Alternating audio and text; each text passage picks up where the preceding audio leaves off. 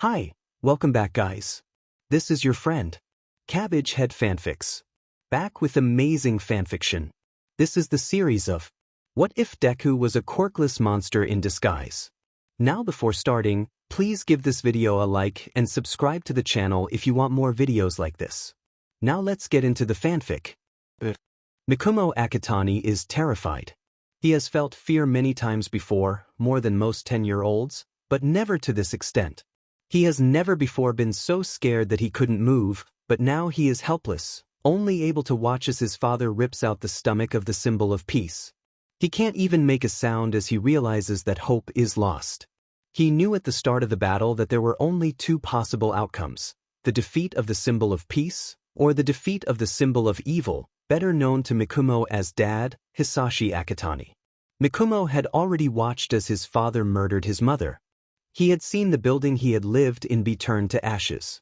He witnessed his father's cruelty for almost 2 years as he was forced to train to be his father's successor. But it wasn't until this battle that he truly saw his father's power, and he was terrified. He thought that All Might would be able to win. He thought that after 2 years of training he would finally be free. He thought he would finally get to leave Mikumo Akitani behind and become the person he has always wanted to be. But as he watched All Might fall, his dreams shattered. All hope was lost. The silence was deafening. It seemed like the whole world stopped. And then All Might got up and his father didn't. Mikumo couldn't believe his eyes as the symbol of peace defeated his father, even as he was so injured. Mikumo knew better than to believe that his father was dead, but he knew that this would be the only chance he would get to escape, so he did.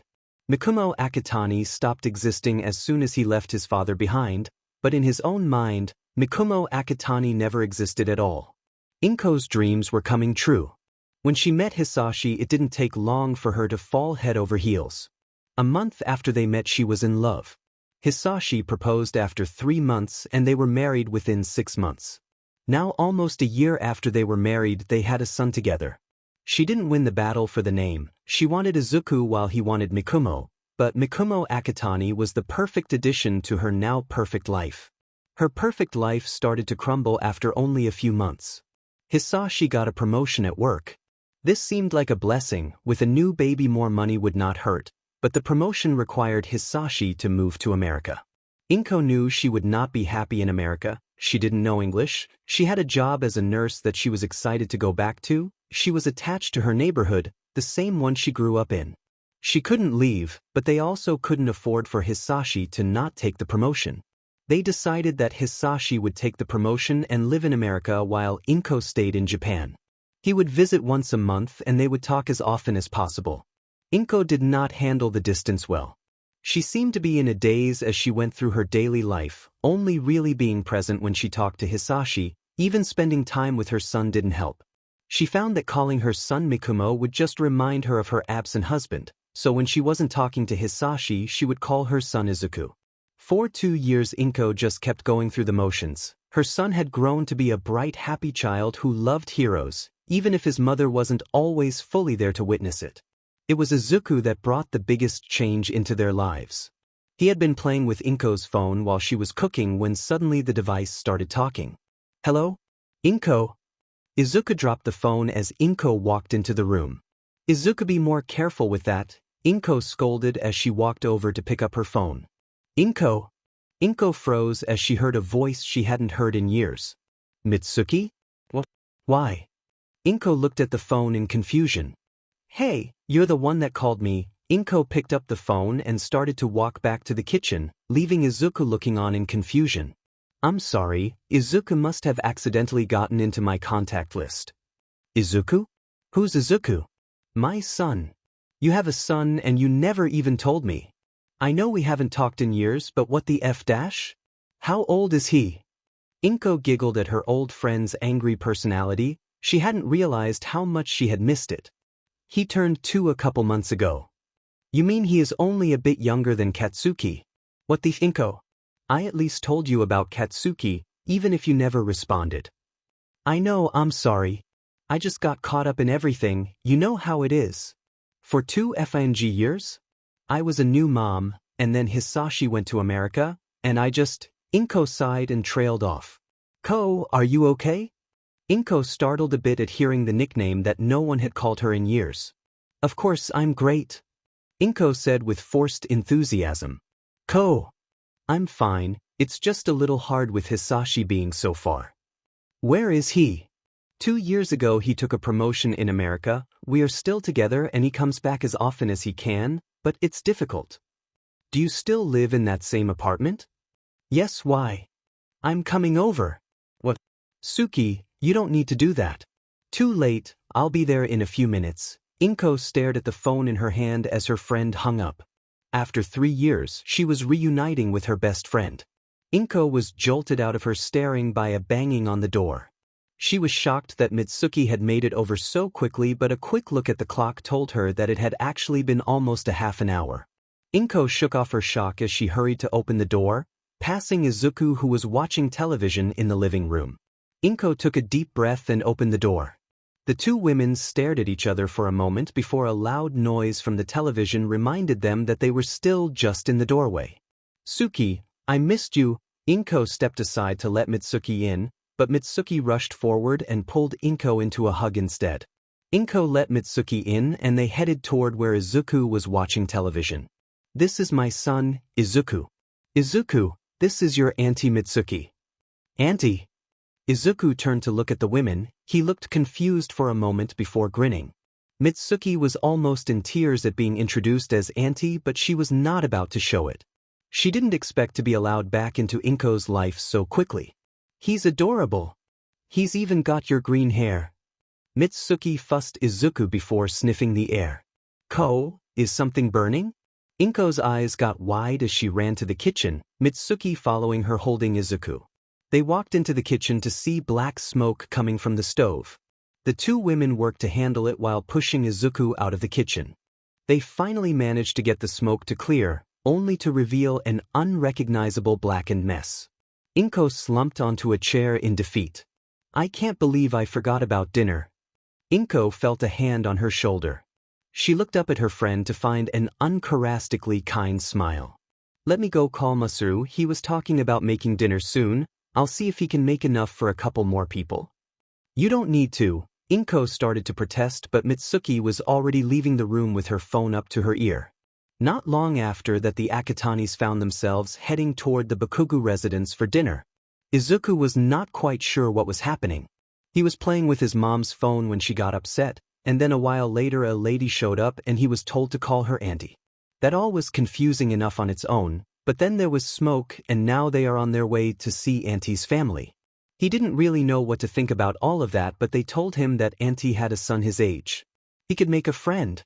The car ride went quickly and before Izuku knew it they had arrived. When they started to head inside, Mitsuki yelled out, Katsuki, come here. Suddenly nervous, Izuku hid behind his mom as a boy about his age with spiky blonde hair and red eyes walked over. Katsuki, this is your auntie Inko and her son Izuku. As Mitsuki was talking, Inko pushed Izuku out from behind her. Izuku, this is my son Katsuki. Izuku and Katsuki stared at each other as a man walked around the corner to join them. Izuku, this is my husband, your uncle Masaru. Masaru raised his eyebrows at the title uncle but didn't question it. He went over to greet Inko. They had never been close, but they considered each other friends until Mitsuki and Inko lost contact. While the adults talked, the two boys walked up to each other. Hi Katsuki. Izuku frowned at himself while Katsuki looked at him. Katsuki. Izuku was getting more and more frustrated at each attempt before grinning. Kaken. Katsuki couldn't help but to grin with him. Izuken. The adults look over to see the boys grinning at each other. Katsuki, why don't you go play heroes with Izuku? Masaru suggests. The boys both grin as Katsuki grabs Izuku's hand to drag him off to play. Within minutes the boys had decided that Katsuki was All Might and Izuku was the villain he was fighting. After All Might defeated the villain, the boys switched roles, allowing Izuku to play as All Might. The whole time they were playing, the boys couldn't keep the smiles off their faces. The Akatanis had a great evening with the Bakugos. The boys got along great and Inko and Mitsuki fell back into a friendship as if it hadn't been 3 years since they last spoke. Only when it became apparent that Izuku and Katsuki were not going to remain awake much longer did the Akatanis take their leave. As they were heading out the door, Mitsuki pulled Inko aside. "Ko, I'm sorry, I still don't like Hizashi, but I never should have acted the way I did. I really don't want to lose you again. The last 3 years without talking to you have been so difficult. I'm sorry too, I shouldn't have let our friendship end so easily. I love my husband, but I missed you." The two women hugged as Inko was unable to stop her tears. "We should do this again sometime," Inko said as she pulled away to leave. "Yeah, we should," both women smiled at the thought. After that night, the Bakugos became a constant in the Akatani's lives. Inko and Mitsuki didn't go a day without talking, and their sons were best friends. They did everything together. It was while playing one day, not long before Katsuki turned 4, that Katsuki got his quirk. They were playing heroes when suddenly little explosions were coming out of Katsuki's hands. Izuku had always thought that his best friend was amazing, but seeing the explosions come off his palms just proved it. Kaken was going to be an amazing hero, and Izuku was going to be as well, as soon as he got a quirk. Both boys were sure of it. They celebrated Katsuki's 4th birthday together.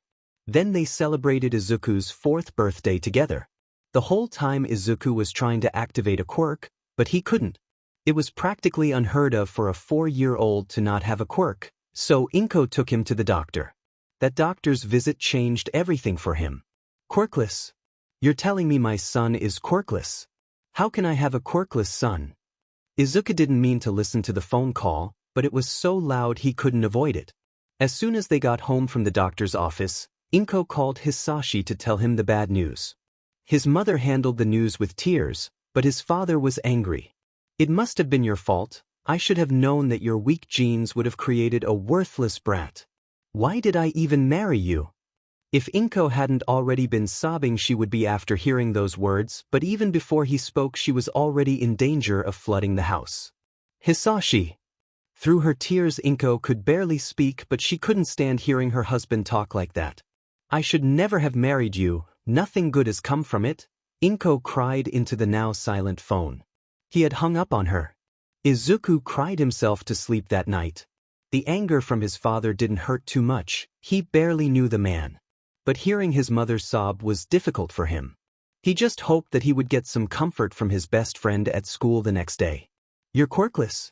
Well, your name might as well be Deku then, because you're useless."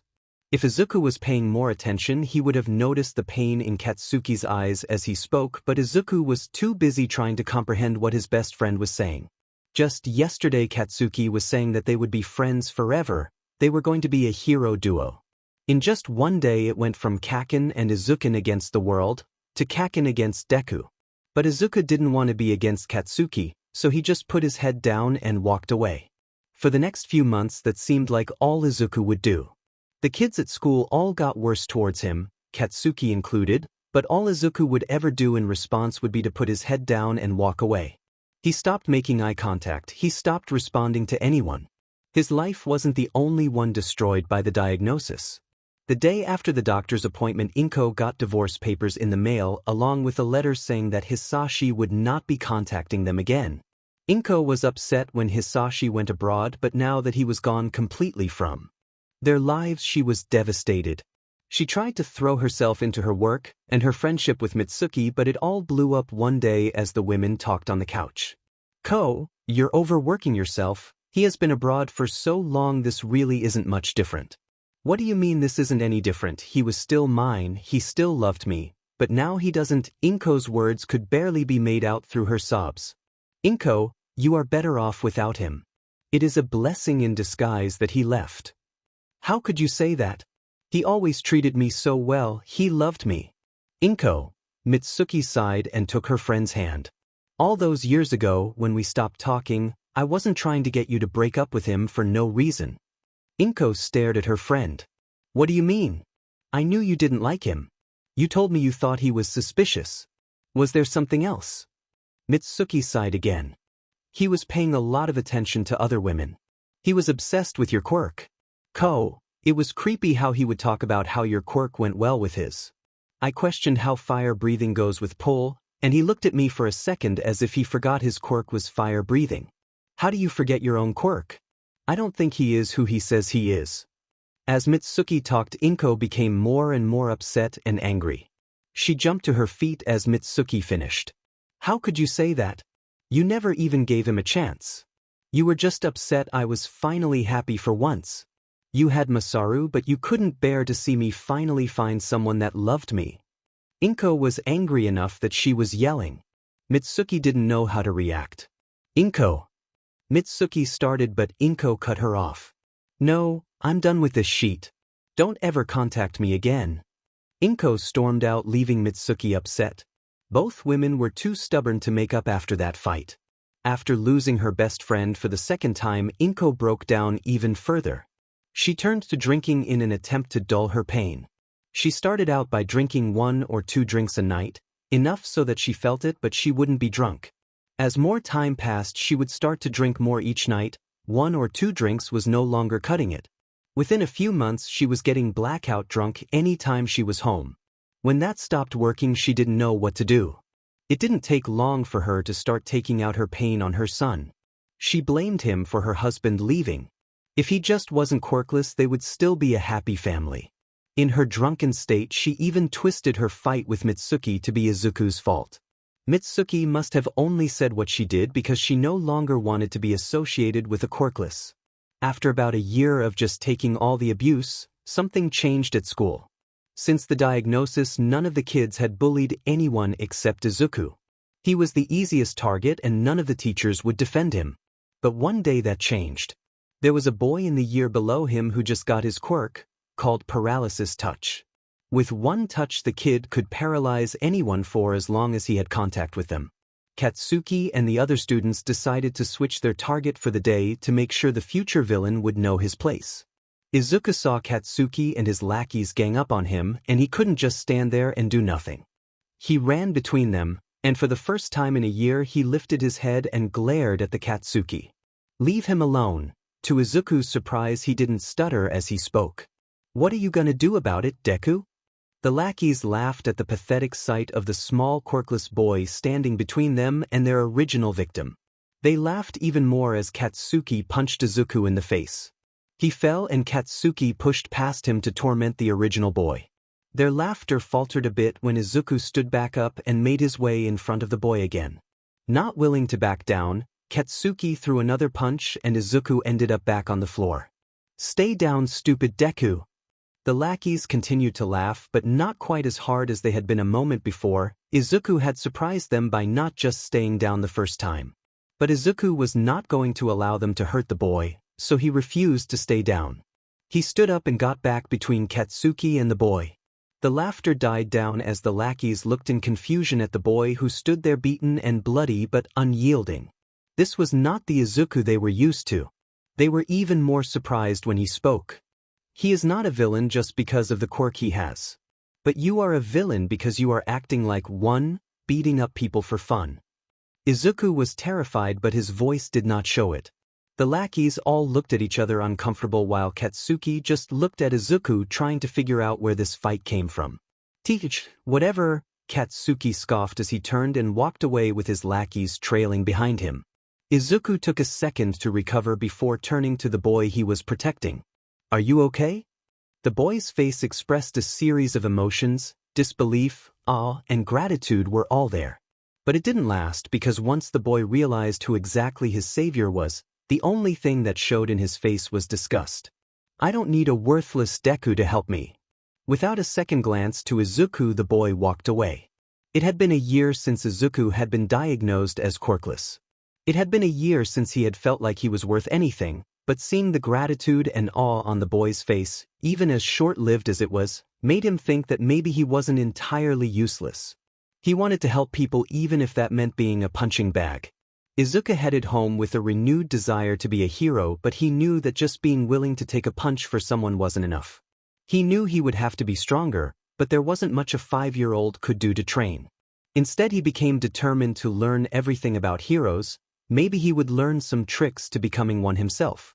3 years later, Izuku found himself standing in a crowd of bystanders watching a hero fight. His hand was flying across the pages of his notebook as he wrote down everything he could think of about the hero fighting.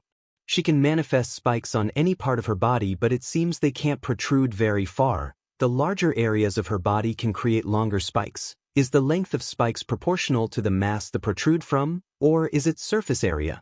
Her spikes require her to get close for them to be effective, but she doesn't seem too familiar with any sort of martial arts. She relies mostly on stabbing with her spikes. If she combined creating spikes from her hands or feet with kicks or punches, she could add more force, but maybe she can't dull the spikes, so that could also be too lethal.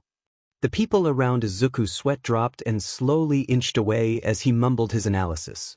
Izuku didn't notice until the fight was over. He looked up and found that the closest person to him was at least 5 feet away. Embarrassed about his mumbling habit, he looked at his feet and started to leave. Without realizing it, he bumped into Katsuki, who happened to be watching the fight as well. Izuku hurried towards home without acknowledging Katsuki. This angered the explosive boy, so he followed him. However, Izuku had been in such a hurry that Katsuki didn't catch up to him until Izuku got home. "You think you can just bump into me and ignore me, stupid Deku?"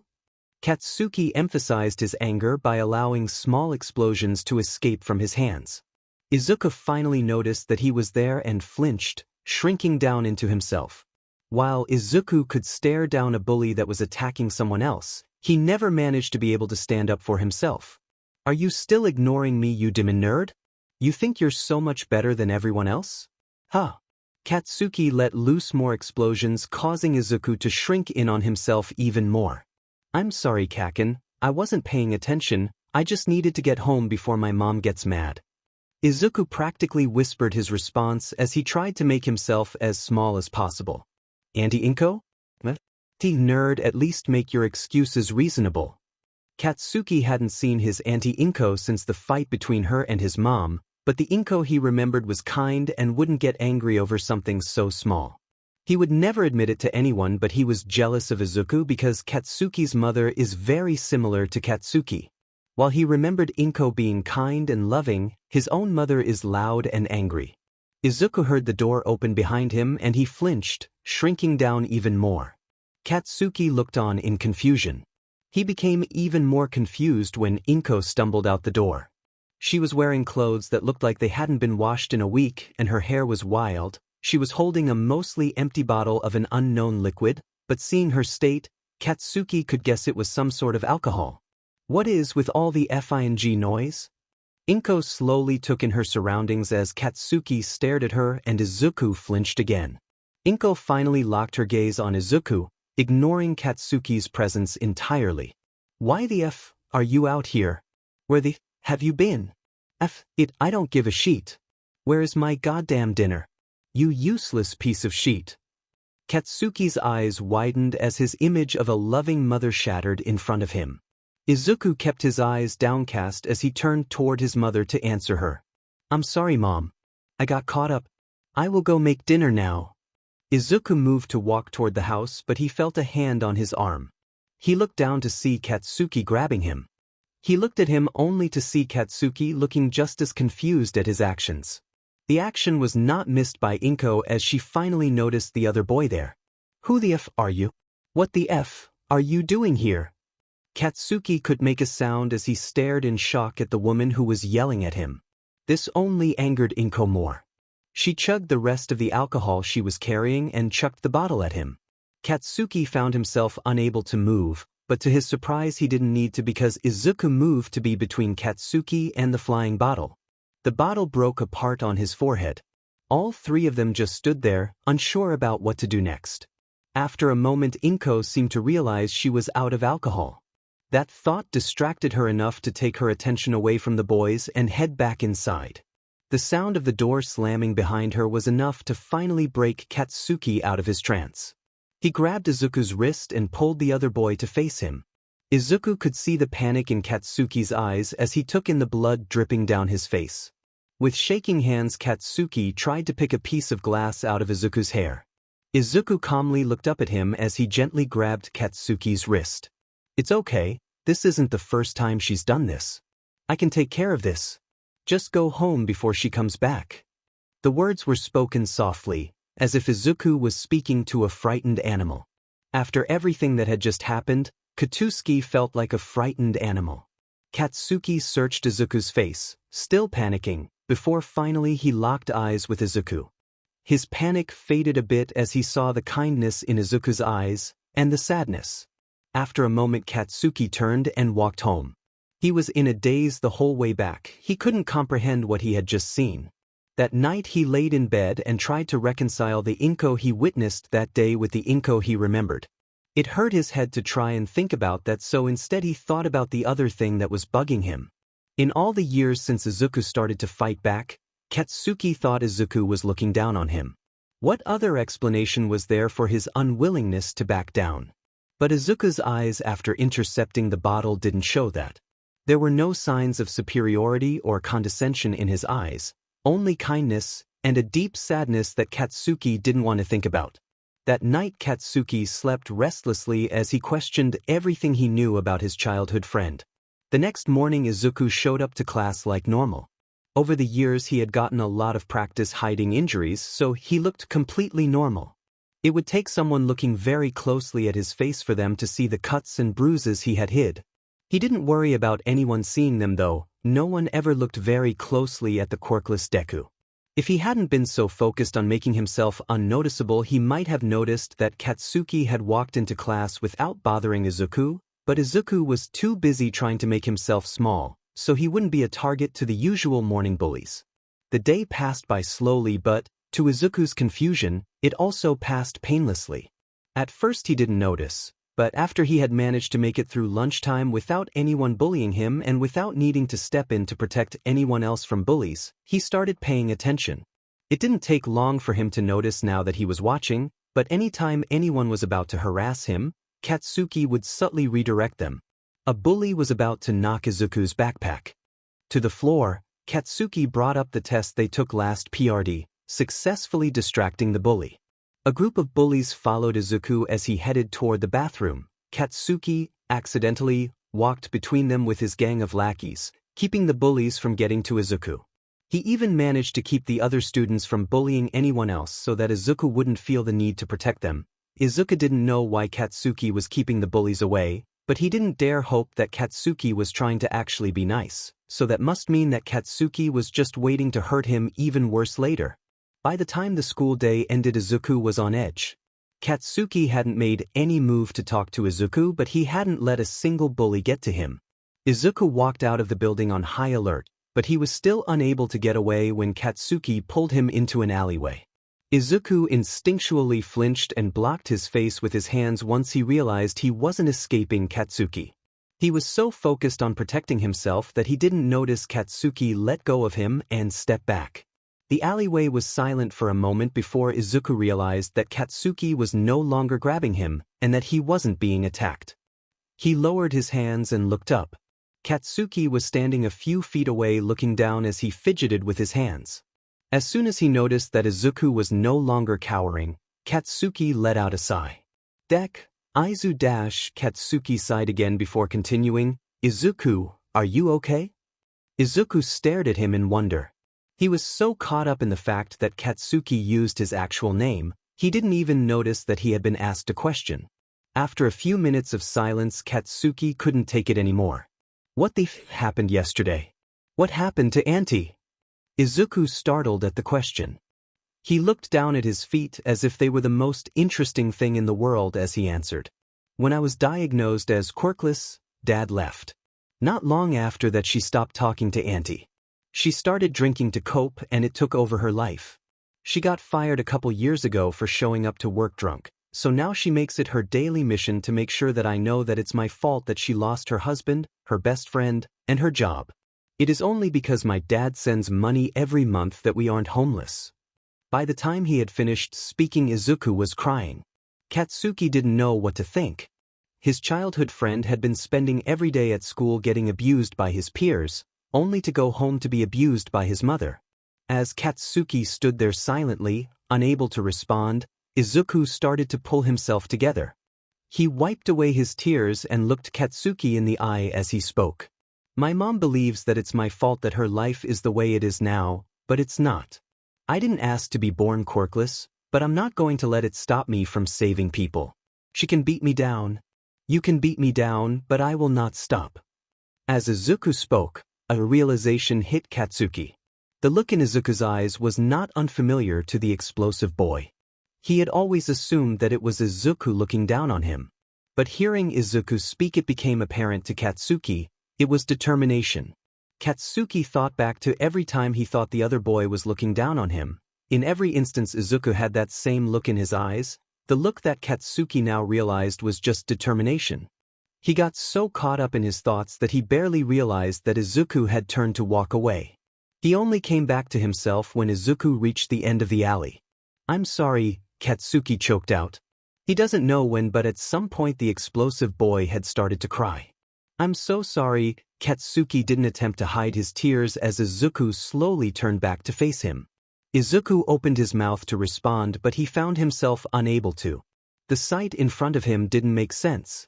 He had never seen Katsuki cry before, not even when they were little, and he had definitely never heard Katsuki apologize. Seeing the only friend he had ever had crying in front of him caused Izuku to cry as well. "Kaken, I'm sorry. For years I thought you were looking down on me, but you never did you?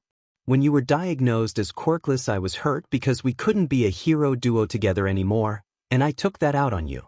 Then you started defending other people. You told me that I was a villain. You weren't wrong.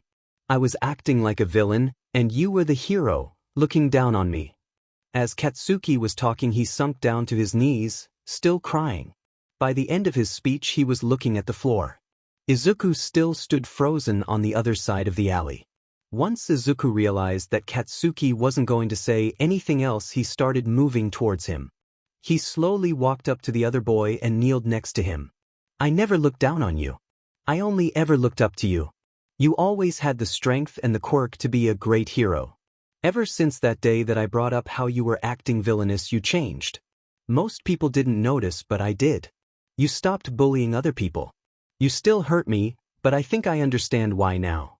I forgive you, and even after everything I still think you could be a great hero." Izuku spoke softly, but every word seemed to echo through the alley.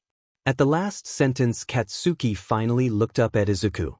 Izuku still had tears running down his face, but he was smiling. "Kaken, let's be heroes together." Katsuki couldn't help but smile as he saw the look in Izuku's eyes that he had misinterpreted for so long. "We are going to be number one." Katsuki agreed as the boys stood up. Their happiness was interrupted once they noticed the time. "Oh no, my mom is going to be so angry. I'm late getting home." Izuku turned to rush out of the alley heading towards his house. Before Katsuki could say anything else, Izuku was gone. Izuku was walking towards school the next morning when he realized that because he had left the alley so abruptly after talking with Katsuki, he didn't really know where his relationship with Katsuki stood. They had agreed to be heroes together, so did that make them friends? Was he supposed to act like something changed, or should he avoid Katsuki like normal? He was so lost in his head he barely noticed when he walked into the classroom. He was still lost in thought while in his seat when suddenly a hand slammed onto his desk. Izuku jumped before looking up at the person who startled him. He found a very familiar pair of red eyes looking at him. "Oi, I need to talk to you at lunch." "Kaken," Izuku responded hesitantly. He didn't know if their conversation was good or bad, but after yesterday he hoped it would be okay. Katsuki stood at Izuku's desk for a moment before turning and walking to his own seat. As Izuku watched him walk away, he noticed that the other students in the classroom had watched what had just occurred. They all had grins on their faces, the same ones they had while they would watch Izuku get beat up. Suddenly Izuku didn't feel very good about their conversation later. Throughout the rest of the day, Izuku could feel people watching him. He knew his classmates were excited to see what would happen at lunch. Izuku's classes passed by slowly. He was hyper-aware of his classmates around him, causing him to lose focus on the lesson. If he was any other student, the teachers wouldn't care that much, but Izuku was quirkless, so his teachers looked for any reason to pick on him. By the time lunch came around, he had been assigned 3 extra pages of math homework as well as an extra chapter of history reading to do, and he had been yelled at 3 times. When the bell rang for lunch, Izuku didn't even get a chance to get up before Katsuki was at his desk. "Come on." Izuku's arm was suddenly grabbed and he was dragged out of the classroom by Katsuki. They didn't get very far before Katsuki turned to address the crowd that was following them. "What are you extras doing?" The group that was following stopped confused. "We want to see what you do to Deku," one of the group stepped forward as he answered. The rest of them all nodded in agreement. "It's none of your business," Katsuki yelled at them before continuing to drag Izuku down the hallway. Izuku was confused. Why doesn't Katsuki want his lackeys to watch as he beat up Izuku? Where were they going? Izuku didn't have to wait long to find the answer to his second question because in minutes they were stopped under a tree outside. Izuku's arm was released as Katsuki sat down on the grass. Izuku stood there in confusion for a moment until Katsuki motioned for him to sit as well. "You never answered my first question yesterday," Katsuki stated, straight to the point. "I didn't? I told you what happened and what happened to my mom." Izuku was confused. He thought he had explained the situation pretty well. Katsuki sighed before he explained. "That wasn't my first question. I asked if you are okay." Izuku was surprised. He hadn't realized Katsuki had asked, and even if he had noticed that Katsuki had asked, he would have never expected him to care enough that he would bring it up again. "You dragged me out here to ask if I was okay?" "No, well yes, I just..." Katsuki paused as Izuku just looked at him. After a moment he continued. "Yesterday you left in a rush, and I feel like we didn't really finish our conversation. I don't want to hurt you anymore. I don't want to be a villain. I want to be your friend. So yes, I dragged you out here because I want to know if you're okay." Izuku smiled as tears ran down his face. He couldn't remember the last time he had been this happy. In fact, he wasn't sure he had ever been this happy. "I want to be your friend too, Kaken. It's all I have ever wanted." Izuku watched as his friend grinned back at him. "If we are friends again, what should I call you?" "I can't call you Deku anymore, and you call me Kaken," Katsuki trailed off. "Why can't you call me Deku? Everyone else calls me that because they think I'm useless. Maybe it would be good for someone to call me that when I know they don't mean it." "What? No one else is going to stop calling me that, but maybe it will hurt less if I know that at least one person doesn't mean it." Izuku smiled at the incredulous expression on his friend's face. "Okay, nerd. Hey, are you ever gonna answer my question?" "Oh yeah, I don't really know how to answer. Can someone be okay when they are expecting to be hurt daily?" "I don't know, but why don't we figure out together?" Katsuki stood and offered his hand to Izuku. "Now let's go get food. We do need to eat at lunch, right?" Izuku walked to school eagerly. It had been 6 months since he and Katsuki mended their relationship. Izuku was no longer scared in class. He knew that if Katsuki was around he would be fine. The other students and teachers still were terrible to him, but they wouldn't dare do anything in front of who they all expected to be the future #1 hero. Today was exciting in particular because it was Katsuki's birthday. To celebrate, they were going to spend the afternoon at the park, and then Izuku was going to spend the night at Katsuki's house. Like usual, Izuku stopped outside the school waiting for Katsuki. Izuku wasn't always there first, but they had an unspoken agreement to meet every morning under the tree they had sat under to become friends again. He didn't need to wait long for Katsuki to arrive. "Happy birthday, Kaken." Izuku grinned and reached into his bag to retrieve the present he got for his friend. After a moment of searching through his bag, he looked up and scratched at the back of his neck. It looks like I forgot your present at home. Sorry, Kaken." Izuku looked down embarrassed that he had managed to forget. "Tihi, it's fine, nerd. We will stop by your house to get it after the park." Izuku grinned at Katsuki, happy that his friend had managed to find a solution to the problem. They walked into class together like they always did. As they walked into class together, Izuku noticed that the caramel smell surrounding Katsuki seemed to be stronger than usual. He brushed it off as nothing. Katsuki probably sweat more than usual on the way to school. That had to be it. The rest of the day went like usual until lunch. Katsuki got held back for a few minutes. Once lunch started, their teacher wanted to talk to him. This forced Izuku to leave the classroom alone. As soon as he stepped out the door, he was surrounded by Katsuki's old lackeys. When Katsuki became friends with Izuku again, he slowly stopped talking to them as he realized that they weren't going to stop bullying Izuku. Katsuki usually protected Izuku from them, but he was stuck in a classroom so he couldn't help. "Look, it's a useless, defenseless Deku. Where's your guard dog, huh? What do you call him again?" A bully taunted before answering his own question in a whiny mockery of Izuku's voice. Kaken. The bullies closed in on Izuku and pushed him to the floor. Izuku inched backward on the floor trying to get away until he found his back to a wall. He was cornered. He's shaking. Is little Deku scared? Izuku heard a few of the bullies laugh, but he was too busy trying to figure out how to escape to pay attention to who was laughing. As they crowded in around him, he found an opening between two of the bullies. Without a second thought, Izuku rushed through the gap and tried to get away. In his rush, he forgot about the bullies' quirks. A few steps away from them, he suddenly found himself falling. He fell hard on his face. As his nose started to bleed, he looked back at the bullies to see a bully's arm shortening to a normal length. He had forgotten that one of the bullies had a quirk that allowed him to extend his arms for up to 10 meters. Izuku had analyzed it before and he could come up with so many great uses. However, the boy the quirk belongs to was only interested in using his quirk for bullying. Before Izuku could move to get away, he was surrounded again. Did you really think you could get away from us that easily? Stupid Deku. I just thought of something. You might actually be useful. I haven't had the chance to practice my quirk recently. I could really use a punching bag to get some practice in with it. Izuku cowered once he realized who was speaking. The boy who spoke has a quirk called Rock Fist. He can literally make his fists into rocks. Izuku had been hit by him before. It was not a pleasant experience. Let me help. Izuku shook as the speaker stepped forward and placed his hand on Izuku. Izuku was familiar with this quirk. After making contact with something, he can use telekinesis on it for 3 minutes. From what Izuku could remember, he did have a weight limit, but it was way more than Izuku weighs.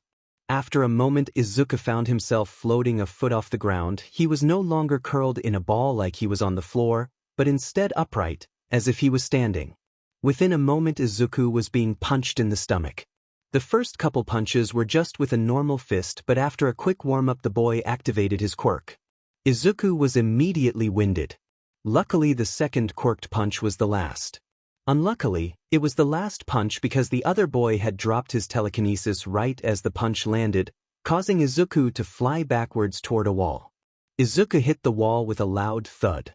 The bullies knew there was a good chance that someone would come to investigate, so they ran off, leaving Izuku slumped on the floor against the wall. Izuku kept his eyes closed as he wished his best friend was there. Everything would be okay if Katsuki was there. He didn't know how long he sat there, wishing his best friend would show up, but after what seemed like ages, he smelled the familiar caramel scent of Katsuki. He opened his eyes, expecting to see a pair of red eyes looking at him, but he was met with an empty hallway. He looked around in confusion before finally the classroom door down the hall opened and Katsuki stepped out. Kaken. Izuku breathed his friend's name, unable to say much else. Within seconds Katsuki was kneeling next to him, checking his injuries. Deku, what the hell happened? Izuku was surprised to hear his friend's voice shake, but he didn't have the energy to mention it. Bullies, I'll be okay, I just need a bit. Izuku was already breathing easier and he didn't want to worry Katsuki on his birthday. After a while Izuku was able to breathe well enough to get up. He was pretty sure his stomach was purple, but he didn't think there was any damage other than the nasty bruise. As Izuku stood, he asked Katsuki, "What did the teacher want you for anyway?" He just wanted to say happy birthday, and then he talked forever about how great of a hero I will be and how he is going to tell everyone how he knew me as a kid when I'm famous. Really, he kept you during lunch for that? Yeah, the whole thing was stupid, and he kept glancing at the clock like he was trying to take up my time. Izuku could tell that Katsuki hadn't put it together. If he had, something would have exploded, but Izuku knew what was going on. The teacher was tasked with distracting Katsuki so that the students could beat up Izuku. There was no proof, they would all deny it if it came down to it, but Izuku knew the people at this school, and this is something they would do. The rest of the school day passed without incident. Izuku was determined to push aside thoughts about what happened at lunch. He was determined to not ruin Katsuki's birthday even more. This was difficult for him to do, however, because every time he moved he would be in pain. His entire torso was a huge bruise. It was really a miracle he wasn't more injured. After the school day ended, the boys headed to the park. Izuku tried to hide his pain, but he didn't think he was doing a very good job. Deku, we don't have to go to the park today if you are in too much pain. Izuku was surprised that his friend was willing to skip going to the park for him, but he wasn't going to let that happen. "No, it's okay, I'm fine really." Izuku knew that he wasn't very convincing, but he hoped Katsuki would look past it. "If you say so, nerd." The park they frequented had a wooded area in the corner, blocked off by a fence. A few months before the boys had found a broken part of the fence and gone into the woods, they found a clearing that they had decided would be their spot. It was not far into the woods, it only took a minute or two to get there from the fence, but it was not visible at all from outside the fence, and the thick tree coverage dampened sound enough that explosions wouldn't be heard too well from the main park. It was the perfect place to work on Katsuki's quirk. That was the plan for the day. Katsuki had seen one of Izuku's notebooks not long after they became friends again and immediately enlisted him for help on making his quirk better. Today they were finally going to be working on flying. The boys entered the woods through the hole after quickly looking around to make sure there wasn't anyone paying attention to them. They used to be extremely careful before going through the fence. They would look around thoroughly before entering, but now that they had been going there a few months they were less careful, only looking around for a second. If they had been more thorough they might have noticed the man in the shadows, watching them. Izuku walked right to his usual spot. He sat under a tree at the edge of the clearing and took out his notebook.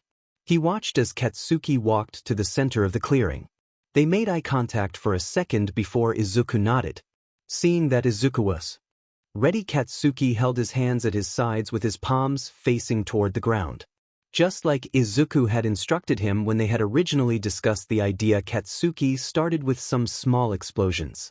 He slowly increased the size until the explosions he was making caused him to lift off the ground. "Go, Kaken!" Izuku couldn't help but to cheer as his friend took flight.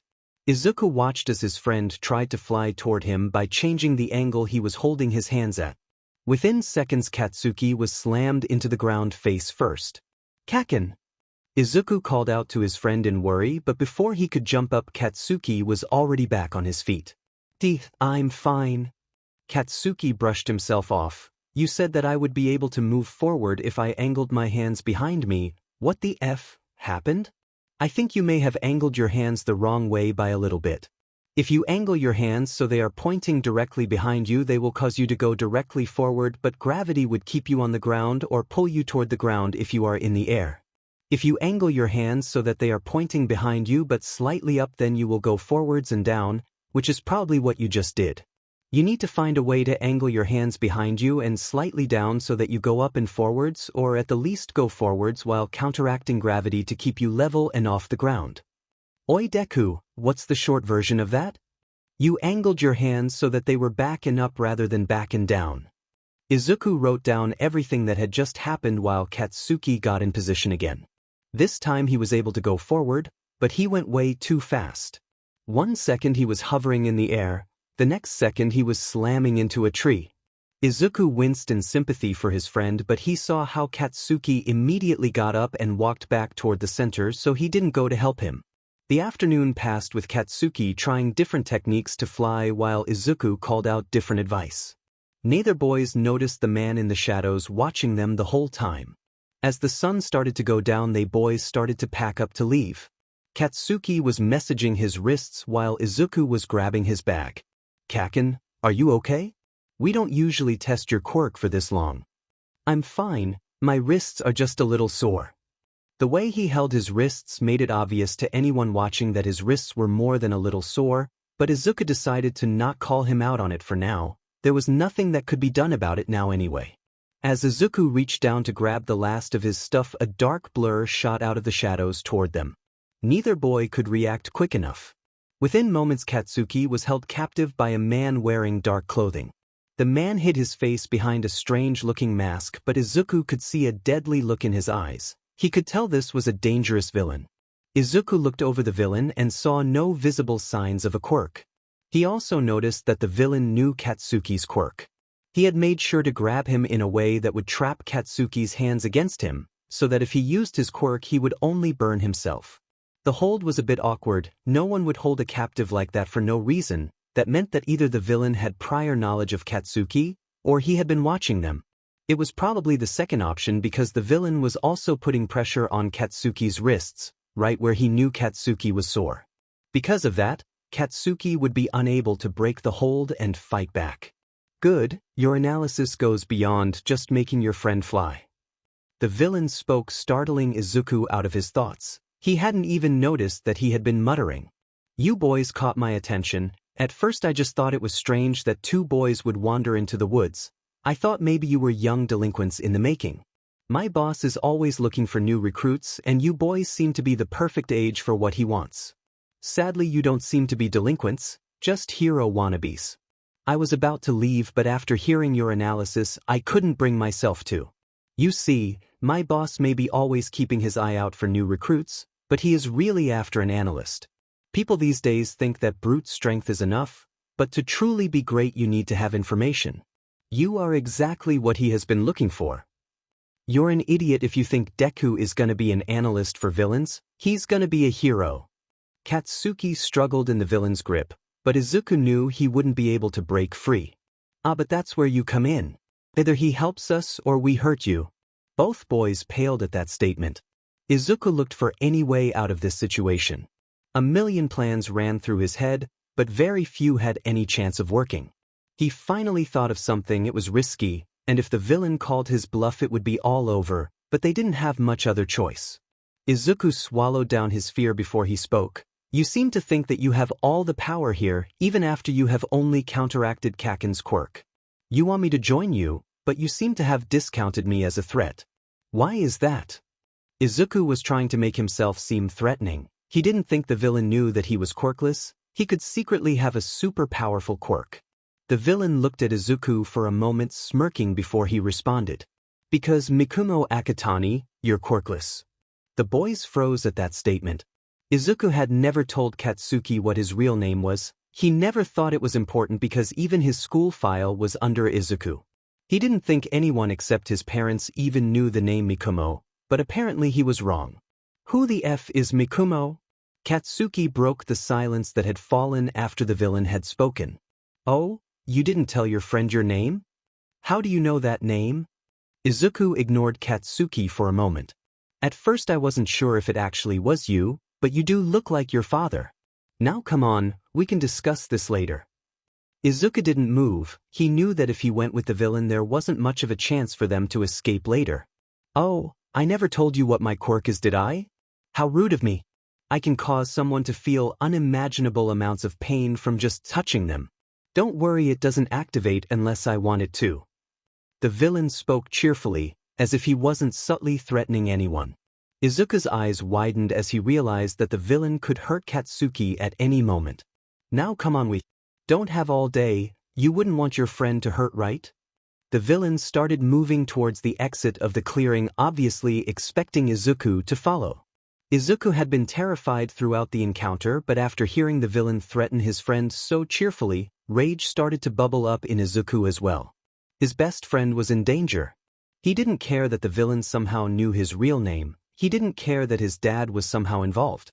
He didn't care about anything except for the fact that his best friend, his only friend, was being held captive and was being threatened by a villain. Izuku reached forward to grab the villain's arm and pull it away from his friend. He was only inches away from grabbing the villain, when suddenly, there was an explosion. Izuku reached forward to grab the villain's arm and pull it away from his friend.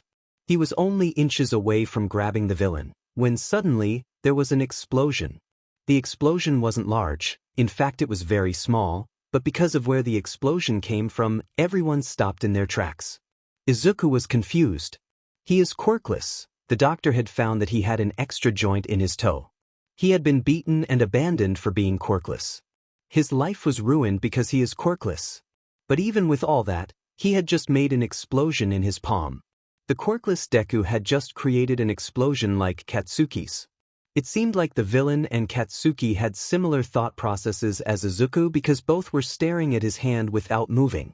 Izuku knew that if he was going to get Katsuki away from the villain, he had to act now.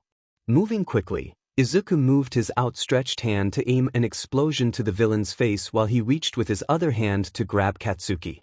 The explosion he aimed at the villain's face was still small. It was bigger than the first explosion, but it wouldn't do much damage. However, it did cause the villain to instinctively let go of Katsuki so that he could protect his face. Izuku was able to grab his friend and pull him out of the arm's reach of the villain. After Katsuki got his bearings, he joined Izuku, standing ready to fight if needed. Izuku knew that they should run away, but he also knew Katsuki, and Katsuki doesn't run from anything. Izuku hoped that it wasn't obvious to the villain that he was shaking. Lucky for him, the villain didn't seem to notice. He had recovered fairly quickly, but after looking at the boys for only a moment he stepped back and raised his hands. I know when I've lost, I won't be able to beat both of you if you both have explosive quirks. But Mikumo, I'm sure your father would love to hear about this. The villain smirked as he mentioned Izuku's father, but before either boy could react to it he had already turned and disappeared into the shadows. As soon as the boys realized they were alone, Izuku fell to his knees. He had been holding in all his emotions in front of the villain, but now he was able to let it all out. He stared at his hands and let out a sob. I don't understand. I'm quirkless, I can't. I don't pow. Izuku tried to speak through his tears, but he was too overwhelmed to say much. Izuku barely registered Katsuki sinking to his knees next to him. He vaguely noticed when his friend pulled him into a hug. He didn't notice when the sun set, nor did he notice the temperature start to fall. He cried for hours. Izuku slowly became aware of his surroundings long after the stars came out. As soon as he calmed down, he pulled away from Katsuki, embarrassed. He should be celebrating having a quirk, not crying like a baby. The boys got off the ground and grabbed their stuff. Now that they were calm, they didn't want to be in the clearing for any longer than necessary. Sorry, Izuku apologized as they left the woods. You've got a lot of explaining to do, nerd.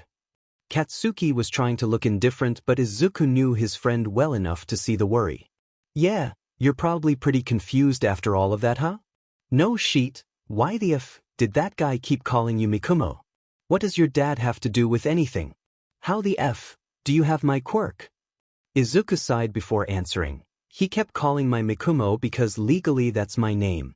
When my father left for America, my mom started calling me Izuku because calling me Mikumo made her sad. My dad was the only person who ever called me that, but I never really knew him. He's been in America pretty much my whole life. So somehow Birdface is in contact with your father who is supposedly in America? Birdface. His mask looked like a effing beak, did you not notice that? I noticed he had a weird mask, but I didn't look at it long enough to realize it looked like a beak. Although now that you mention it, it did look like a plague mask. That could be a major issue. I'm pretty sure that I read somewhere that there is a group of villains that all wear plague masks. They stay in the shadows so they aren't mentioned much and the police can't definitively tie them to any crimes. Maybe if we go to the police they will finally have a crime to arrest them for, but he didn't really do much except threaten us and he got away, plus there is no evidence that he was even here. Deku! Izuku cut himself off sheepishly. He hadn't noticed that he had gone off on a mutter storm. Sorry, Kaken? Your dad has a connection to a villain group? Fucking great. Yeah, and now he's gonna know I have a quirk. That's something else that doesn't make sense. No two people have the same quirk, so how the F do you have mine? I don't know.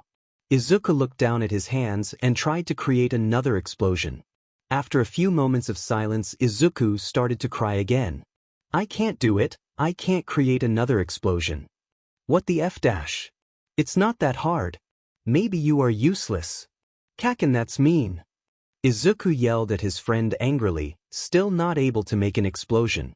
Then, I thought that might work, it's easier to make explosions when I'm angry. So you have to feel a certain way to make your explosions? Kinda. At first I had to be angry, now I can make explosions just by thinking about it, but it's taken a shit ton of practice. Huh. Izuku thought for a moment before he was able to make small explosions from his palms. It's not anger, it's you. What? It wasn't my anger that got me to cause explosions, it was thinking about you. When I made the first explosion I was thinking about how you were my best friend and I couldn't let him hurt you. When I made the second one I was thinking about how I needed to get you away from him. You can make explosions by thinking about how we are friends? What the F dash? I don't know. The whole time they had been talking they had been walking. Izuku hadn't been paying much attention to where they were headed though, so he was surprised to find himself in front of his house. What are we doing here? You had said earlier that you needed to stop by your house, so we are stopping by on the way to mine. Did you forget? No, I just would have thought we would go to the police first. We were attacked. We need to tell someone. You said it yourself earlier, what good would that do? We have no evidence, we didn't catch the guy. We probably would get in trouble for illegal quirk use and trespassing though. Trespassing? Do you really not see the sign we pass every time we go into the woods, or are you just effing with me? Oh right, I forgot that was illegal. Geez Deku, we were just almost kidnapped because you are so smart, how are you so stupid? Kakin. Come on nerd, my parents are probably wondering what's taking so long. Right. Izuku and Katsuki walk inside quietly hoping that they would not catch the attention of Inko. When they walked into the living room however they were greeted with an unexpected sight. Dad. Earlier that night, Torment thought about the information he gathered and what it could do to help his boss. His boss wants to rid the world of filth, of quirks, and Torment would give anything to help reach his goal. He had been found by Overhaul years before, after he was ostracized for accidentally using his quirk on someone. Overhaul gave him a place and a purpose. All Torment had to do in return was follow orders. After years of working together, Torment had become Overhaul's second in command. He gave up his old name and took on the name Torment, just as Overhaul had done. In recent years he took on the position of recruiter as well as his position as second in command. The past few months Torment had been failing. He had recruited a few new lower-level thugs but he had not done the main thing that his boss had asked him to do. But maybe this information would help. Boss, I have some information that we may be able to use. Oh. It's about Mikumo Akatani. How could information about All for One's son be useful for us? He's not quirkless. So. All for One doesn't know that. I see, I think we should tell him. For a price of course. That's exactly what I was thinking, boss. Should I see about getting a meeting with him tomorrow? No, that would take too long. I'll see if he can meet with us now. Now. If we wait, someone might get the information first. The Shy Haikai had dealt with All for One before. They had asked him for the same favor that they planned to ask for this time. However, last time they did not have anything good enough to trade. Overhaul contacted All for One again, and within half an hour he was meeting with them. I hope you have a good reason for this meeting. I don't usually agree to meet on such short notice. All for One spoke. While his tone was nonchalant, everyone present was aware of the dangers of wasting his time. We have information we would like to trade. Overhaul knew better than to keep the other villain waiting. He plans for everyone to make it out of this meeting alive. Very well. How do you know that I do not already have the information that you mean to trade? I am pretty sure that the only people who are aware of this information is myself, my boss, one other witness, and the person whom the information is about. Torment spoke from his position behind his boss. Very well, if I determine that your information is worth something, what is it you want in return? We want a quirk that will destroy quirks, something we can use to get rid of the filth in society. I do not currently have a quirk that has that ability, but I will be on the lookout for such a quirk, and I will give it to you if I deem the information you have valuable. Overhaul thought it over for a moment. He was hoping for more immediate compensation, but this will have to do. Very well, Torment. Please tell All for One what you witnessed. I came across two children in the woods today. One was sitting and analyzing the other's quirk. Through his analysis, the other boy was able to use his explosion quirk to fly. I was trying to recruit them to join us, when I recognized the analyst as Mikumo Akatani, your son. Torment paused for a moment as he tried to read All for One's face. All for One, however, was very skilled at making his face unreadable. What does the useless brat have to do with anything? He might not be as useless as you think. I had the other boy in my grasp, when your son reached out and caused an explosion in his hand. What? All for One was unable to keep the shock off his face. Your son isn't quirkless. He seems to have an explosion quirk just like his friend. From their reactions though, I would say that he was unaware until today. I will keep a lookout for any quirks that might help your cause and send them your way. Now if you will excuse me, I must be going. Within a moment All for One was gone. All for One thought that he would have the perfect child with Inko, combining pull and all for one had the potential of creating an even stronger version of his quirk. Instead he got a useless quirkless brat. But now, years later, it seems as though he might not be useless. It's about time he visits his son. Dad. Seeing the man standing in the living room, Izuku knew why the villain had made the connection between Izuku and his father. Hizashi looked like a larger version of him. The only difference was that Izuku had green hair and eyes, while Hizashi had black. Izuku was broken out of his comparisons between himself and his father by feeling Katsuki grab his hand. In any other circumstance Izuku would be confused about why his friend would hold his hand. Katsuki was not a physical person, but after the day they were having he was just grateful for the support. They both knew from the villain earlier that Hizashi was connected to villain somehow, and they figured that him showing up so abruptly was not a good sign. "Ah, Mikumo, how nice of you to join us. I see you brought your explosive friend along as well. Why don't we sit down and talk for a while?" As Hizashi spoke, Izuku noticed that his mother was sitting on the couch. Izuku and Katsuki walked over to the couch together, their knuckles turning white because they were gripping each other so. Only after both Izuku and Katsuki were seated did Hizashi sit as well. "Isn't it nice to have the family all together?" Now that they were closer, Izuku could see that his mother was very out of it. She didn't look drunk but stared at Hizashi as if he was the only person in the room. Izuku wasn't sure whether she even knew they were there. It was like she had been drugged or something. Gathering courage, Izuku spoke, "We would have been all together all this time if you hadn't left." "Ha, that's true, but really who could blame me? Having a family was exhausting. Thankfully Inko never checked to see if I was actually in America or I would have been forced to spend even more time here. When you were diagnosed as useless, I saw no reason to stick around." Izuku tensed as Hizashi mentioned his diagnosis. He was about to defend himself when Katsuki surprised him by responding. "Quirkless, he was diagnosed as quirkless, not useless." "Same thing really. It doesn't matter though, I heard some interesting news today." From what I heard, the diagnosis was incorrect. Izuku and Katsuki both tensed. Their eyes widened as they made eye contact for a moment before looking back towards Hizashi.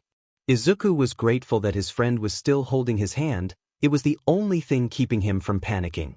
"Why don't we verify that?" As Hizashi spoke, he reached forward until his hand rested on Izuku's shoulder. In a blink, Izuku, Katsuki, and Hizashi were no longer sitting on the couch in the living room. They found themselves standing around a ball of green light in a black void. "Huh, I didn't expect your friend to come along too." Izuku tightened his grip on Katsuki's hand. Hizashi looked over the green light for a moment. "It looks like my information was not incorrect. Why don't we take a closer look?" Hizashi reached out to touch the light. When he did, the light exploded out and a voice that sounded similar to Izuku spoke. "Unnamed Quirk, manifested by Mikumo Akitani, age 5, on October 27th, 2XXX. Allows the user to pull on bonds that he has created with other people, giving him access to their quirks." After the voice finished speaking, the green light shrunk down into itself, leaving the three people standing in the black void. After a moment, lights exploded out again and created thousands of strings. The strings disappeared into the void on both ends. Most of the strings hung limply on the ground, as if they had been cut. Almost all of the strings were thin, they were more like thread than anything else. One string, however, could be better described as a rope. The rope was green on one end and orange on the other, with the colors connecting in the middle.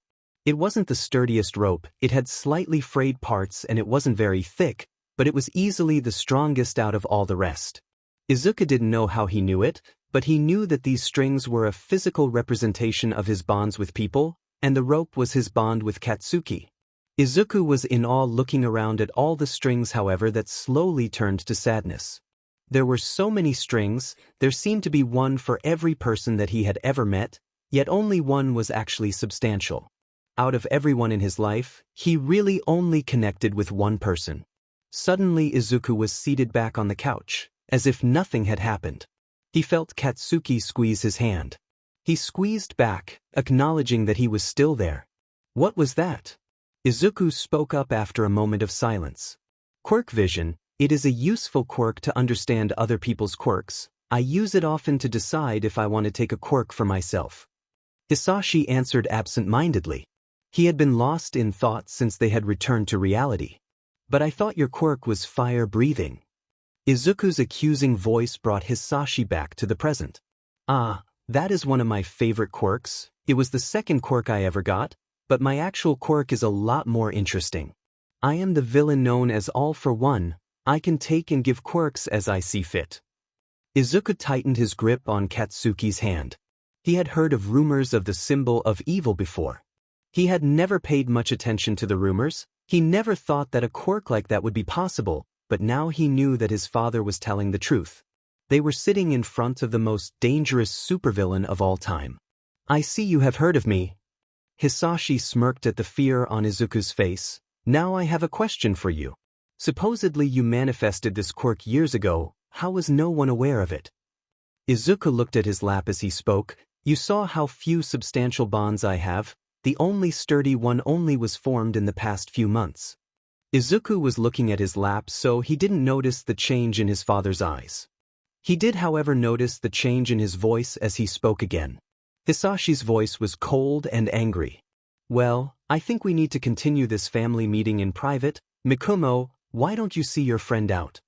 Izuku and Katsuki stood up and walked to the door. They knew that the sleepover wasn't going to happen. Are you going to be okay? Katsuki whispered as they got to the door. I don't know, but you have to leave. Izuku tried to get Katsuki to let go of his hand as they reached the door. To his surprise, Katsuki refused to let go. They stared at each other for a moment. Suddenly Katsuki let go of his hand and pulled him into a hug. Stay safe, I'm going to call the police when I get home. Katsuki whispered in his ear before he let go. Izuku watched as his friend walked out the door. After he closed the door behind him, Izuku turned back to his parents.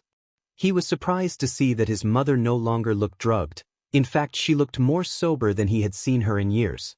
Izuku was even more surprised to see the position she was in, and the look on his father's face. Before, Hizashi had been calm and had kept a blank face. Now he looked murderous as he stood above his ex-wife who was kneeling on the floor. He had grabbed a fistful of her hair, keeping her in place. How are you so effing useless? If you had been a better mother, he would have found his quirk years ago. Izuku watched in fear as Hizashi slapped his mother. He didn't feel any sort of connection to his mother, but it was terrifying to watch. I'm sorry. Inko was a mess as she tried to apologize, but Hizashi didn't let her finish. He threw her down onto the floor, but there was a table in the way. She hit her head and was unconscious instantly. With her down, Hizashi turned toward his son. Coming with me, you have 30 seconds to grab whatever you need. Izuku stood frozen in fear for a second before his brain caught up with what was happening. He ran to his room and grabbed whatever he could, shoving it into his bag. After years of barely having enough money to survive, Izuku didn't own much.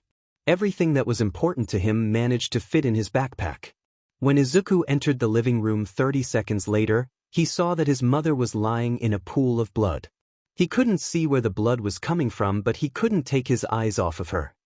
He barely noticed the hand on his shoulder that pushed him out of the apartment. He could vaguely smell smoke as his father set fire to the house as they left. Izuku felt as though his life was crashing down around him. Katsuki walked out of his friend's house terrified and angry. He didn't want to leave Izuku with his family, but he didn't see any way around it. Only a moment after the door closed behind him, he heard yelling start. He heard what sounded like a slap before he took off running. He was never able to convince his parents to get him a phone, so he would have to use the phone at home to call the police. He just hoped he wasn't too late. Katsuki almost broke his own door down rushing into his house to find his parents seated in the living room already talking to police. Katsuki, you should have been back hours ago. We were just reporting you missing. Mitsuki stood to scold her son. She spoke before she could take in her son's panicked appearance. Help. That father. Katsuki could barely get words out. He was breathing so hard. He had run as fast as he could the whole way home. He was too busy trying to breathe to notice how worried the adults all looked. Katsuki? His parents walked over to him and tried to lead him to the couch. Help him. Katsuki yelled as he pulled away. At this, the officers spoke up. Help who? Deku, I mean Izuku, ugh Mikumo. His dad came back. I shouldn't have left him. At the last sentence Katsuki broke down in tears. As he sobbed the police officer's radio went off. Fire at 123 Street, Akatani's address. Possible homicide. All available units requested. The Bakugos all froze while hearing the radio. Mitsuki pulled Katsuki toward her as the officers rushed out the door. Katsuki pushed her away and ran after them. Katsuki didn't care whether his parents followed him or not, he needed to get back to his friend. By the time he got back to his friend's house there was a crowd standing along the barricade that had been put up on the street. He pushed his way through to the front, looking everywhere for his friend's bushy green hair. At some point his parents came up to him but he paid no attention to them, he was too busy looking at the stretcher they were wheeling out. There was a sheet covering the body on it. Katsuki's heart stopped for a moment when he thought that the body under the sheet was Izuku, but as the stretcher moved past he caught a glimpse of the longer green hair of Inko. He didn't know how long he stood there, it could have been minutes or it could have been hours. At some point an officer came up to him. He was led to the side where a different officer asked him some questions. So you were close friends with the Akatanis? Yes, Izuku is my best friend. Izuku? Mikumo I guess, he goes by Izuku. When was the last time you saw him? Right before the fire he was supposed to stay at my house tonight, but he forgot something so we stopped by his house to get it. His dad was there. Katsuki tried to keep talking but as he started to tell the officer about Izuku's quirk and all for one he couldn't make a sound. Why can't I talk? You seem to be talking fine now. What were you saying? Katsuki attempted to tell the officer what he was trying to say before but again, no sound was coming out. Alright kid, it's been a long night, you're probably going through a lot. We will be in contact with you if we have more questions. Katsuki was lost in thought as his parents led him away. He didn't find out until the next morning that, although they didn't find a body, Mikumo Akatani was presumed dead. The next few days blurred together for Katsuki. He went to Izuku and Inko's funeral. He was questioned again by the police, but he still couldn't make a sound when he talked about all for one or Izuku's quirk. He tried to tell his parents what happened, but he couldn't make a sound when talking to them either. After a few days his parents decided that his inability to speak about it was due to trauma, so they found him a therapist. Mitsuki also decided to go to a therapist after hearing what happened to her friend. Life continued for Katsuki but nothing made sense to him. Izuku couldn't be gone. Katsuki was finally beginning to make up for what he had put Izuku through for being quirkless, he couldn't be dead. Katsuki held on to that belief. No matter what anyone tells him Izuku is his best friend, not was. Mikumo woke up and started his day like any other day. In the 2 years since he had been forced away from his old life, he had been forced into a routine. Wake up and eat a small breakfast. Be ready to train by 6, train on hand-to-hand combat for 2 hours. Work on school work until 10, stealth and agility training from 10:30 to noon. More school work from 12:30 to quirk training from 2 to analysis from 5 to dinner. 2-mile run. Free time until he goes to bed at 10 unless Ichi falls asleep earlier. Mikumo started getting ready for the day. He couldn't help but think about Katsuki, his best friend that he was forced to leave exactly 2 years ago. For a short while he held on to the hope that a hero would save him and he would be able to see Katsuki again. But he had found an article a few months in that announced that Mikumo was presumed dead, no one was looking for him. Pushing his thoughts aside he stepped into the gym where he trained on hand-to-hand. He couldn't be distracted. His trainer liked to take advantage of any distractions that he might have, especially as he enters the gym. Sure enough a fist came flying at him from beside the door.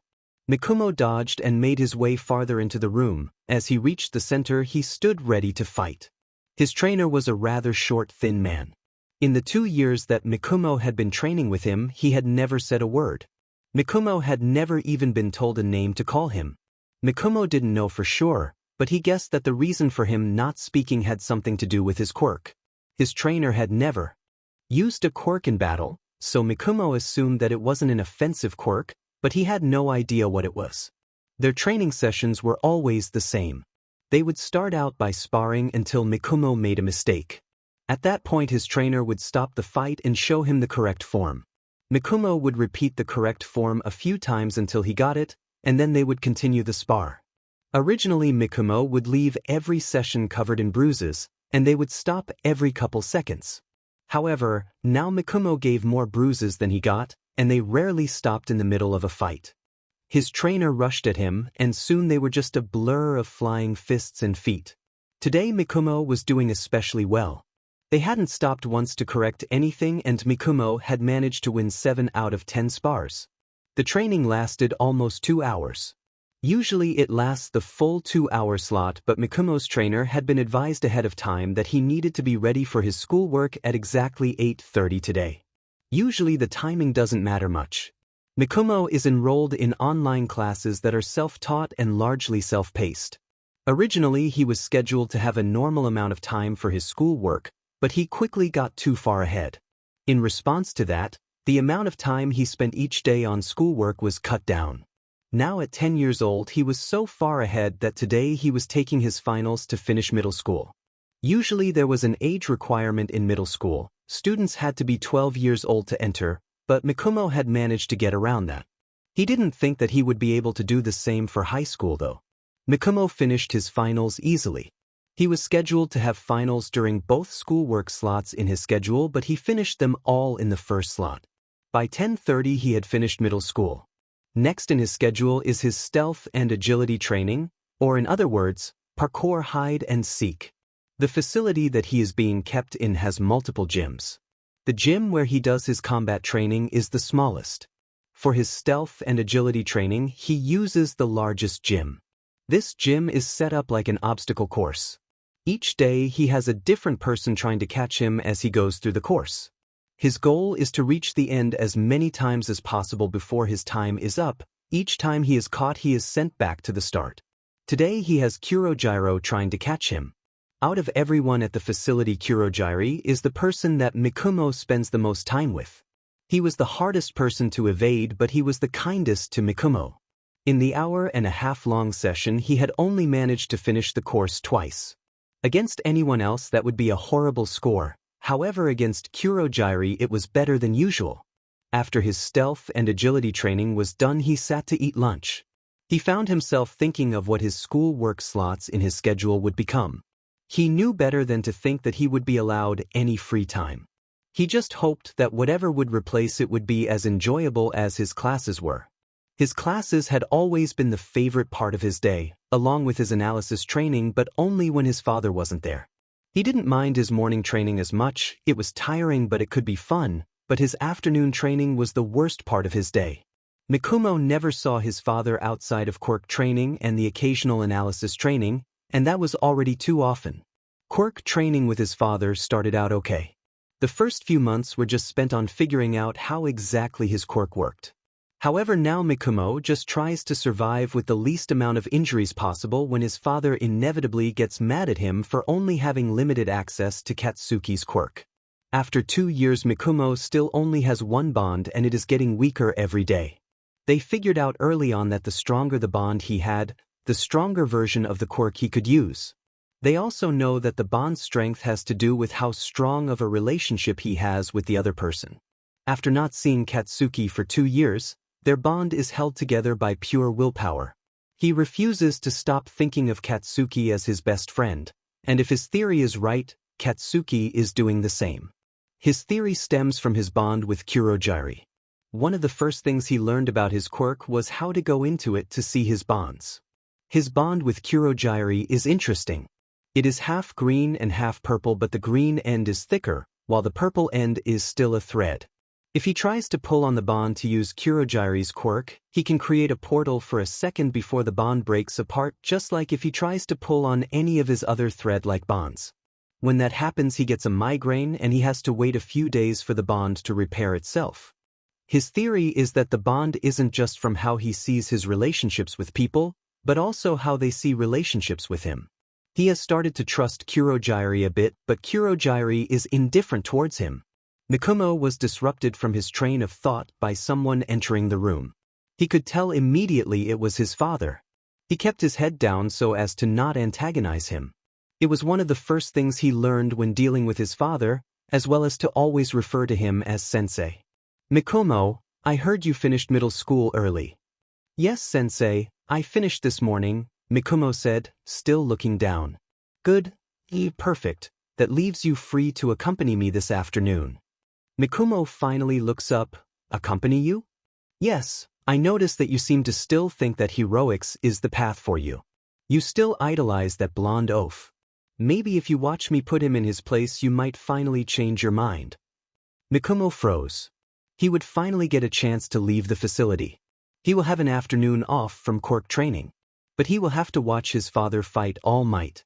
His father seems to think that he will definitely beat All Might, but All Might is the strongest hero ever. If All Might can't beat his father, no one can. He doesn't really want to watch that fight, but maybe he can get away. Maybe this is the way out that he has been looking for since he got here.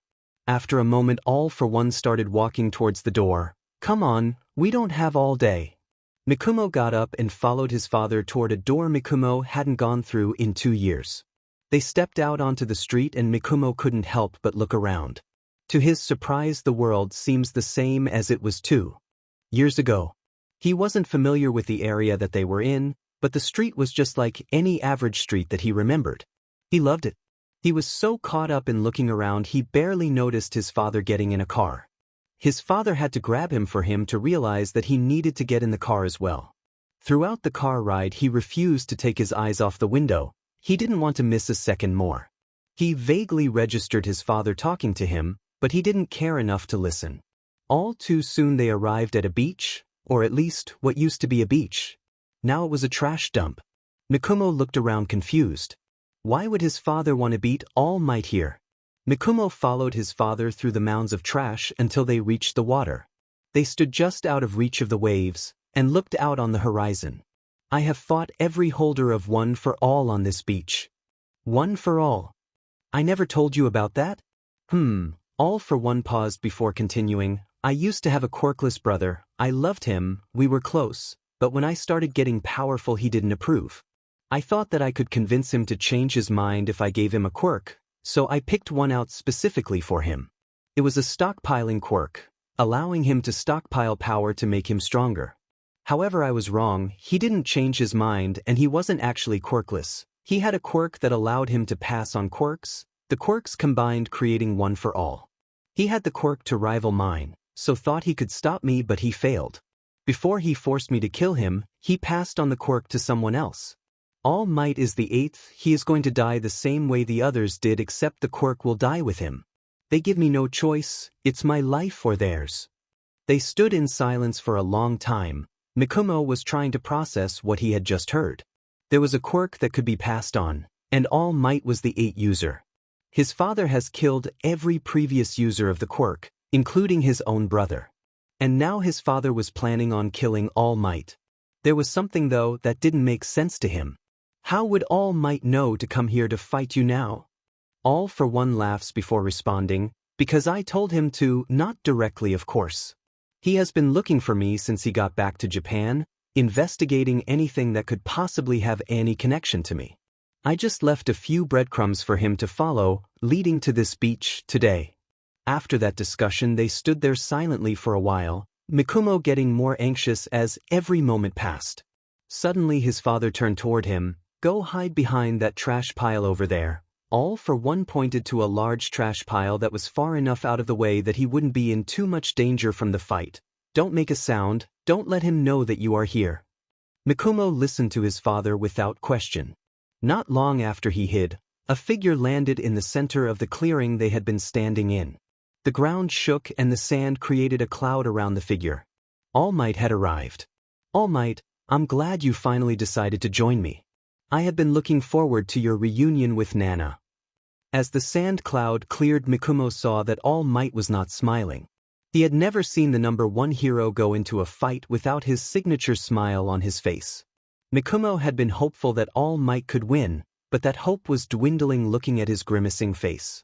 I won't be the one reuniting with Nana today, I'm afraid. Your reign as the symbol of evil has gone on for far too long. It ends now.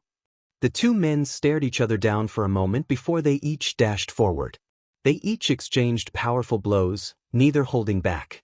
With each punch, piles of trash were being blown over. Mikumo was terrified that his hiding spot would be next. He cowered even further into his hiding spot, not taking his eyes off the fight that was happening in front of him. At the beginning of the fight, it looked as though All Might would be the winner. He was dodging every punch that was thrown his way, while he was landing most of his punches. However, he paused for a moment.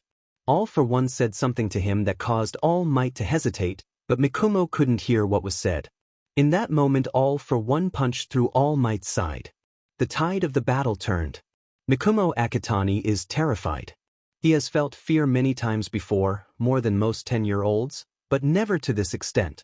He has never before been so scared that he couldn't move, but now he is helpless, only able to watch as his father rips out the stomach of the symbol of peace. He can't even make a sound as he realizes that hope is lost. He knew at the start of the battle that there were only two possible outcomes: the defeat of the symbol of peace, or the defeat of the symbol of evil, better known to Mikumo as Dad, Hizashi Akitani. Mikumo had already watched as his father murdered his mother. He had seen the building he had lived in be turned to ashes. He witnessed his father's cruelty for almost 2 years as he was forced to train to be his father's successor.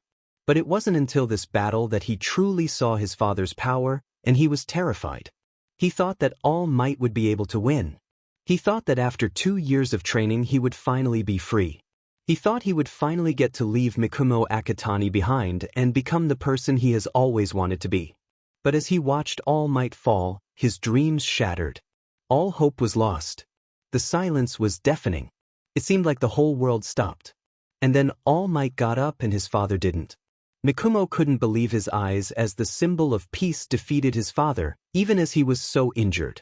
Mikumo knew better than to believe that his father was dead, but he knew that this would be the only chance he would get to escape, so he did. Mikumo Akitani stopped existing as soon as he left his father behind, but in his own mind, Mikumo Akitani never existed at all. Mikumo no Izuku turned and ran.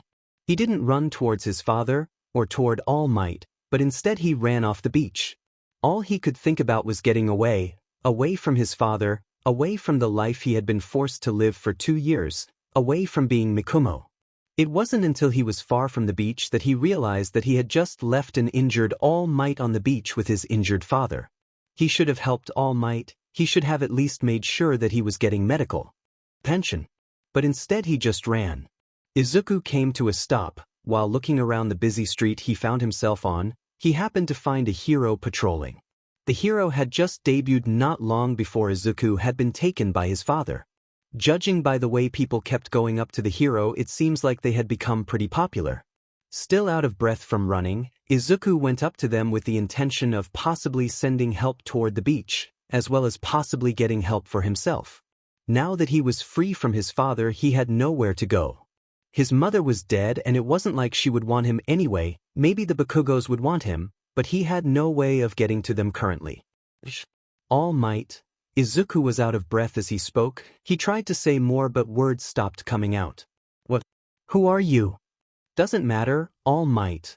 Izuku tried to sek in a breath. Was injured at the beach. Again he found that he couldn't say more than that. What? Kid, don't joke about that. The hero moved away from Izuku, not believing that All Might would be hurt. Izuku watched as the hero moved on, stopping to talk to his fans every so often. He still had no idea where he was, so he wandered for a bit, hoping he would come across a hero or police officer that could help him. He figured at this point All Might probably got help. He was still standing when Izuku left after all. But even if All Might was fine, Izuku wasn't.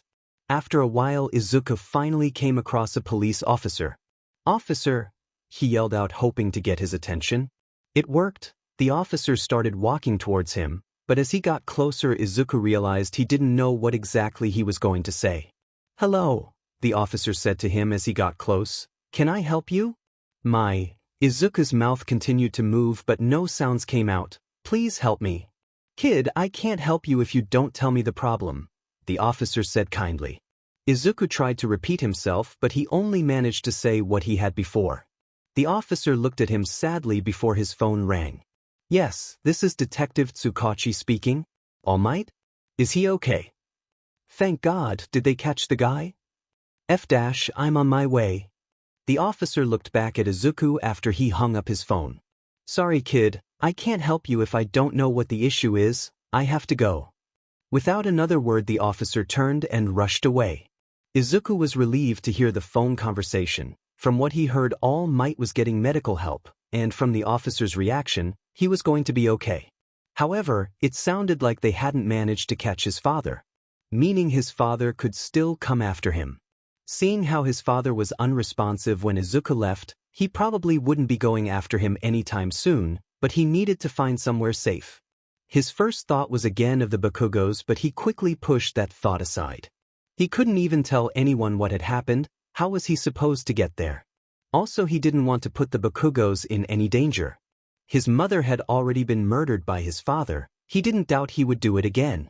Izuku found himself wandering the streets. Before long he was starting to shiver. He was dressed for training, not for wandering the streets as the sun set.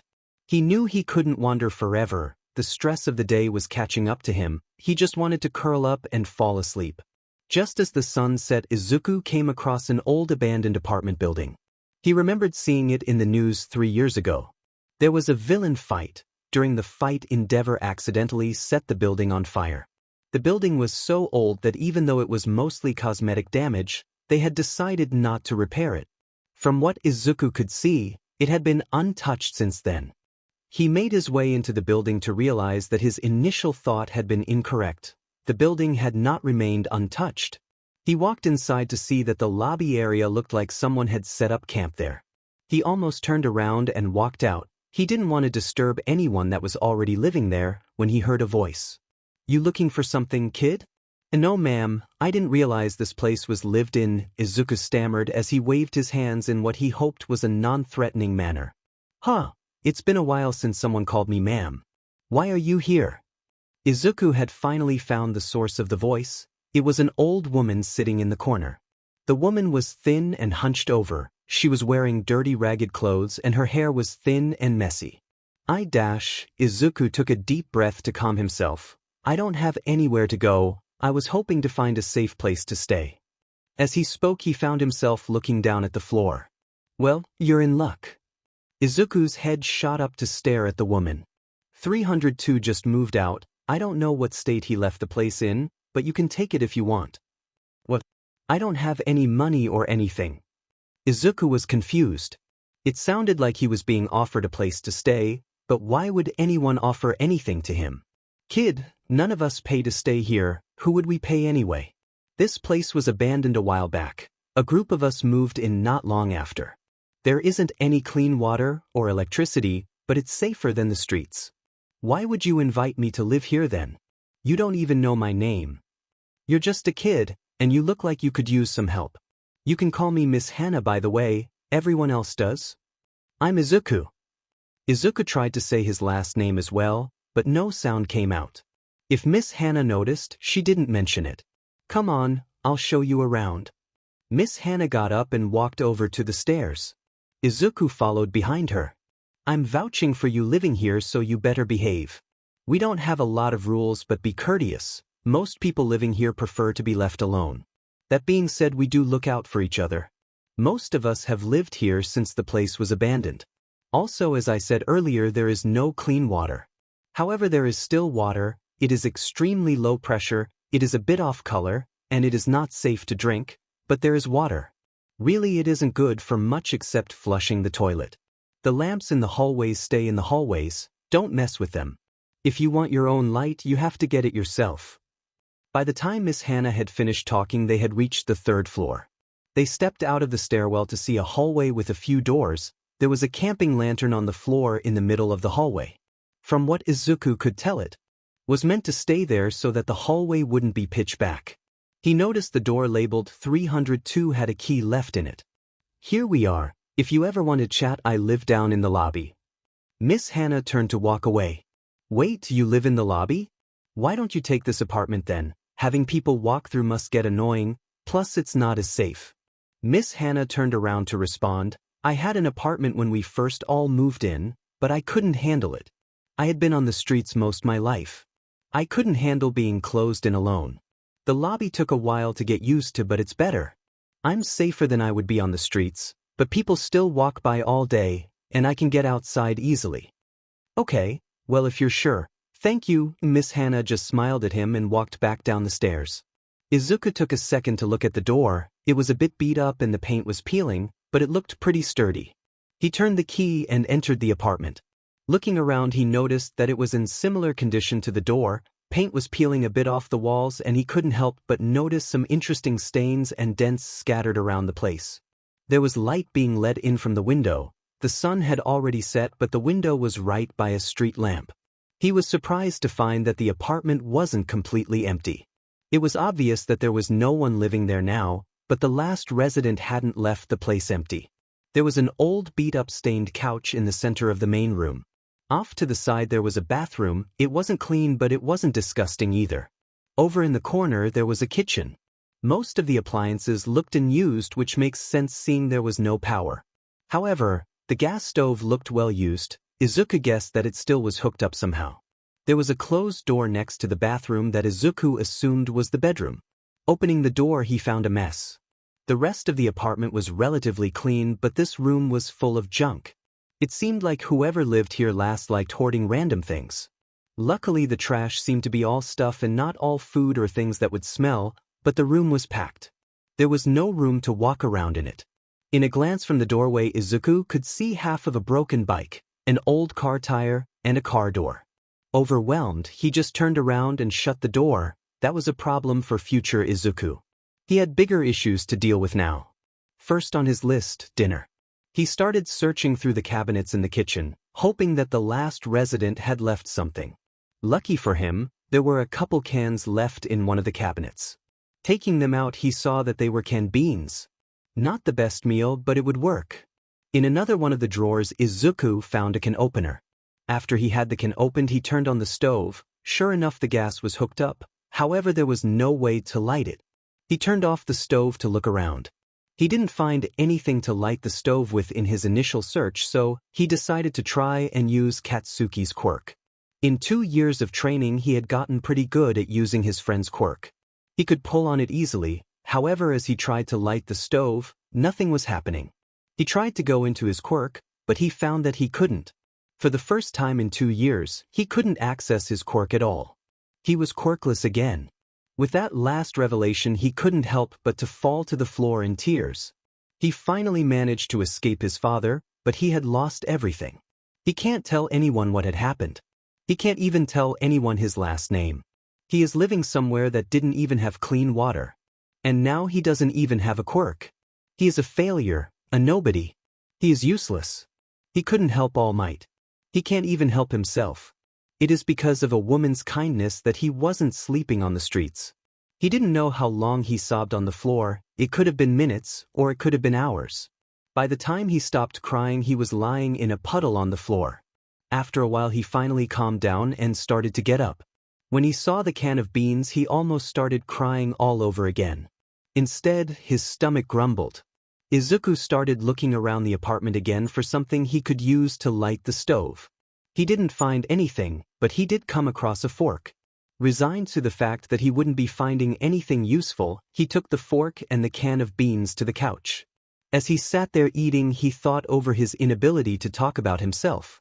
He decided to see if he could say anything now. My dad is a villain. He killed my mom 2 years ago and took me away to train me. I escaped today after he fought All Might. Izuku said the exact thing that he had tried to say to the officer earlier today, except this time every word was said. Izuku was confused for a moment before he remembered a conversation he had with his dad not long after he was taken. Izuku had asked his father how he could be sure that Katsuki wouldn't tell anyone about who he was. In response, his dad told him about a quirk he had. He called it Secret Keeper.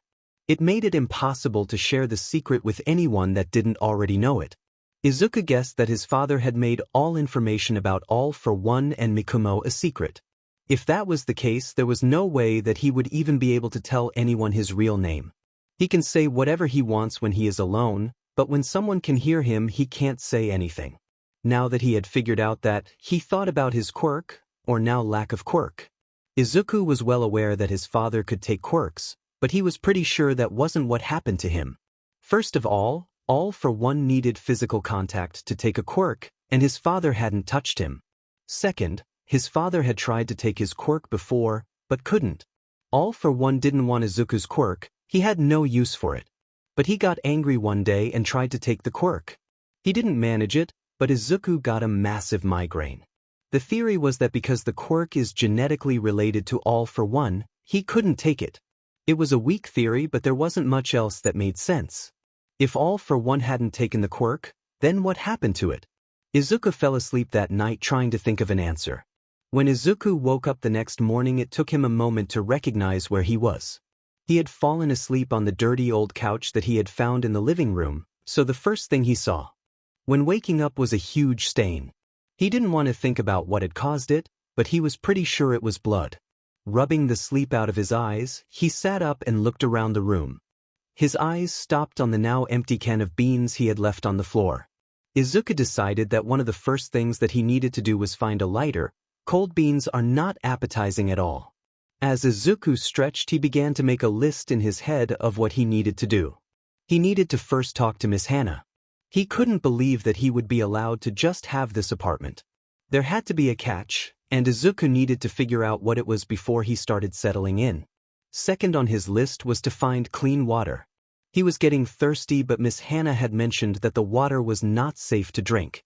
Next, Izuku needs to find a lighter and possibly more food. Further down on his list, he needed to get some warmer clothes and something to hide his identity. He didn't think his father was going to be looking for him, but he could be wrong.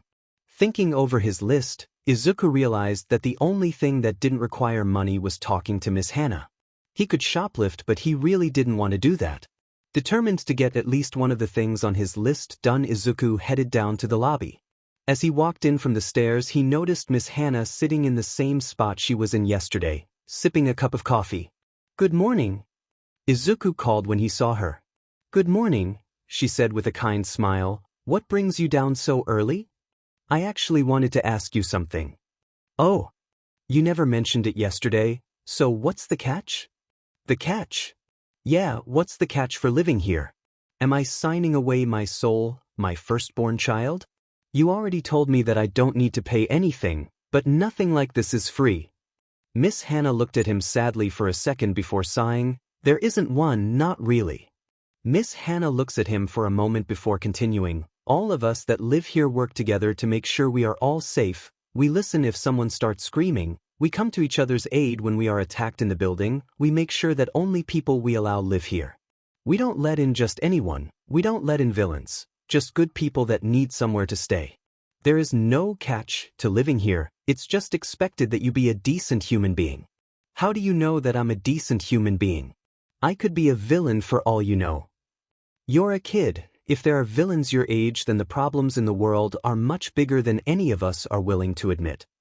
"I guess you're right," Izuku smiled at her. He still felt like he owed something for living there, but it was nice to know that there wasn't anything he actually owed. He started to walk back up to his apartment before he remembered something else he meant to ask her. "Is there anywhere near here that buys scrap metal?" Miss Hana looked surprised at the question, but she still answered. "Just down the road there is a place that buys it, I think." "Why?" Izuku rubbed the back of his neck as he responded. "Well, I don't have any money for food or anything, but one room in the apartment is full of junk, so I was going to see if I could sell any of it." "That's a good idea. Be careful though." I don't want to bother you though, so is there a different exit I can use because I will be taking many trips?" "The other exit was destroyed. Don't worry about it though, I am about to go out for the day anyway." "Thank you." Izuku smiled at Miss Hana before heading up to his apartment. Izuku was thirsty. He had been all morning, but he knew that to get clean water he needed to buy it, and for that he needed money. He had some work to do. He looked over the junk-filled room and tried to decide on what to take down. He was planning on using some of the materials to make things for his apartment. He had always been interested in inventing and tinkering. Because of that, he didn't want to get rid of all the junk, so he had to choose what would get the most money while also not being useful to him. As Izuku started to move things around, he came across an invaluable item, a red wagon. After looking through the piles, he managed to fill the wagon a sufficient amount. He hadn't touched 3/4 of the room, but hopefully what he had decided to sell would give him enough money to get him some much-needed supplies. He wheeled the wagon out of the apartment and into the hallway before realizing one major issue he had overlooked with the wagon: stairs. He filled a wagon with junk to sell, but he forgot to figure out how he was going to get it down the stairs. Izuku stood in the hallway brainstorming for a bit. He had seen that there was an elevator in the building earlier, but if there was no electricity it wouldn't work, so that wasn't an option. He could just try to pull the wagon down the stairs, but that would be loud, probably cause things to fall out, and might hurt him or someone else. The most obvious option would be to just carry each thing individually, but that would be tiring and take a while. He could try carrying the wagon, but he was pretty sure that he wasn't strong enough to do that. He couldn't figure out any other way to do it, so Izuku carried each thing down separately, and then the wagon, before refilling it and heading out. He followed the directions that Miss Hannah gave him. He found the place and walked in. It was an older-looking shop, like most in the area, but the inside was filled with all kinds of stuff, new and old. There were piles of metal everywhere. A lot of it was just pieces of old broken things, but in the corner there was a table that was covered in blueprints. Around it there were all kinds of half-finished things. Izuku was distracted by looking around the shop, so he only vaguely paid attention to the lady in the shop. In his defense, she looked distracted as well. He managed to sell all of the scraps he bought relatively easily. Izuku wandered the streets, still pulling his now empty wagon, looking for a place he could buy what he needed. He finally found a little corner store that would hopefully have what he needed. He walked in with his wagon and looked around for what he needed. The scrap metal had given him a bit of money, but it wasn't going to last long. The first thing Izuku grabbed was water. He put a few cases on his cart before moving towards the food. He grabbed some canned foods and some other cheap, easy-to-make, non-perishable foods. Wandering the store. Some more he found a lighter, which he added to his items to purchase. As he was walking to the counter, he found a small display of cloth medical masks. Deciding that they would be perfect for hiding his face so his father can't find him, he added a 3-pack to his purchases. Izuku was right.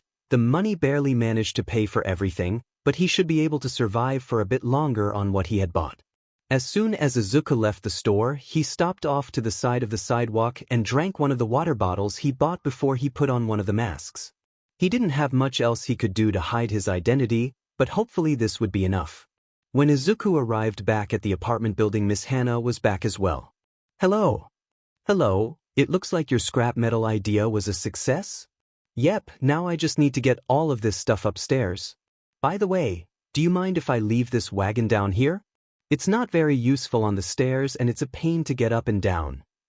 Izuku realized that he might be asking too much of her, so he continued, It's okay if I can't, I just thought it wouldn't hurt to ask. I mean, this is your home, so you probably don't want my stuff here. I shouldn't have asked. I'm sorry. I don't mind if you leave it down here. Really? Yeah, it doesn't take up a lot of space. Although, would you mind if I borrow it occasionally? It would make errands easier. Thank you, feel free to use it as much as you like. Izuku carried everything he had bought up to his apartment before he stashed the wagon away in the corner. Now that he had finished everything that he had meant to do that day, he realized that it was late afternoon, and he hadn't eaten all day. He decided to have the same thing he had the day before, except this time he could heat it. After he ate, Izuku went back into the room full of junk to see if there was anything he could use to tinker with. He spent the rest of the evening tinkering and building things with the stuff he found in the room. The next few days all went similarly. He spent a lot of time in the junk room finding different things to tinker with, as well as pulling out things that would be useless to him but that he could sell. The first thing he worked on building was a water filter purifier system. He realized pretty quickly that the water in the building was pretty disgusting. He had to use his water bottles to wash dishes, take a shower, and cook, as well as to drink. He spent many of his mornings at the public library learning about how to make what he needed, before heading back to his apartment to spend the afternoons actually building. Within a few weeks he had finished it. He decided to hook it up to the whole building's water supply rather than just his own, so that everyone could get clean water. After Izuku installed his water purifier, he finally met some of the other people that lived in the complex. He went around to each person's apartment to tell them about the water. Majority of the people were wary of him at first, and after meeting they still didn't interact much, but they were very happy to find that they actually had clean water. Izuku also found that after giving the whole building clean water, he no longer felt like he owed anything to live there. Now that he was able to spend his money from selling the junk on other things, he went out and bought himself more clothes. He started making sure that he wore a hoodie and a face mask everywhere to protect his identity. Every once in a while Izuku would attempt to pull on his quirk, but there was nothing there. Izuku still didn't know why he couldn't use his quirk. His top theories are that Katsuki gave up on him, or that when he decided that Mikumo no longer existed, all the bonds that he had no longer existed as well. He had no idea if either of these theories were correct, and he really had no way of knowing, so he tried not to think about it too much and instead just worried about surviving. Izuku never meant to become a vigilante. Ever since he was little his feet had moved to help people before he could think about it. His father tried to train that out of him, but it didn't work. No matter what, Izuku would always help whoever needed it. His first act of vigilantism happened about a month after he escaped his father. He had recently finished the water purifier, so he was walking around outside the building trying to think of the next things he was going to build. He already decided that he was going to create some sort of generator, probably a solar-powered one, but he wanted to make things for fun as well. As he was walking past an alley, he heard a scream. He couldn't stop himself from running in to help. In the alley, he found a woman pressed against the wall with a man holding a knife to her throat. He wished he had a way that he could call the police for help, but he didn't, so instead he got closer ready to intervene. "Give me all your money," the man growled, so low that Izuku barely heard. The woman was shaking as she reached for her money. She fumbled with her pockets trying to get her wallet out. It was obvious the man was getting impatient. Izuku took action and snuck up behind the man. He hit a spot on the man's neck that caused him to go unconscious immediately. Izuku looked the woman over quickly. Seeing that she wasn't hurt, he left the alley. He knew that he should have stayed to talk to the police, but after realizing that he wouldn't be able to tell the police who he was, or anything about himself, he decided that it would be more trouble than it was worth. He also wasn't sure if what did was legal. He knew that there were vigilante laws that made it illegal to use quirks, but he didn't know how those work if no quirks are used. But Izuku was going to find out. Izuku spent the rest of the day in the library, researching laws surrounding what he had done. He didn't plan on becoming a full-fledged vigilante, but he wasn't going to just stand by when someone was being hurt. Looking into the laws, he found that as long as he didn't use a quirk, and if he didn't attack first, it could qualify for self-defense, making it legal. Technically, what he had done in the alley had been illegal. The man had not attacked him before he knocked him out. Good thing Izuku had left, and that he had been wearing his usual hoodie and face mask so he couldn't be recognized. A few days later, he was walking to the store when he heard a groan from a blind alley. Entering the alley, he found a disturbing sight. Hunched against the wall, there was a boy about his. He had purple fluffy hair and a bruised lip. He was holding his stomach like it hurt, and he had blood dripping from his nose. Surrounding him were 4 boys who also looked to be around the same age. It was obvious they were beating up the purple-haired boy. "What's going on here?" Izuku spoke in a low, threatening tone. He had spent long enough around his father to learn how to conduct himself in a way to make himself intimidating, so he used everything he could hear. The boy in the middle turned slightly toward Izuku as he sneered. "Just doing our duty to society, making sure this villain doesn't hurt anyone." "Oh." Izuku stepped closer, staring down the leader. What did he do to be considered a villain? "He's got a villainous quirk," a different boy answered. "A quirk doesn't make someone a villain, only someone's actions can. I had to teach someone that same lesson when I was 5. I'd bet I've become a better teacher since then, though." Izuku continued to step forward toward the group who he now had the full attention of. As he spoke, he kept eye contact with the leader. He tried to sound as threatening as possible, and from the boys' reactions, it seemed to be working. Only the leader wasn't shaking. "Oh, so you probably have a villainous quirk too. Now we have 2 villains we need to punish." The leader charged Izuku as soon as he finished speaking. As he moved, his arm got bigger and more muscular. With that arm, he threw a punch with as much force as he could. One punch would most likely be enough to knock a man out. Izuku dodged it easily. Emboldened by the leader's attack, The other boys moved forward with attacks of their own. The purple-haired boy looked to escape, but the fighting blocked the only exit. Now that all 4 boys were attacking Izuku, he could legally fight back. He dodged another punch aimed at his face as he threw a punch at his attacker. The punch connected with his jaw and knocked him out, one attacker down. Izuku kept dodging powered-up punches from the leader when suddenly he took a hard hit to the stomach. He barely even saw which boy had hit him. From what he could tell, the boy had some kind of speed quirk.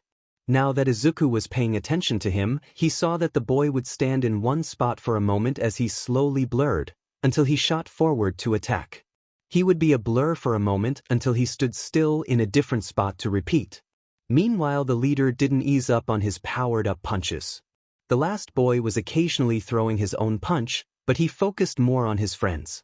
Every 30 seconds or so he would put his hand on one of the other 2 boys. That boy would have a light blue aura around them for their next attack, and their attack was stronger. After taking the first hit from the speed quirk, he was able to dodge him, but only barely. He was getting hits thrown at him so quickly from his attackers that he could only dodge them. Since taking out the first boy, he hadn't managed to counterattack. Finally, the leader started to get tired, giving Izuku a chance to counterattack. He started with the boy that was powering up the other 2. The next punch the powering-up boy threw, Izuku was able to duck under and retaliate with a strike to the neck like he had used against the mugger. He just had the leader and the boy with the speed quirk left. The next time the boy with the speed quirk started to get ready to attack him, Izuku maneuvered so that he was directly in between the 2 remaining boys. Watching the speed quirk in action, he had noticed that the boy could only travel in a straight line while his quirk was active. The boy sped towards Izuku. Izuku moved out of the way at the last second, allowing the boy with the speed quirk to run straight into the leader who was in the middle of throwing his own punch. The Colossal managed to knock both boys out. Izuku double-checked that all the boys were unconscious before he made his way over to the purple-haired boy who was sitting on the floor against the wall, hunched over as much as possible. "Are you okay?" Izuku spoke softly. The purple-haired boy looked at him in surprise. "Did you mean it? You don't think my quirk is villainous?" Izuku let out a small laugh. "I don't know what your quirk is, but there is no such thing as a villainous quirk, only villainous people." "My quirk is brainwashing," the purple-haired boy whispered. He tried to make himself smaller, as if he expected Izuku to decide that he actually deserved what the other boys had been doing. "Oh, that's so cool, that could be so helpful in heroics. You could take down a villain with absolutely no collateral damage, or you could calm someone down if they are panicking. There are so many different ways that could be used. What's the trigger for it? Is it eye contact? No, those boys would have done something to your eyes if that was it. Physical contact? No, beating you up wouldn't have worked if that was it. Voice response? That might be it. You seem to have a lot of scars on your throat and mouth. If it was something to do with your voice, that would be the obvious place to attack." Izuku trailed off once he realized he had probably freaked the boy out. Meanwhile, the purple-haired boy just stared wide-eyed at him. After a moment he spoke up. "Yeah, it's a verbal response. If someone responds to me verbally, I can take control of them if I want to." "That's so cool. Use it on me." The purple-haired boy just looked at him in shock. "Please, I want to see it in action." "Are you sure?" "Yeah."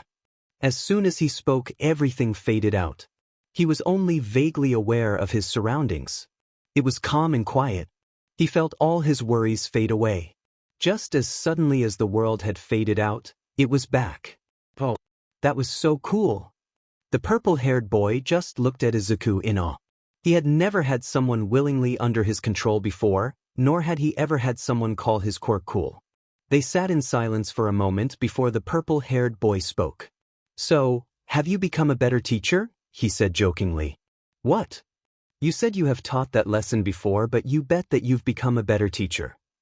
"Oh," Izuku laughed. "Yeah, last time I just said that a quirk couldn't be considered villainous after I got beaten up, so I think this time went a bit better." The purple-haired boy looked at him incredulously. "You made it sound like you beat someone up." "Well, yeah, I was trying to sound intimidating." "What the F dash?" the purple-haired boy exclaimed, still looking at Izuku in shock. Izuku just laughed before heading towards the exit of the alley, Well, if you're okay, I should be going. I'll leave it up to you whether you call the police on them or not. If I were you, I would choose soon. They won't stay down for too long. Wait, what's your name? The purple-haired boy yelled after him, but Izuku was already gone. After that incident, it became an almost daily occurrence.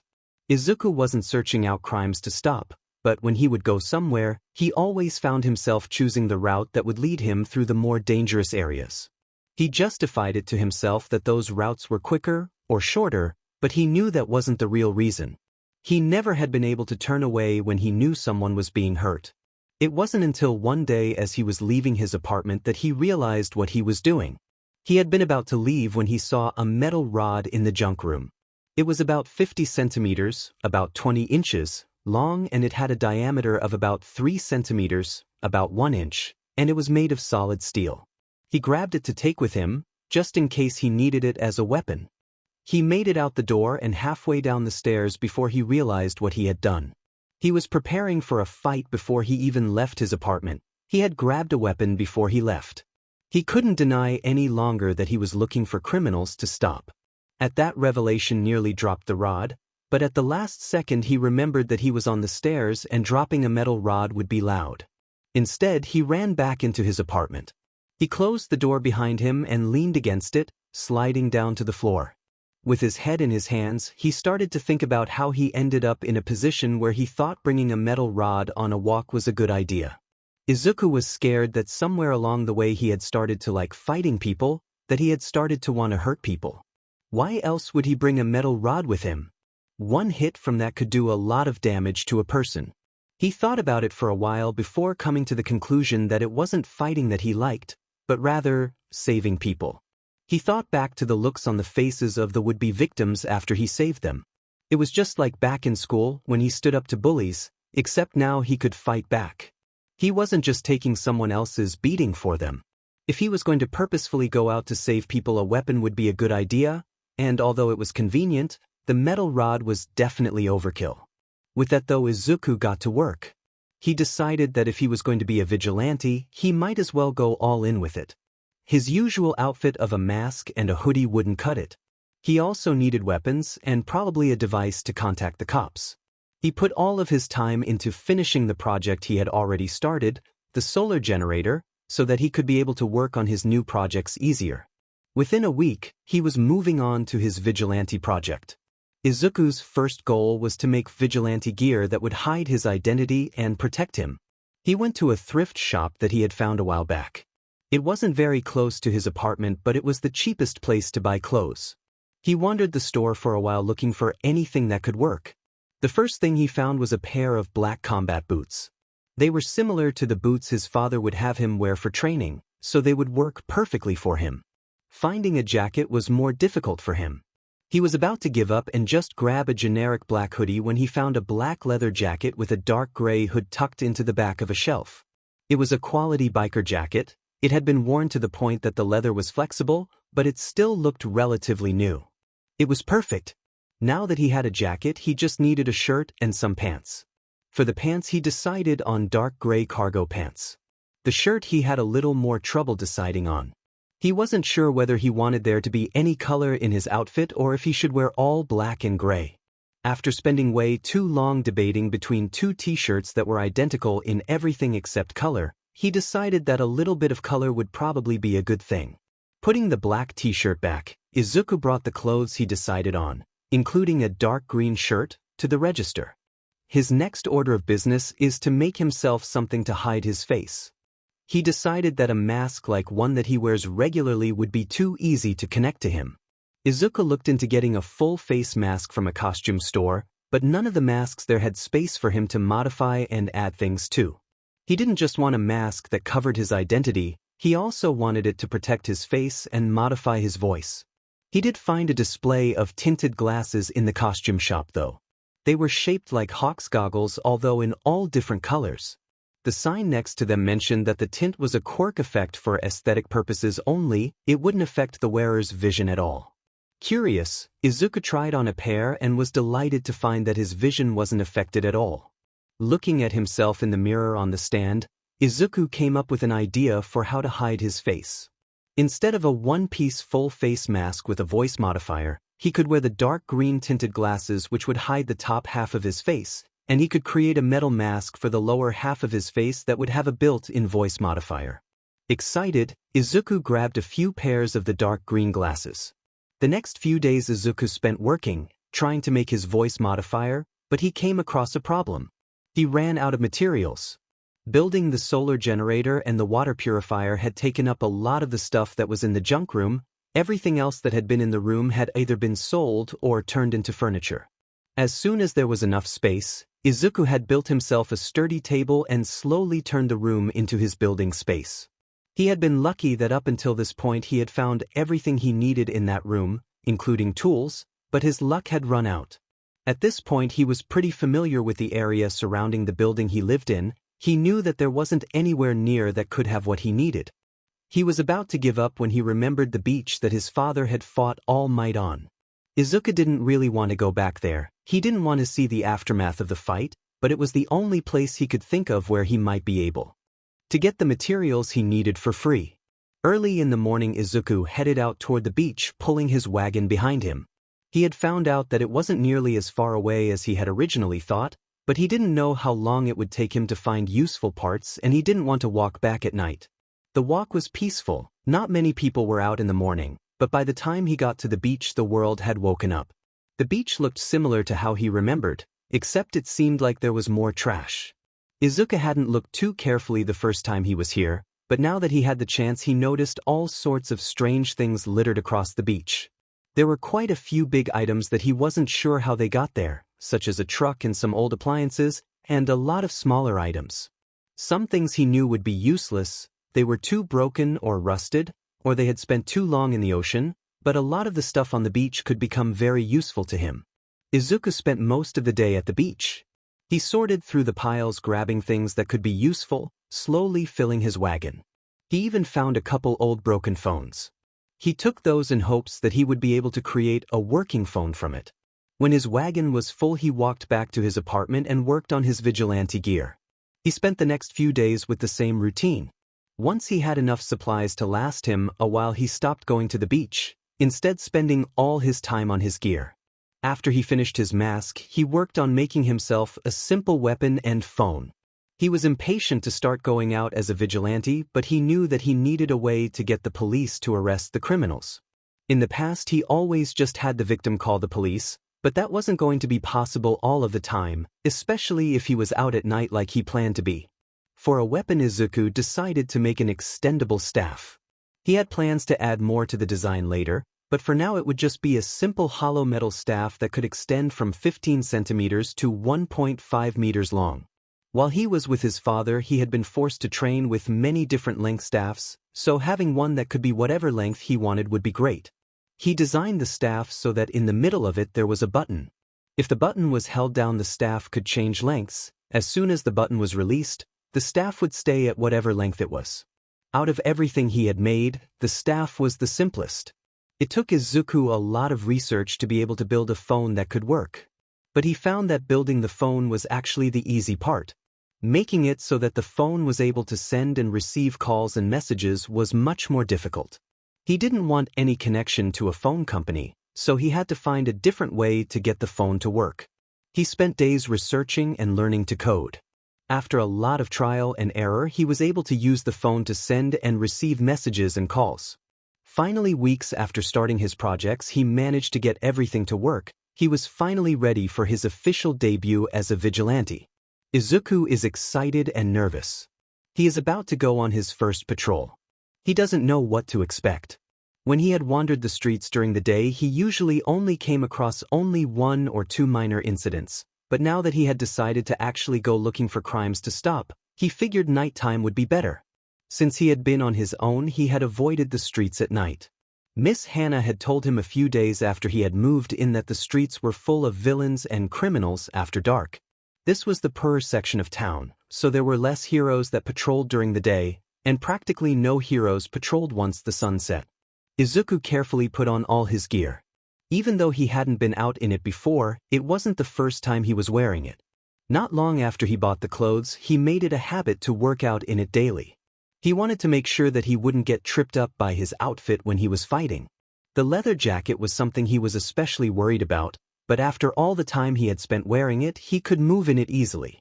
Before pulling on the hood to cover his hair, he pulled it back with a headband that he created so that none of it would get in his eyes.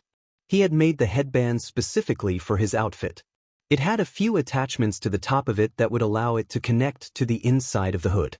This would keep his hood on no matter how much he moved around. Once that was on, he put on his mask and glasses. Izuku looked at himself in the mirror for a moment. Just by looking at him, it was impossible to tell much about him. The only thing that might clue someone in on his age was his height. His face and hair are completely hidden. His voice changer makes his voice sound androgynous and robotic. He could be anyone. He grabbed his phone and his staff, putting the staff in its holster that was on his belt. Checking the time on his phone before he left, he noticed something. It was July 15th, his 11th birthday. It had been less than 3 months since he had left his father. In those 3 months he hadn't used his quirk once, although he did try. At first he tried every day, but as time passed he tried less and less. He thought that he might be able to use Miss Hannah's quirk after he became closer to her, but after a while of knowing her, he found out that she is quirkless. When she asked about his quirk, he told her that he was quirkless too. After all, he has no bonds, not even the thin, weak bonds that he would form with people upon first meeting them. He originally tried to tell her the truth, but no words came out. Apparently his father decided that his quirk was a secret. Pulling himself from his thoughts, Izuku headed toward the window. When he decided to become a vigilante, he knew that he would not be able to enter or exit the building through the main lobby. He didn't want Miss Hannah to be pulled into his vigilantism. Finding a way around that, he had fixed up the fire escape that was out of his window. To avoid suspicion, he fixed up all the fire escapes and told the other residences that it was so they would have a second escape route in case of an emergency. Izuku climbed out the window into the night. Instead of climbing down to the street, he decided to climb up to the roof. All the buildings were close enough that he could run and jump between them. He figured it would allow him to move around better without being caught, and it was just like his stealth and agility training he used to do. He didn't miss the facility, but some of the training he did was fun. Without a set route, Izuku ran across the rooftops. He felt so free. There was no one chasing him, no one could recognize him. He forgot why he was running across the rooftops, he just enjoyed the feeling of the wind on his face. A gunshot brought him back to the present. He was on patrol, he was supposed to be saving people. Hoping that he wasn't too late, Izuku ran towards the sound. He stopped on the edge of a building, looking down into an alley. From the roof he could see a group of men fighting. From what he could tell, the men were from 2 different gangs. There was a gun on the ground a few feet from them. It looked like it had been dropped when the fight broke out. Izuku dropped down to the ground far enough away from the fight that none of the men would notice him. He snuck around to the gun and picked it up. Izuku carefully unloaded and cleared it as he spoke. Y'all are fighting and you didn't invite me. How rude." When the men heard the gun being unloaded, they froze and turned toward Izuku. As soon as Izuku finished speaking, he looked up at the men and put the weapon aside. He figured that the gangsters would turn their attacks toward him after that statement, and he was correct. The gangsters all ran to attack Izuku, no longer caring that they were fighting each other a few moments before. The fight ended quickly. None of the gangsters were experienced fighters and they had beat each other up quite a bit already. Within a few moments, all of the gangsters were left unconscious with their hands zip-tied behind their backs. Izuku called the cops to inform them of the incident before climbing back onto the roof to continue patrolling. The rest of the night went similarly. Izuku would find a crime, he would goad the criminal into attacking him, then he would take them out, and before he left he would call the cops. He expected it to be difficult, but after all the training he had done, he found that being a vigilante was actually pretty easy. Most of the people he fought didn't have much experience, and Izuku had enough experience fighting against weapons that they didn't cause him any problems anymore. It helped that after the first gang fight he didn't come across any more guns. It wasn't until the early hours of the morning that he came across anything different. None of the crimes he had stopped throughout the night had involved a victim, someone who had done nothing wrong but ended up involved anyway. He had broken up gang fights, attempted robberies, and a car theft, but nothing that involved saving someone. That changed when he came across an attempted mugging on his way home. Izuku handled it the same way that he had handled all the rest of the crimes that night, but before he left the victim stopped him with a question, "Are you a hero?" Izuku froze before answering quietly, "No." "Then who are you?" It was silent for a moment before they could faintly hear sirens in the background. The police would be here soon, but Izuku didn't know what to answer. He couldn't say his name. Beside the fact that he can't say any of his name other than Izuku out loud, he couldn't tell the world his identity. But he had never thought about what he would go by, he never thought it would matter. After all, he wasn't really anyone to anybody. He could die right here and no one would care, no one would know. "I'm nobody," Izuku answered almost to himself, before turning and running off. Detective Naomasa Tsukachi is tired. He was an already overworked man and now he is being handed a vigilante case. In one night the vigilante had racked up 15 arrests. The cases all seemed different but they all had one thing in common. The criminals were found unconscious with their hands zip-tied behind their backs with dark green zip ties. Once they came to, they all told similar stories of a person sneaking up on them committing a crime. They remember the person taunting them but then nothing. The only person who had any other information to give was the victim of the last incident. He told of a fairly short hero wearing dark clothing coming in and saving him. As far as he could tell there wasn't any quirk use, and the person made sure that the criminal threw the first punch. The most useful information that the detective got from him was their short conversation. The vigilante called himself Nobody. That was just the first night the vigilante patrolled. It was now a week later and there were already 90 arrests that could be accredited to the vigilante. The fact that they called themselves Nobody was just icing on the cake. It caused every conversation to have some confusion. Was someone saying nobody was seen, or were they saying that nobody was seen? To make the whole situation worse, the media had caught wind of the situation. Some of the people that had been saved by Nobody posted about it online. Before long, Nobody went viral. So now Tsukachi was nursing a headache and a cup of coffee as he scrolled through Twitter looking for any information that could help. He was surrounded by his team that were all scrolling through different social media platforms. Majority of what was said was positive. Nobody was working in the part of town that nobody else would patrol. They were taking out criminals effectively without much damage to them. The vigilante was considered a hero by many people, but legally they still needed to bring them in. Tsukachi was reaching his breaking point when he came across an angry rant. Nobody at Real Hero Esenly July 22nd. Why the F is everyone freaking out about a short but vigilante? He calls himself Nobody for FS sake. Who the F does he think he is? A knockoff Odysseus? I'm tired of hearing about him. The actual heroes are the ones who we should be talking about. This was just one tweet in the midst of thousands, but it gained a lot of attention. It also explained why Odysseus was also trending. We are calling the vigilante Odysseus. Tsukachi exclaimed to the surprise of his team. They all immediately started questioning him. What? You mean nobody is also Odysseus? Wait, why Odysseus?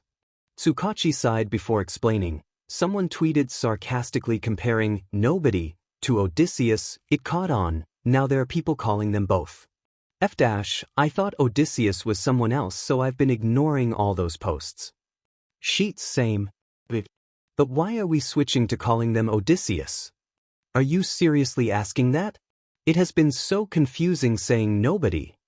Right? I honestly forgot that nobody was a word for a second there. You've been reading too many tweets. Maybe it's time for another cup of coffee. If you're making coffee, make a whole pot. I think we could all use more now that our workload just doubled.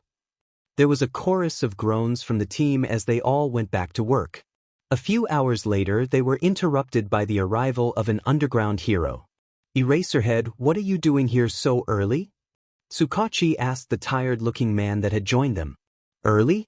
It's my normal patrol time. What? Tsukachi looked over at the clock. Wow, when did that happen? That seemed to have woken the rest of the team out of their trance. Slowly they all started to blink and stretch, coming back from their deep dives into social media. What were you working on that kept you from noticing the time? Tsukachi just sighed and let his face fall into his hands. He let another member of his team answer for him. We were looking into social media because the vigilante nobody Odysseus is trending. If the vigilante is trending, why haven't heroes been called in to capture them? Tsukachi groaned as he answered, because they have only been active for a week. 1 week. They already have 90 arrests accredited to them. We hadn't called in a hero until today because they hadn't been active long enough to build a case on them. So you have called in a hero to capture them? That's why you're here. Tsukachi looked up at the hero. Welcome to the case, Eraser. Eraserhead groaned. Did you find anything useful on social media? Online, the vigilante is mainly referred to as a male. However, there are many arguments about that because there is absolutely no evidence pointing to either gender. The vigilante refers to themselves as nobody. Most people went along with calling them that, but now there are many people who refer to the vigilante as Odysseus because of a tweet.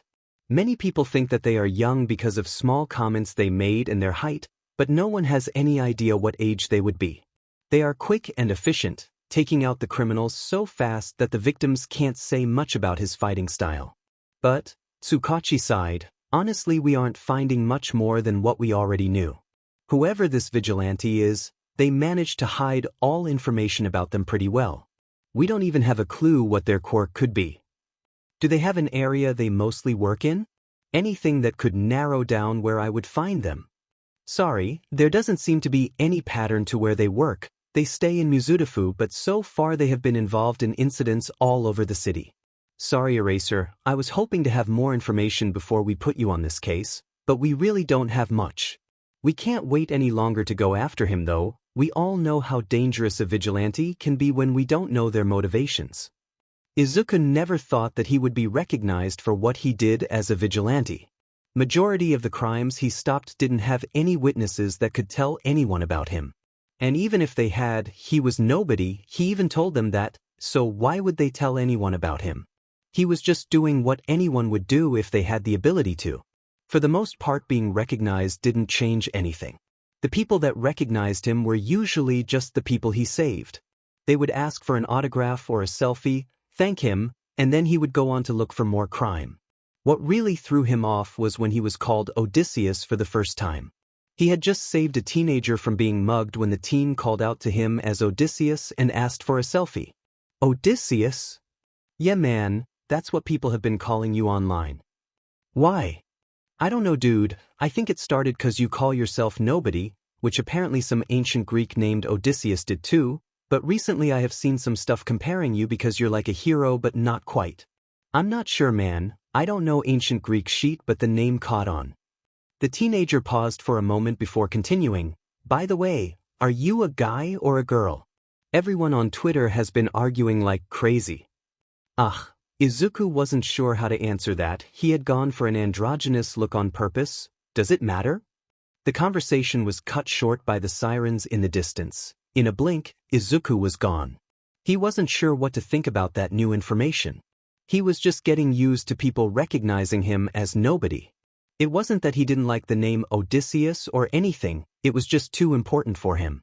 Izuku wasn't too interested in ancient Greek mythology, but he was familiar with the story of Odysseus.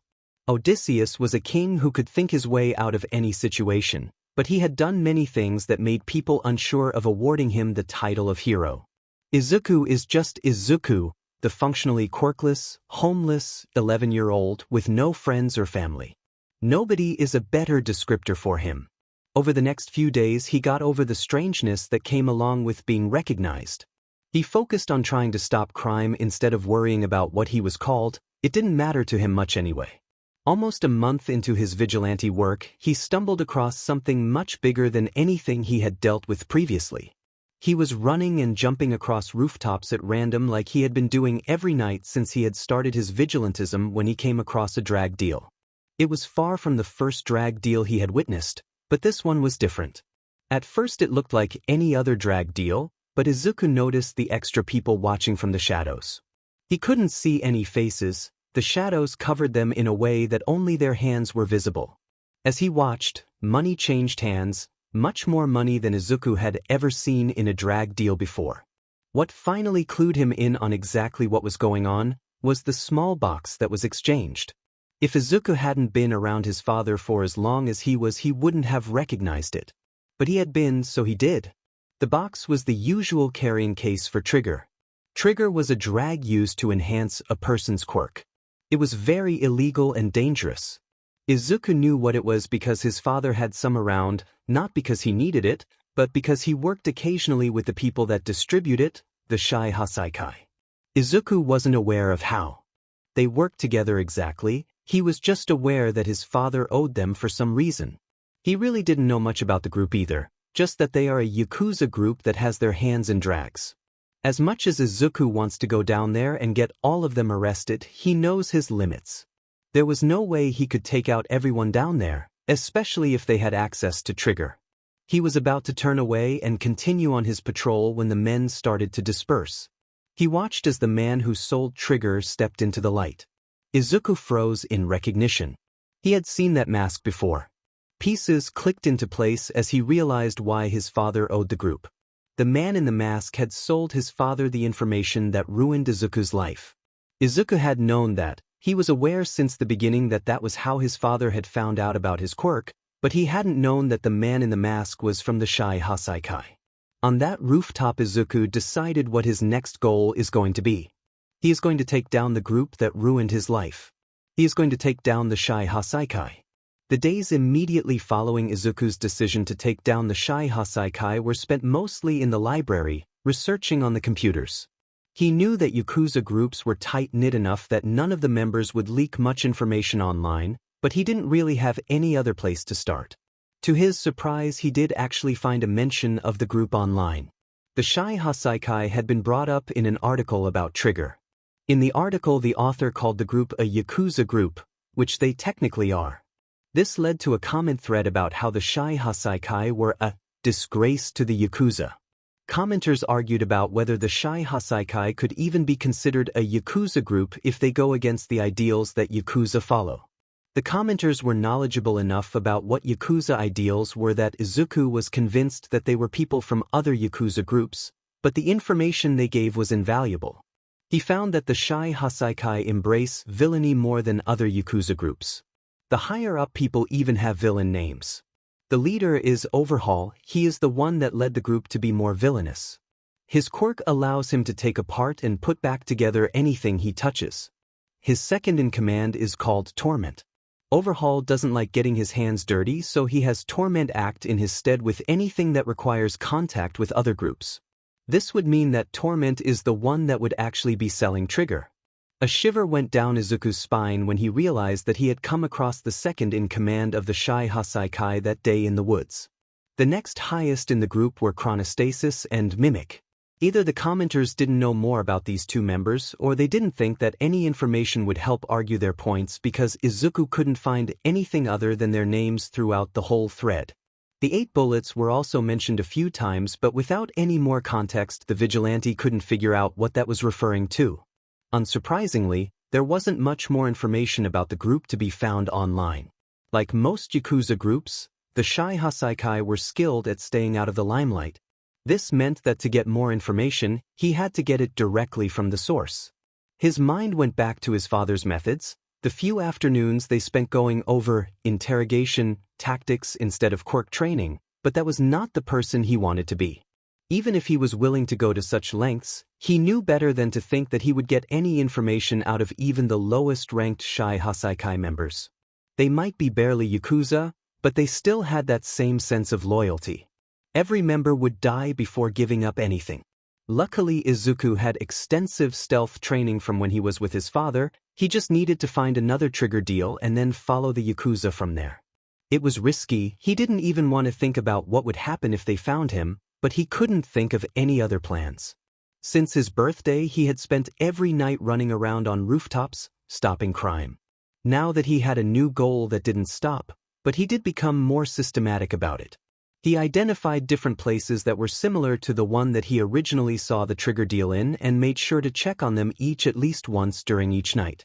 The first Trigger deal had been in a dimly lit alley. Surrounding it were many places where people could hide in the shadows. The alley was far enough out of the normal walking path that no random passersby would come through, but close enough to the busy clubs on the main streets that they could disappear into a crowd if necessary. In between checking each spot he identified, he would keep his routes completely random. He was starting to think that maybe no one would come after him, not his father and not the heroes. Maybe he was so much of a nobody that no one was looking for him. Even if that was the case though, he was not going to risk making it easy for whomever might end up going after him. Plus, the random routes made it more fun for him. About a week into his investigation, he finds a trigger deal. The vigilante had been about to call it a night, but before he did, he decided to check the possible alleys one last time. He was checking the last one when he caught a glimpse of the distinctive mask. He got as close as he could on the roof without risking being seen, and then hid in the shadows. Izuku watched as money traded hands and the distinctive box got handed over. He was close enough to hear what they were saying, but they didn't say much other than a quick greeting. The whole transaction lasted about 5 minutes at most, just enough time to determine that the money and drags were the real thing. Neither parties wanted heroes to stumble upon them, so they were sure to keep unnecessary conversation to the minimum. As Torment started to leave the alley, the vigilante moved to follow. However, he was distracted by a blur of gray in the corner of his eye. He was barely able to duck in time as a strip of fabric was whipped out toward him. He ducked and dodged, dancing along the rooftop, avoiding the gray weapon. Thoughts of following Torment were forgotten as he focused on avoiding the weapon that was intent on capturing him. In between dodges, he would get glimpses of a man in all black directing the weapon, the end of it being wrapped around the man's neck. Occasionally he would see a flash of yellow, and rarely a flash of red. The vigilante decided that his best chance at getting away would be to run. He had never been so thankful to have practiced stealth and agility against Kurogiri. At first the mysterious man had managed to keep up with him fairly well, but it didn't take long for Izuku to lose him. Even after he was confident that the man had lost him, he continued to run. He needed to be absolutely sure that the man would not catch up to him. By the time he was satisfied that there was no way he was being followed, the sun was starting to rise. Exhausted, he made his way back to his apartment. As he walked home, it occurred to him that even after all of that, he had no new information on the Shy Haikai. He also thought about the man that attacked him. For some reason he seemed familiar, which was probably a very bad thing. Confident that he wouldn't get any more information about the Shy Haikai through the library, he spent his days working on his gear.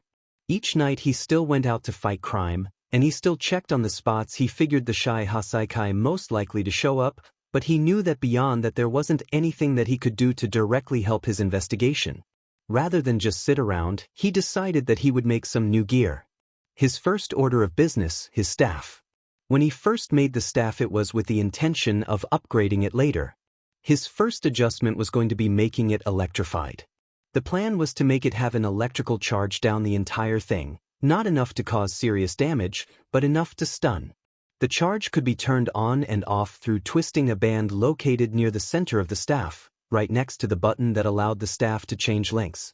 When he wasn't working on the upgrades, he was practicing getting used to his new addition to his costume. With the addition of an electric component to his staff, it became apparent he would need protection in his hands, otherwise he would only be shocking himself. To fix the problem, he added black electrical gloves.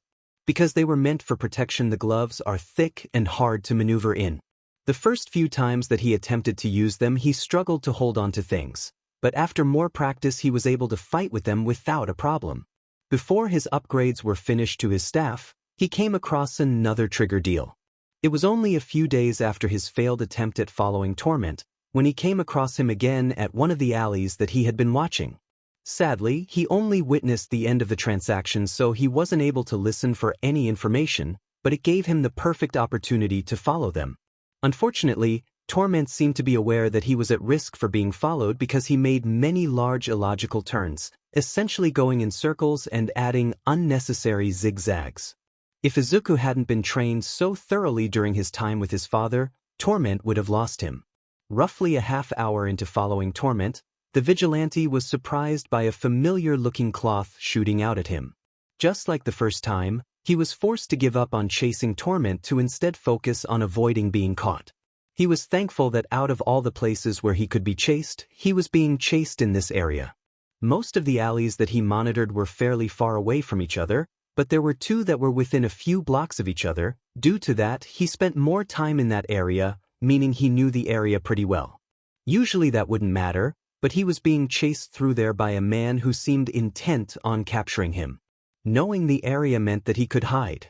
After leading the man away, the vigilante found a small space to hide in behind a dumpster. It didn't smell great, but after everything that he had been doing recently, he was used to it. Thankfully, the years of stealth training had made him skilled at disappearing. The space he was in wasn't too hard to find, but he hoped that it would be enough. He held his breath as he heard someone walking around in front of the dumpster. Only once it was completely silent did he breathe, but even then he kept his breath quiet and didn't move. It wasn't until an hour later that he finally left his hiding spot and continued his patrol. It was a bit more than a week later when he found another trigger deal. Just like the first two, before he could find out any information, the man with the gray weapon appeared. Izuku still had no idea who this man was, but he was getting very annoyed with him. The man only ever appeared when he was following Torment. At first the vigilante didn't think that the man and the Shy Haikai were connected. While he hadn't managed to get a good look at his face, it looked more like the man was wearing goggles rather than a mask. But after running into him exclusively when attempting to tail Torment, the vigilante was changing his mind. Maybe this mysterious man was connected to the Shy Haikai, maybe that was why he seemed vaguely familiar. Just like the previous two times, he managed to evade the man, but only after losing sight of Torment. Each time it got a bit more difficult to get away from the man, but it was still manageable. The next time he came across Torment, he had his staff finished. It was only a few days after his third attempt to follow Torment, but those few days were enough time for him to be able to finish his weapon even if he added more than he meant to. Instead of just adding electricity, he also added an extra meter in possible length. Now it could be anywhere from 15 centimeters to 2.5 meters. He had no plans to use it, but it did become helpful when the man showed up again. A slight tap from the lengthened staff gave off enough of a shock to stop the man for a moment, just long enough for the vigilante to get away. The fifth time he attempted to follow Torment, he was prepared. In the days following his last attempt, Izuku had worked on making a set of grenades. These grenades weren't destructive, but rather a distraction. He made 3 different sets of grenades. One set were smoke grenades. When the pin was pulled on these, thick green smoke would billow out, filling the area immediately around it. The smoke wasn't harmful unless a lot of it was inhaled, but it was likely to dissipate before that became a real issue. Another set were flashbangs. They could be useful to stun an enemy, but he had yet to incorporate anything into his costume that would protect him from also being affected. Because of that, he decided to leave those behind for now. The last set was created more as a joke than anything else. He had found a giant container of glitter on the beach, so, being unable to resist, he made glitter grenades. When the pin was pulled on these, glitter exploded out. Glitter was never really his thing, but he figured that it fit with the snarky persona that he was creating as a vigilante. He had found out quickly that the best way to get a criminal to go after him instead of continuing what they were doing was to be snarky and sassy with them.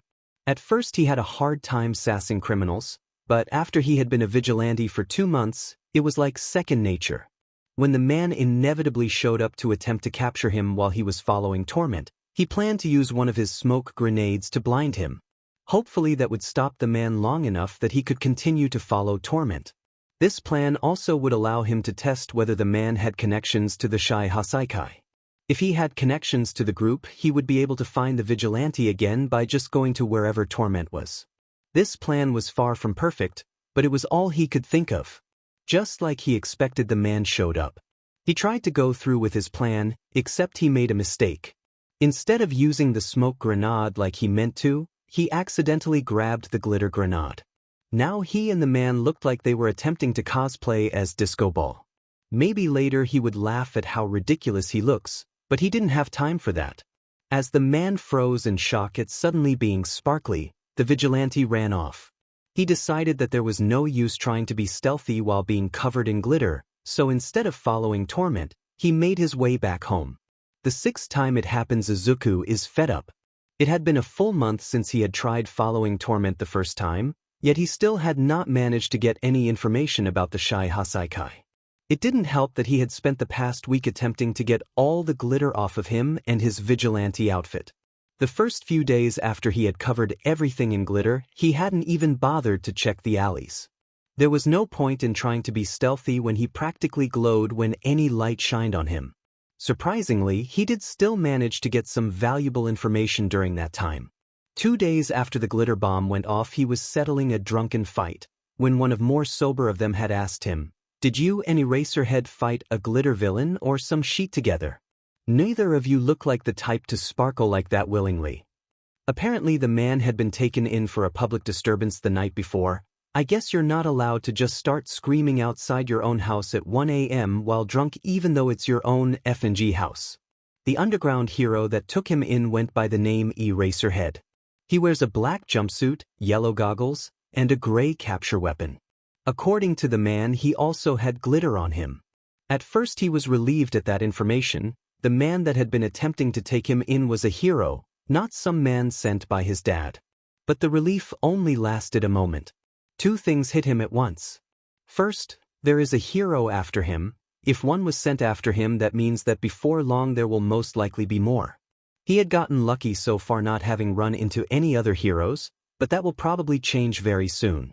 Second, the hero only ever tries to catch him while he is after the Shy Haikai. He wasn't able to test the theory after his mix-up with the grenades, but he has suspected for a while that the man was connected to the Yakuza group.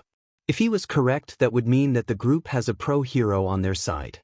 Not only would that be bad news for him, but it would be bad for society in general. He really hoped he was wrong. Now he was faced with his 6th opportunity to follow Torment. He started to follow him, just like he had done the 5 previous times, but that was not his main objective for the night. His actual plan was a lot riskier. He is going to confront Eraserhead. It took a while for Eraserhead to show up. He had been following Torment for at least a half hour before the hero appeared. But as soon as they got close to the alley that the vigilante first had a run-in with the hero, Eraserhead struck. As the cloth shot out towards him, he didn't even bother to dodge. Instead, he grabbed his staff, at its shortest length, in one hand, and a smoke grenade in the other. As the capture weapon wrapped around him, he took a moment to double-check that he was actually holding a smoke grenade. After the glitter fiasco, he had added distinctive textures to each so that he wouldn't make the same mistake twice, but it was good to have visual confirmation. To his surprise, Eraserhead kept him at a distance. He was sure that once he was caught, he would be pulled in closer so that he could be better restrained, but it seems that the hero has no intention of getting within range of his staff. Before the vigilante could say anything, Eraserhead spoke. "Why are you doing this?" Izuku was confused for a second. What did he mean by this? Was he talking about vigilantism in general, going after the Shy Haikai, or something else entirely? Rather than answer him, he asked his own question. Why is an underground hero protecting the Shy Haikai? He was surprised to feel the capture weapon loosen as the hero processed his words. He was even more surprised when the hero didn't answer, but instead just muttered faintly, "What?" Determined, he repeated his question as he freed himself from the weapon. "Why are you protecting the Shy Haikai? You're a hero, you're supposed to be locking up criminals, so why would you work with them? Why would you protect them?" The vigilante watched as the hero's eyes narrowed. The hero and the vigilante stood there for a moment in a silent stare down. Both were holding weapons, but neither had any plans to use them. Slowly, the hero answered, "I'm not." The vigilante exploded, "I call bullshit. What do you mean you're not protecting them? I patrol every single night, but the only time you ever come after me is if I'm following them. Do you expect me to believe that is just a coincidence? I would be more inclined to believe you if you hadn't shown up every single time I tried to tail them. Every time I find Torment, show up and keep me from following him. How can you stand there and say that you aren't protecting them?" He hadn't meant to go off on the hero, but he had reached his breaking point. After the past month of failed reconnaissance, he couldn't handle being lied to. Eraserhead paused for a moment before slowly responding. "After a month of investigating you, we were getting nowhere. There were no patterns to your patrols. You never stayed in one spot long enough for anyone to even catch a glimpse of you. We didn't think that we would have any hope of catching you, and then suddenly there was a pattern. There were some areas that you made sure to be in every night. We weren't sure why you kept going back there, but I began to frequent them. Every night I would check each spot multiple times a night, making sure to not be seen in the area, as to not scare you away. I had noticed that you were following someone, but I was never able to get close enough to tell who they were. I have no connections to the Shy Haikai. I was unaware that they were even in the area. Izuku looked for any sign of a lie, but he couldn't find any. He thought back to all his run-ins with Eraserhead, and sure enough, they all happened at one of the alleys he visited, or at most one street away. The hero had used his own tactic against him, and it had worked. That brought up a question that the vigilante was curious to the answer to. Why are you so intent on catching me? Why are you so intent on following the Shy Haikai? Eraserhead asked instead of answering. Not wanting to give out the whole truth, the vigilante answered, "They are criminals. What they do is illegal." Eraserhead looked him in the eye as he said, "Technically so are you." The vigilante just laughed as he pulled the pin on the smoke grenade, tossing it between them, "But technically I'm not." By the time the smoke cleared, Eraserhead was left standing alone, staring at the spot that Odysseus had left. Somehow, he felt like he knew less about the vigilante than he did before. The weeks following the confrontation went by slowly. Odysseus was making headlines as the vigilante that was everywhere, being involved in incidents all over the city each night. No one could figure out where he could be next. He made sure of it. After hearing how Eraserhead found him, he was careful. He visited the alleyways less. He made sure to never stay in one place for too long, and he kept an eye out for any movement in the shadows. While these new precautions meant that no one could find him, it also meant that he had more difficulty finding the Yakuza. When he started his search, he would visit the alleyways multiple times a night. Now he visited each one once a night.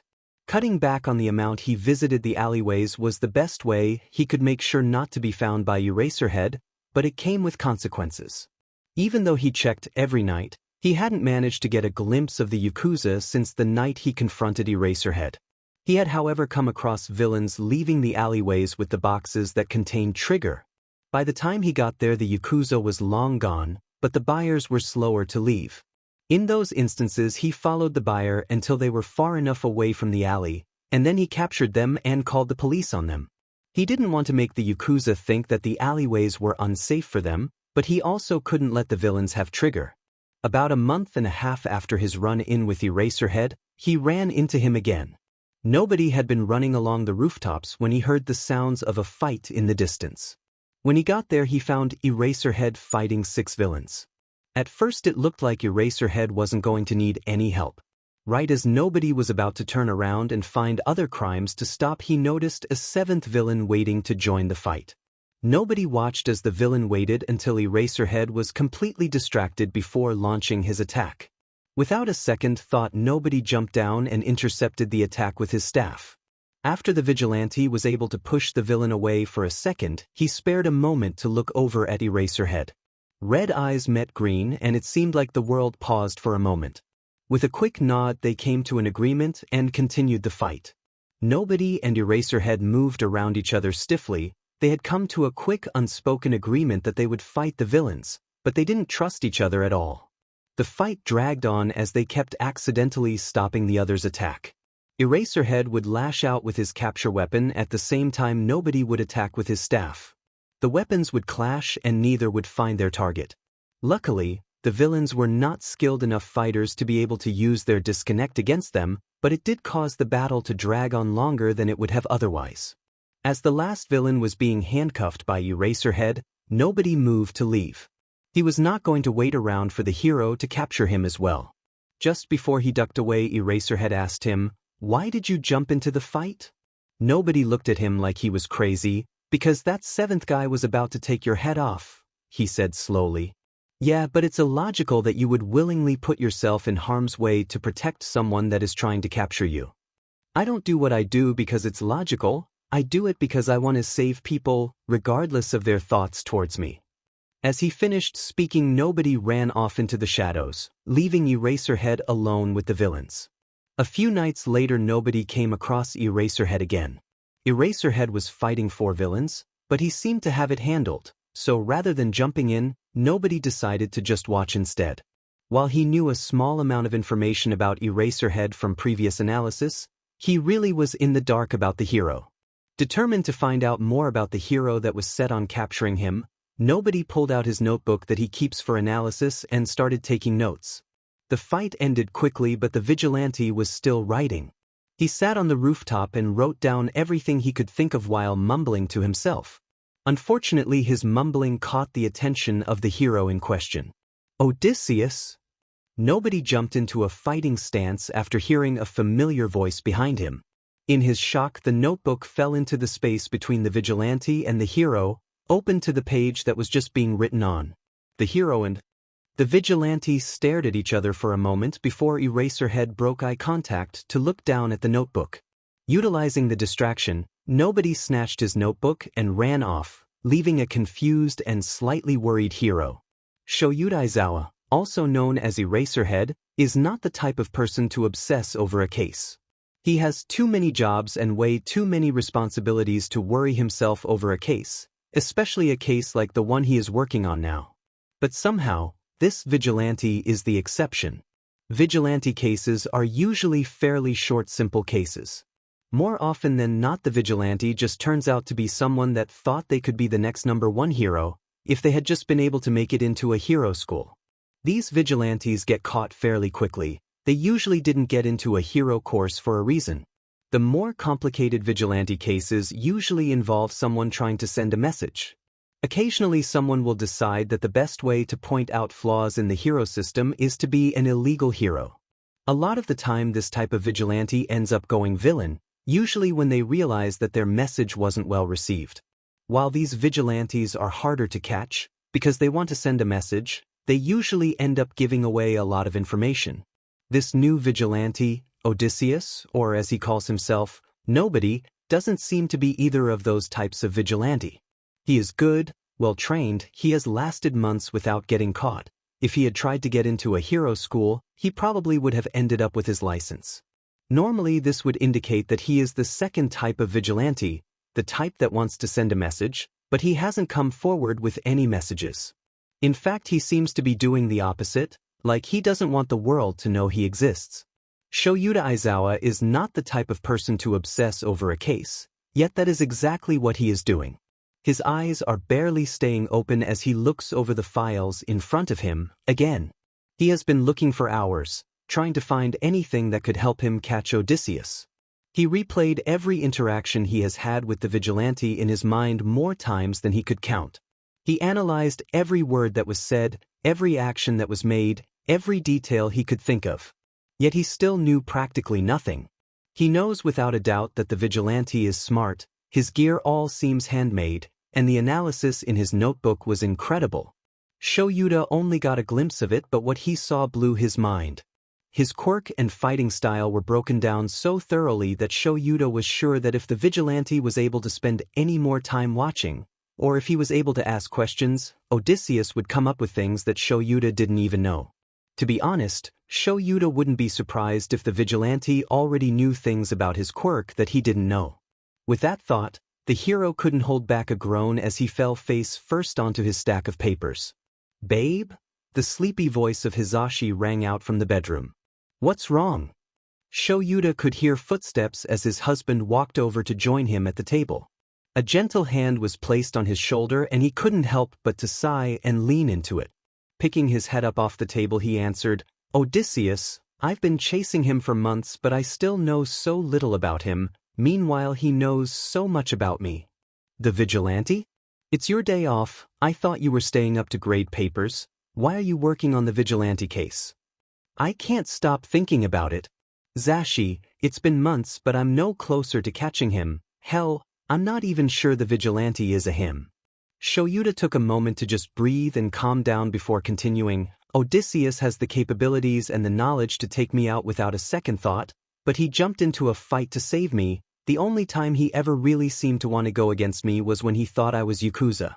I want to believe that he really is just trying to help people like he said, but I'm not that naive."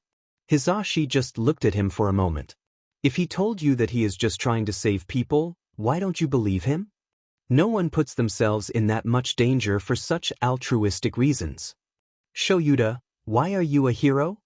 I want to help people that can't help themselves. I want to help make the world a better. Oh. The general idea behind heroes is that we want to help people. Maybe you should think more on why he chooses to help people illegally, even though he is skilled enough to get his license. But he told me he isn't doing anything illegal. Wait, what? He said he was going after the Shy Haikai because they are criminals. When I said that he is a criminal too, he said that technically he is not. Shoyuta groaned before continuing, nothing about him makes sense, we aren't sure what his gender is, we don't know his quirk, we don't know his motives. The only thing we know is that he is going after the Shy Haikai. Maybe start by looking into the Shy Haikai, maybe he has a history with them or something. If he is so intent on taking them down, it probably is for a personal reason. Shoyuta brightened at his husband's logic. Of course. Thank you, Hizashi. Shoyuta gave his husband a quick peck on the cheek before moving towards his computer, ready to start his research. Not so fast. Hizashi moved the computer away from him. It's too early in the morning for this. You can research tomorrow. Right now we are going to bed. Shoyuta huffed in annoyance, but he didn't argue. Who was he to turn down sleep? Nobody's next noteworthy encounter with Eraserhead was only a few days after he had last seen him. The day started off normally. His most recent project that he had been working on was going well. He was focusing on making a multi-gun. Originally the idea had been to just make a normal gun, but he didn't want his only option to be to cause serious damage, so that idea was scrapped. He also thought of making a gun that would shoot rubber bullets or beanbags, something that could incapacitate without fatal injury. But that wouldn't be effective against every quirk. After some brainstorming, he decided why not make a gun that could fire both, plus whatever else he could come up with. He came up with a design that was similar to a revolver, but each chamber held different types of ammunition. So far the gun works consistently with rubber bullets, normal bullets, and tranquilizer darts. He is working on adding explosives, a taser, and nitrogen capsules. He put on his vigilante getup and went out patrolling at his usual time, and for the first 5 minutes it seemed like it was going to be a normal night. However, 5 minutes in at exactly the same time he heard screams for help from at least 5 different places at once. The night was spent racing from horrific crime to horrific crime, doing what he could to help the victims and stop the villains. It hadn't taken him long to figure out what was happening, but knowing why the crimes were all happening at once was not helpful to stopping them. It was a tradition in the local gang. For initiation, each member must commit at least one violent crime. Every year the gang plans it so that all the new members are initiated at once. The idea behind this is that the heroes who were patrolling couldn't be everywhere at once. They change which night to hold the initiation every year so law enforcement can't prepare for it, but it always makes the news as a night of bloodshed and pain, and somehow nobody forgot all about it. This year also seemed to be worse than usual, which, with a feeling of dread in his stomach, nobody realized was because of him. With the vigilante around it became harder for individual criminals to operate, so they all flocked to the nearby gangs. It happened in every place that a hero or vigilante showed up. Most gangs, however, don't have initiation night, so there isn't usually such obvious backlash from the hero or vigilante arriving. Nobody ran from crime scene to crime scene, slowing down slightly after each. Usually he had no problem running around all night, but the high level of crime was slowing him down faster than he was used to. Luckily after a few hours the crimes slowed, the initiation was ending, but it wasn't over yet. Nobody knew from the news in prior years that the end of the night is always the worst. In the beginning of the night each new member is supposed to go out individually, but as some are captured they tend to group up. By the end of the night the whole gang groups up and goes on a rampage. At that point there are usually no civilians out, they had either already been attacked, or they had realized what night it was and had gone inside. For the final rampage the gang usually finds an apartment building and absolutely destroys it. In the past few years, there have been no survivors. Nobody had no intention of letting that happen tonight. As the night was coming to a close nobody kept a close eye on the area, ready to jump into action at the slightest hint of the gang. After how crazy the night had been, the silence on the streets was unnerving. Nobody ran across the rooftops, hoping that he could find the gang before it was too late to stop them. In the distance he heard a shout, so he ran toward it faster than he had ever run before. As he got closer, he slowed down a bit to get a better idea of what he was running into. Sure enough, he had found the gang, but instead of trying to take down an apartment building like they had done in past years, he found them trying to take down a hero. Not just any hero either, they were trying to take out Eraserhead. Eraserhead was fighting hard and taking out many of the gangsters, but his style of fighting was not great for long drawn-out group battles, and he was slowly being overtaken. Without a thought, nobody jumped into the fray. It took a moment for Eraserhead to register that nobody was helping him, but he couldn't hide the relief on his face when he realized that he was no longer fighting alone. "Eraserhead, please tell me you called for backup." Nobody shouted over the fight. The vigilante normally wouldn't want any more heroes to show up, but any help would be appreciated at the moment. This fight was not going to be an easy one. "I tried, but no one is available." Nobody could barely hear the returning yell before it was drowned out by the many gangsters they were fighting. Unlike the first time that Eraserhead and nobody fought together, they worked together well. Faced with as many opponents as they were, they had no choice but to trust each other. They knew that they had to watch each other's backs, because the only way they were going to get out of this was together. Together they knocked out a good amount of their attackers, but more kept coming. Their movements slowed as they tired. Both of them had been running around all night before ending up in this brawl. It was because of his tiredness that nobody allowed a gangster to get a good hit on him. He saw the fist coming towards his face, but he was too tired to dodge. The fist connected with his mask almost in slow motion. The mask shattered and nobody fell to the ground. He used his position on the ground to his advantage, knocking his attacker off his feet before getting back up. Realizing that his mask was now more of a liability in battle, he ripped off what remained of it and threw it aside. Still paranoid about being recognized, he quickly pulled out a fabric mask that he carried around everywhere with him and got back to fighting. The next time Eraserhead caught a glimpse of him, nobody noticed that his eyes widened while looking at the fabric on his face, but the vigilante didn't have time to think more about that. They still had what seemed to be a never-ending stream of attackers. The fight continued for a while and nobody thought for a moment that they might get out of it fine. Of course that moment had to end. There were only about 10 gangsters left in fighting condition, all the rest were either knocked out or restrained in some way. However, the 10 that were left seemed to be the most dangerous, and the hero and the vigilante were tired. It was a miracle that they were even still able to fight. The gangsters attacked relentlessly until Eraserhead fell. Nobody didn't see what had happened, he was too involved with fighting for his own life, but he heard the gasp that Eraserhead let out, and he knew that it couldn't be good. Turning towards the hero, he couldn't help but let out a shout, "Eraserhead!" The hero was bleeding from a stomach wound. He had been stabbed by the quirk of one of the gangsters. Nobody used the last of his energy to run toward the fallen hero. Forgetting about their attackers, he put pressure on the wound, hoping the hero wouldn't bleed out. He only remembered that the gangsters were there when he had to duck to avoid the kick that was aimed for his head. Panicked, he pulled out the multigun and started firing at the gangsters, without even looking to see what rounds he was shooting. Hadn't planned on bringing the gun with him, but he had grabbed it at the last second as he was leaving for his patrol. Being unfinished, it only had 3 types of ammunition that worked so far, and while it was shooting consistently, nobody still didn't trust it enough to use in battle. Because it was made out of trash, he wasn't sure how well it would hold up, and he planned to put it through rigorous testing before ever using it. Grabbing it had been impulsive, but as he knelt on the ground over Eraserhead, putting pressure on his wound while shooting the gangsters with his other hand, he was so glad he had grabbed it. The gangsters fell one by one, but nobody barely noticed. He just kept shooting. It was only after the last gangster fell that he dared to pay full attention to the hero he was kneeling over. To his surprise, Eraserhead was still conscious. Knowing that this injury was something far beyond what he could help with, nobody took out his phone and called for an ambulance. Unfortunately, he found that all the ambulances were busy. They didn't expect one to make it to him within the next 20 minutes. Even mentioning that he had an injured pro hero didn't speed up the amount of time. Eraserhead, "Hey, Eraserhead." By this point, Eraserhead was drifting in and out of consciousness.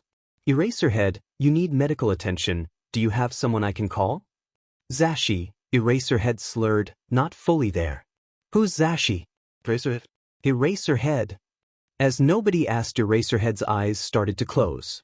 Zashi. Eraserhead slurred again as his arm moved, knocking his phone onto the floor.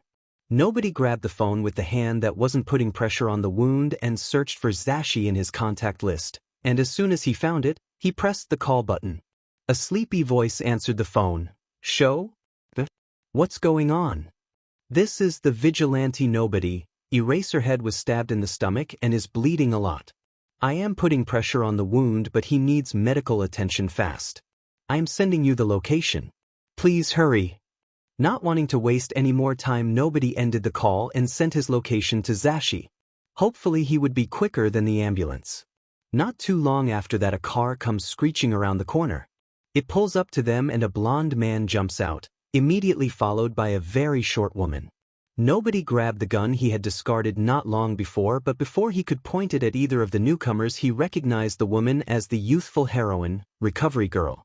A moment later, he got the answer to who the blonde man was when he screamed as soon as he saw the bloody hero.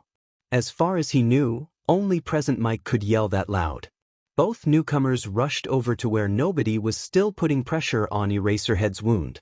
Recovery Girl did not waste a moment, planting a kiss on Eraserhead as soon as she was close enough. Nobody was a bit unsettled feeling the wound under his hand close, but he was grateful for it nonetheless. Realizing that he was no longer needed there, Nobody moved to leave. He didn't get far before he felt the familiar feeling of Eraserhead's capture weapon wrap around his wrist. He looked back to see Eraserhead sitting up between Recovery Girl and Present Mike. All three of them were looking at him.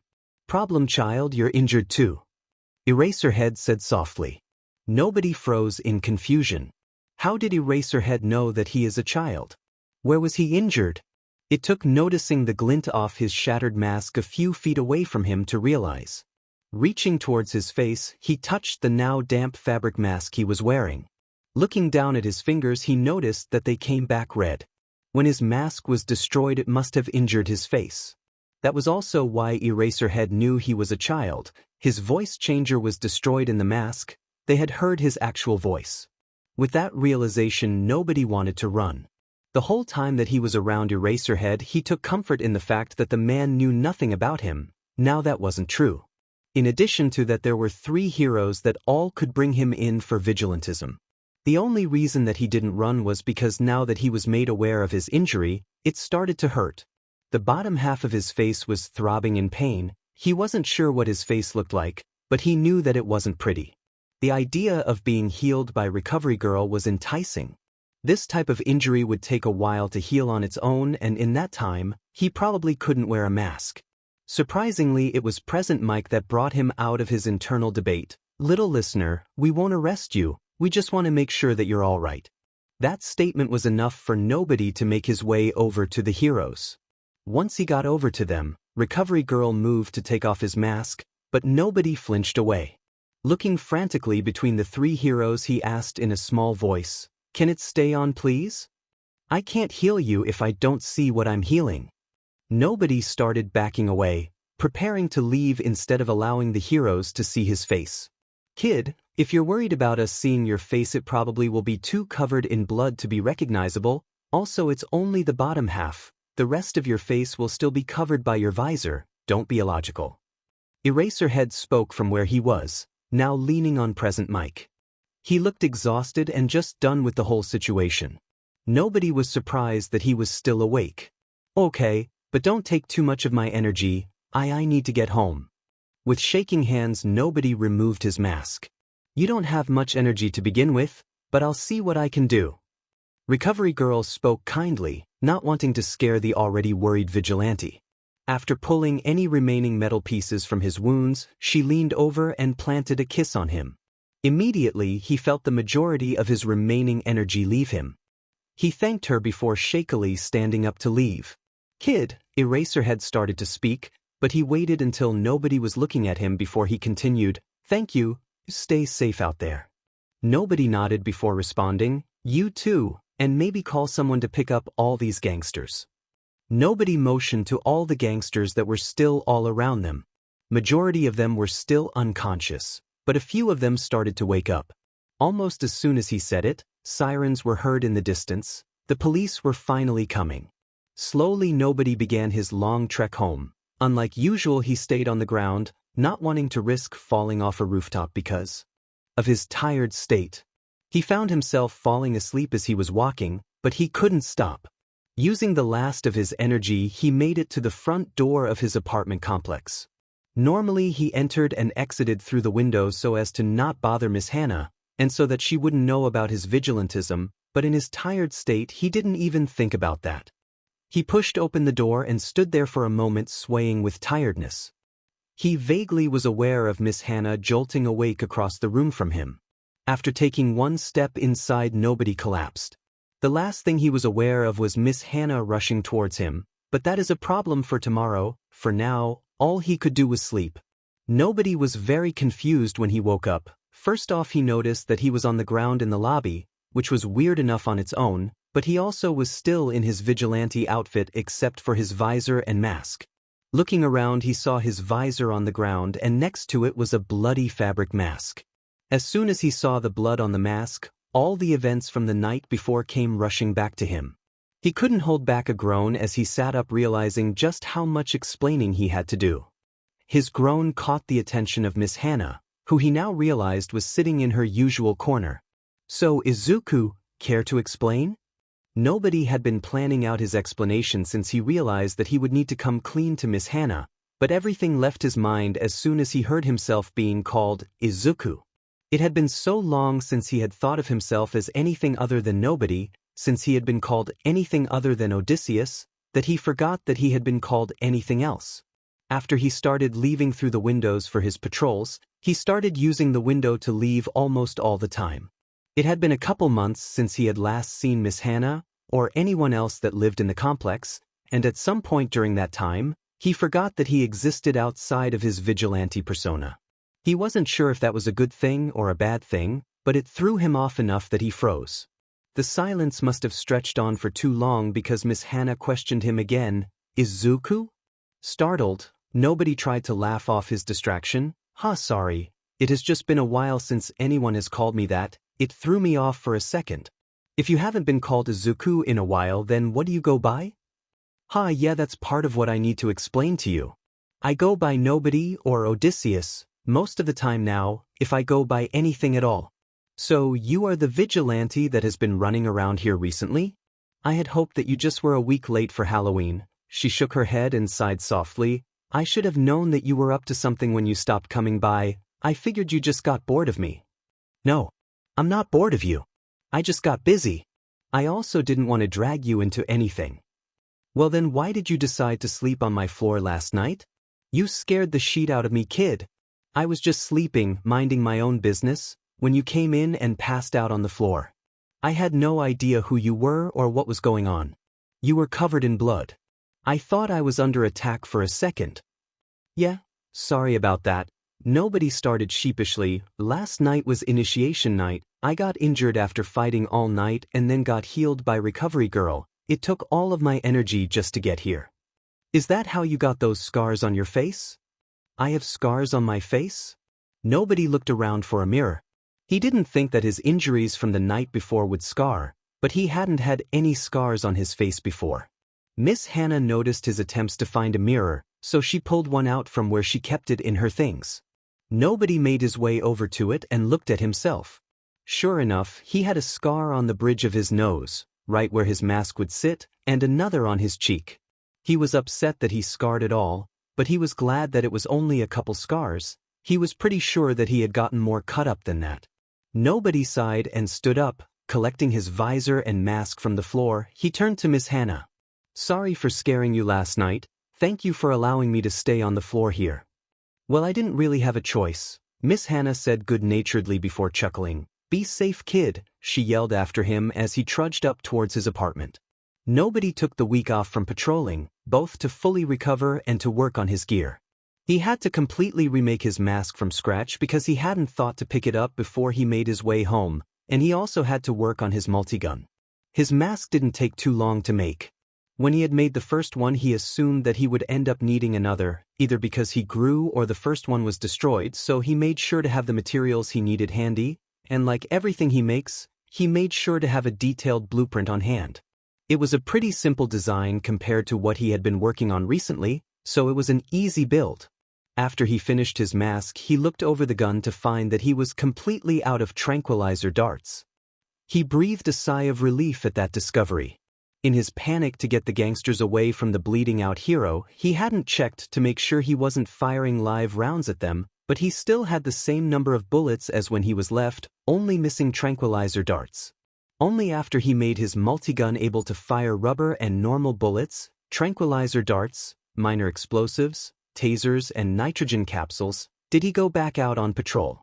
His first night back he took it easy. He slowed down and even took breaks occasionally. Even after a week of resting, he still felt quite a bit more tired than he usually would be. It was during one of his breaks that he came across Eraserhead, or rather, Eraserhead came across him. Nobody was sitting on a rooftop, overlooking the lights of the city, enjoying the breeze, when he felt a presence behind him. He jumped up, ready to fight or flee, when Eraserhead stepped out from the shadows. "Kid, I'm not gonna arrest you, I just want to talk." Eraserhead sounded tired as he walked forward with his hands up, moving to sit on the edge of the rooftop, about 5 feet from the spot that nobody had claimed. Nobody moved to sit back down and look over the city again, but he kept track of the hero from the corner of his eye. After a while of silence, nobody finally spoke. "So were we gonna talk, or did you really just want to enjoy the view?" Eraserhead sighed and looked out over the city before he finally spoke. "Thank you. You saved my life the other night. You could have just left me there, it would have been more logical for you to just leave me there, but you risked being caught to make sure I was okay." "Of course I did, I've told you before, I just want to help people." "But why? You're a kid, you should be worried about whatever you teenagers are worried about these days, not saving people." "Teenager? How'd you get to that conclusion? From your voice you are obviously young, but there is no way that anyone younger than a teenager would be able to be as effective a vigilante as you are." You think I'm effective?" Nobody didn't want to give away his actual age, and Eraserhead thinking he is older helps hide his identity, so instead of reacting to the age part of the statement he focused on the other part. "Kid, you fought an entire gang that night and won. By the way, what did you knock the last few guys out with? The police are still trying to figure it out." "Oh, I'm just a mild tranquilizer, I might have shot them more than once though, I was a bit distracted." "Problem child," Eraserhead huffed. They sat in silence for a long time, watching the city beneath them. Nobody doubted that Eraserhead was going to say anything else, but he enjoyed the silent company. Because of that, he was not expecting it when Eraserhead spoke. "Why Odysseus? You could have come up with a million things to go by, but you chose Odysseus." Hiding his surprise at the sudden question, nobody answered. "I didn't choose Odysseus, I'm not sure who did, I call myself Nobody." "Why Nobody then? That makes even less sense than Odysseus." Nobody thought for a moment before answering. "If you don't matter to anybody, can you really be considered somebody?" He sighed before continuing. "I may have been someone once, but I haven't been anyone for a while now." They let the silence hang for a moment. But Eraserhead's curiosity wasn't satisfied. "Does the Shy Haikai have anything to do with that?" Nobody looked surprised for a moment that Eraserhead made the connection, but he hid it quickly and answered nonchalantly, "They were the catalyst for it." Eraserhead sighed. "Kid, I don't know what happened to you, but I do know that you are somebody, and you are important. Whatever happened with the Shy Haikai doesn't change that." "Maybe, maybe not, either way. The Shy Haikai shouldn't be allowed to exist any longer. I can't argue with you on that, but it's too big of a job for a single vigilante to take on. You will just end up getting yourself killed." "Then help me." Eraserhead turned to look at Nobody fully for the first time the whole conversation. Casually Nobody turned to look back at him. "I'm not going to stop going after them, but you're right, I can't take them down alone, so please, help me." Eraserhead stared at him for a moment before sighing and turning back towards the city. "Fine, meet back here tomorrow night with whatever information that you have, I'll see what I can find out from the police." As soon as he finished talking, Eraserhead turned back towards Nobody, only to find an empty space. Eraserhead looked up to find Nobody on another roof nearby. "See you tomorrow, Eraser." Nobody yelled with a wave before disappearing in the distance. Nobody spent the entire day planning for his meeting to share information with Eraserhead. He pooled together all the information he had and did some last-minute research to see if he could find anything else. He was hopeful. The case he has been working on almost since his start might finally go somewhere after tonight. Even if it turns out that Eraserhead doesn't have any more information, nobody would be able to follow the Shy Haikai without worrying about getting arrested. By the time evening came, nobody had hyped himself up so much that he couldn't help but to leave early. Along the way to the roof where he had been told to meet Eraserhead, he came across a couple small skirmishes.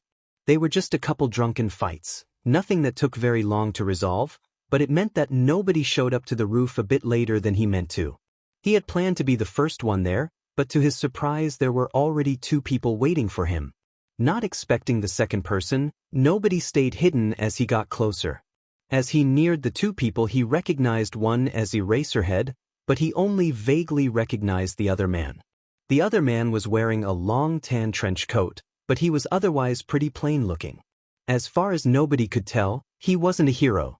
Readying himself to run, he called out to Eraserhead, "I wasn't aware you were bringing a friend." Eraserhead, to his credit, did look apologetic at that. He insisted once I told him what we were doing.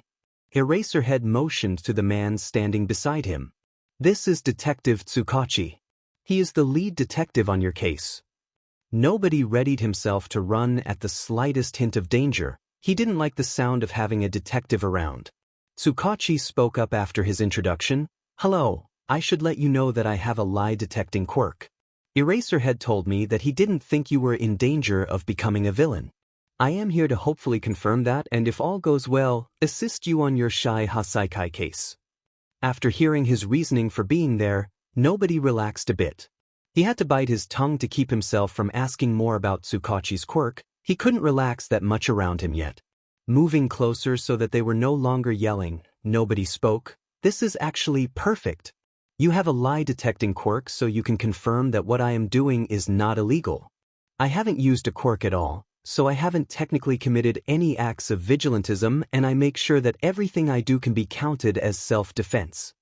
The more nobody spoke, the more shocked Tsukachi looked. By the time that nobody had finished talking, the detective looked astonished. That was all true." "Well, of course it was. Why would I lie?" "Problem child," Eraserhead groaned. "If you had said this from the beginning it would have saved a lot of time trying to catch you." "Yeah, but would you have believed me?" Eraserhead groaned again. "Probably not." "Well then there really was no point in me telling you earlier." Tsukachi finally got over his shock to interrupt whatever comeback Eraserhead was going about to say. "Alright, since you aren't technically doing anything illegal, why don't we all get on the same page about the Shy Haikai?" Tsukachi couldn't help but continue talking under his breath. "Although if this isn't at all illegal, why did we have to have this meeting on a roof? An office is a perfectly reasonable place to have a meeting." Nobody laughed. "We'll keep that in mind for next time, detective." Gathering the papers that he brought with him, nobody took on a more serious tone. "I have been able to find out some information, but I would bet that you have more, so why don't you start us off?" The 3 of them sat on the roof and began to look over the information that Tsukachi and Eraserhead had been able to find. The Shy Haikai was led by a man known only as the Boss until a few years ago.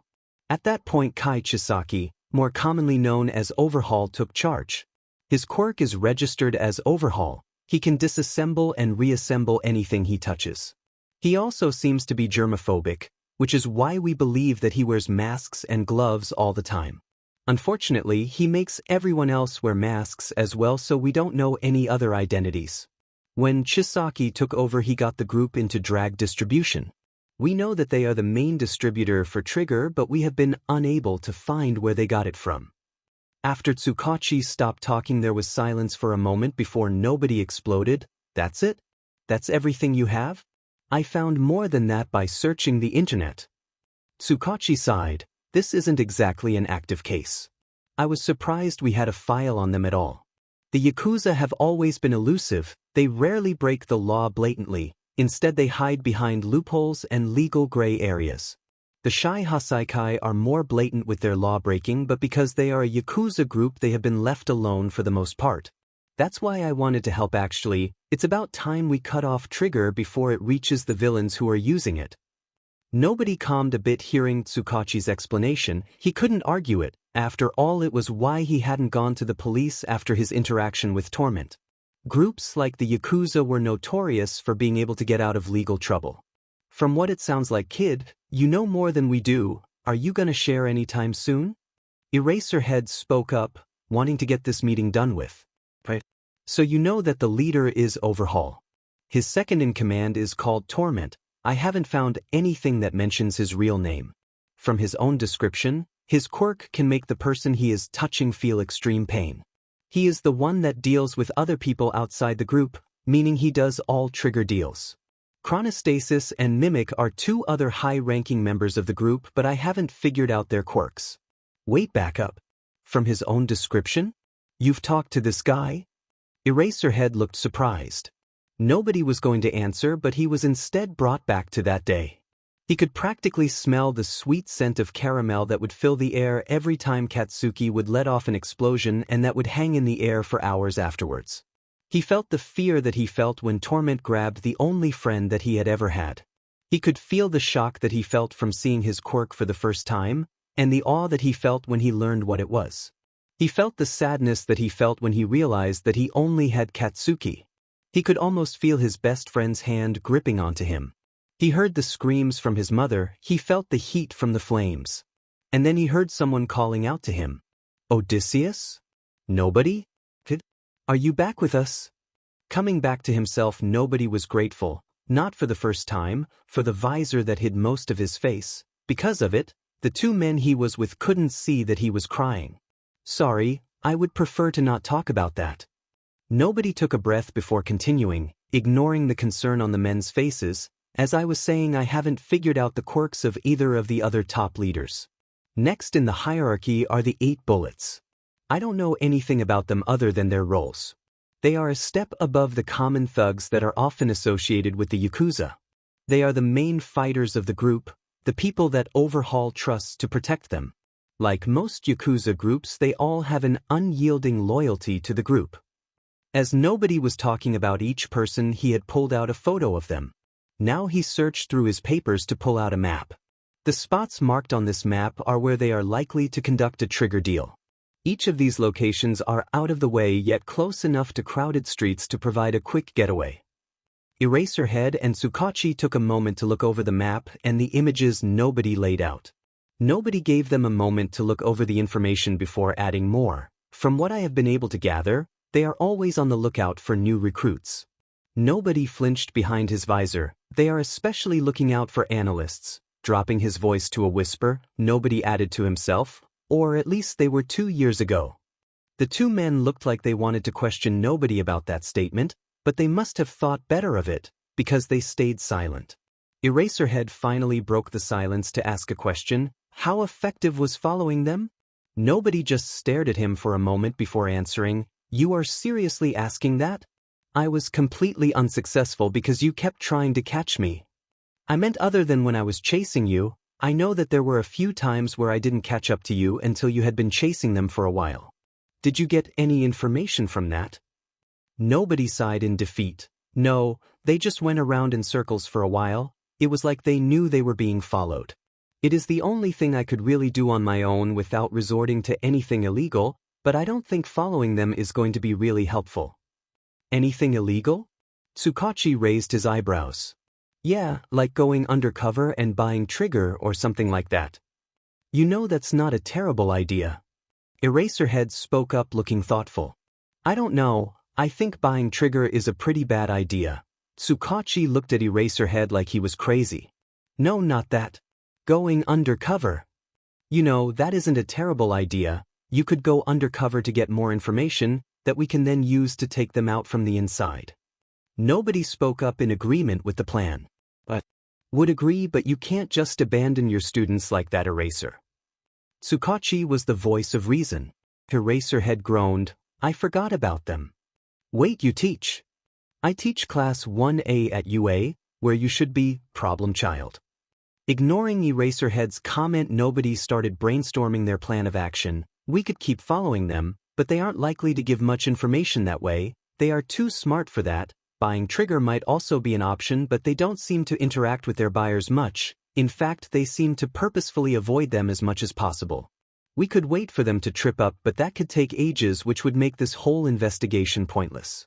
The only other options would be Tsukachi or I to go undercover. Tsukachi could be really effective undercover because of his quirk, but his quirk could also make him useless undercover. I don't know how exactly his quirk works, but most lie detecting quirks also make it difficult for the user to lie. If that is the case, then he would be a liability undercover. Kid, slow down. Nobody was pulled out of his mumbling by Eraserhead. You were right though, I can't lie. I would be useless undercover. Tsukachi paused for a moment before speaking again. That leaves you Odysseus. If you want to take the Shy Haikai down, I don't see any other way than you going undercover. Tsukachi was immediately met with protests. We are not sending a kid undercover. That is a terrible idea. If they recognize me, I am dead. Nobody's comment caught the attention of both of the men. They know who you are? Both men questioned at once. With a sigh, nobody explained. They know of me. I'm not going to explain my past, but just know that nothing ends well if they figure out who I am. Well, kid, I don't know what to tell you. We don't really have any more options. This case isn't going to go anywhere without more information, and we have no way of getting any more information without someone infiltrating the group itself. Tsukachi looked resigned to the fact that the case wouldn't be going anywhere. He had gotten his hopes up that something would be done about the trigger dealers, but there wasn't anything that could really be done. It might be the only idea we have, but I don't like the thought of sending a kid undercover, especially if he really is in as much danger as he said he is. Eraserhead was decisive with his decision. Nobody thought for a moment. If I could just be sure that they wouldn't recognize me, it wouldn't be a bad idea. I already spend a lot of time analyzing, so I could easily have an in as an analyst. I could dye my hair and I would already be wearing a mask because everyone there wears one. I would just have to worry about making my eyes and the rest of my face unrecognizable. I could use color contacts, but those will be hard to come by. They are expensive and I doubt I could make them out of trash. I could use makeup to hide the rest of my face. Maybe. You are not wearing trash contacts. Problem child, Eraserhead spoke up. Nobody looked up at the detective and the hero. Well, if I am going to go undercover, I need something. I thought we just agreed that you weren't going undercover. Tsukachi looked confused. If my choices are either to go undercover and have a chance to take down the Shy Haikai, or give up, there is no way I would choose to give up. Nobody looked between the two men, determined. After a moment of silence, Tsukachi spoke. Well, I guess I should look into some color contacts. What color do you want? Brown would be good, I think. Eraserhead looked between the other two. Problem child, are you sure that this is what you want to do? I told you before that I'm not going to stop going after them. If this is what I have to do, then yeah, I'm sure. The meeting didn't last long after that. Nobody handed off the papers that he had brought with him to the detective. He had copies of all of it anyway. Tsukachi had offered him the file that he had brought with him, but there wasn't anything in it that nobody didn't already know, so he refused it. All three of them spent the rest of the night in thought. Eraserhead and Tsukachi wondered what exactly had happened to the vigilante to cause him to go after the Shy Haikai so adamantly, while nobody spent the night thinking of how he would disguise himself. Only nobody's thought process got him anywhere. Kiyoshi Yamaguchi is an inconspicuous girl in her early 20s. She has never cared too much about her looks, instead focusing on practicality. She keeps her brown hair up in a ponytail all the time so it wouldn't get in the way. She wears minimal makeup, mostly just to hide the dark circles under her dark brown eyes. Paranoid about diseases, she never removes her face mask. To anyone she would pass on the street, she was unremarkable. Her intellect, however, was a different story. She was born with a love of learning, and a quirk that allowed her to understand a person's quirk after seeing them use it once. She took full advantage of her quirk and got a degree in biology, focusing on quirk genetics. She attempted to go for her doctorate in the subject, however, right as she was about to have a major breakthrough, her funding was cut, and she was kicked out of the program. She had tried to find a job that would allow her to continue to study quirks, but being kicked out of the program had blacklisted her from the field. She managed to get a retail job to pay the bills, but she was not satisfied in the slightest.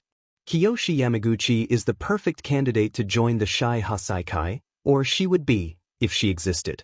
In 1 week nobody was able to transform himself to become her, and create a solid enough backstory that it wouldn't be possible to tell that she wasn't real, no matter how deep anyone looked.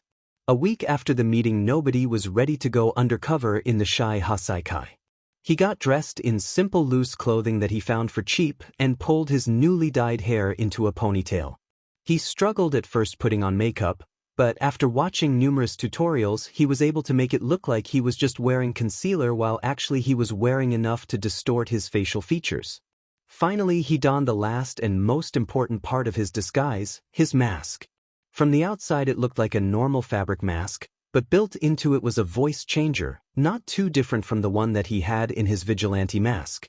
Unlike his other mask that just made his voice sound more robotic, it made sure that this mask sounded like a woman's voice. The first time he wore it he surprised himself with how realistic it sounded. Once he was ready he made his way to the roof that they had their meeting on. Nobody was not surprised to find Eraserhead and Tsukachi already there waiting for him. They had exchanged numbers after their last meeting so they could all stay updated about everything regarding the case. Nobody had shared that he had been able to create a cover for himself, but he hadn't wanted to spoil the surprise, so he didn't let them know anything more than that. "Hey guys, how do I look?" Nobody asked as he walked up to the two surprised men. "I thought you said that Odysseus is a teenage boy, not a young woman." Tsukachi hissed to the surprised Eraserhead. Eraserhead ignored him and instead spoke to Nobody. "That's not your voice." "Well duh." Nobody reached into his mask to flip a small switch. When he spoke again it was his real voice that was heard. "My real voice would kinda ruin the whole thing." Not wanting to risk anything, Nobody reached back into his mask to flip the switch again. Eraserhead just sighed and shook his head. "Problem child." Tsukachi stared at Nobody for a bit longer before shaking his head as well. Nobody spoke again when neither of the men said anything. "Okay, I don't have much time, the meeting is going to be in about an hour. I'll try and keep you updated but that might not be the most realistic. You are not going no contact while undercover." Eraserhead didn't let Nobody finish before voicing his dissent. "If you would let me finish you would know that that's not the plan." Nobody tossed Eraserhead and Tsukachi each a little black device. It was about the size and shape of a bottle cap, with a button and a light on one side. The other side had a slider with 3 words written next to it: light, vibrate, and beep. After examining the device both men looked at Nobody, clearly questioning what he had just handed to them. Nobody held up an identical device and started to explain, "These are rudimentary communicators. They only connect to each other but they are discreet and simple enough that they can be used to request immediate aid. If you press the button once it sends a signal to the other 2 communicators. They either light up, vibrate, or beep based on whichever setting it is set on. The light color and length of beep or vibration is based on who presses the button. Pressing my button will cause your communicators to light up green or vibrate or beep for the shortest time. Eraserhead's button will have the second shortest beep and vibration or will light up yellow. Tsukachi's is the longest and blue." Tsukachi looked at the device in his hand. "I don't see how this does anything but give you a way to annoy us." "That's because I'm not done explaining it. Pressing the button once doesn't mean much. I figured it would be more of a way to just check in, let you guys know that I'm still alive if I can't text you while undercover. Pressing the button twice within a minute of each other would let you know that everything is not okay but I have it handled. Pressing it any more than twice within a minute would let you know that I need immediate backup, and my location would be sent to your phone automatically. If you designed these specifically so you can check in with us or ask for backup, why do ours have buttons too?" Eraserhead looked at Nobody in confusion. "That was my original thought, but I figured that if this goes well then hopefully this wouldn't be the end of our collaboration. A device like this could have helped a lot on initiation night." Eraserhead looked at him for a moment before moving on. "Would it jeopardize your cover if we were to press the button?" "No, I plan on having it set to vibrate in my pocket the whole time. I made sure that the vibrate setting would be completely silent." "Good, if Tsukachi or I press our buttons once, we expect you to press your button within a few minutes. If you don't respond, we will start heading to your last known location. Sounds good, Eraserhead. Nobody stopped to look at his watch for a moment. I gotta head out, my meeting is in just a few minutes. Stay safe, problem child. Nobody didn't answer as he ran off the roof, leaving the hero and the detective watching after him. The meeting that he was going to had been set up after he decided to go undercover.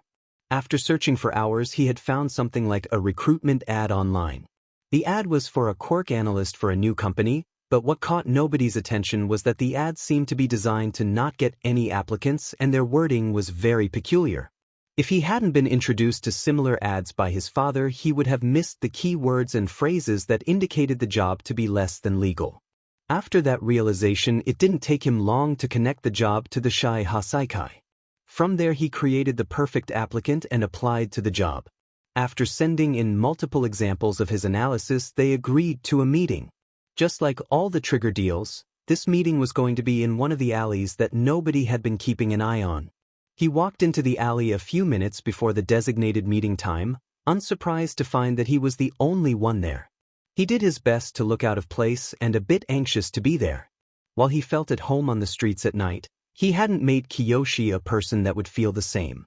At exactly the designated meeting time, Torment walked out of the shadows.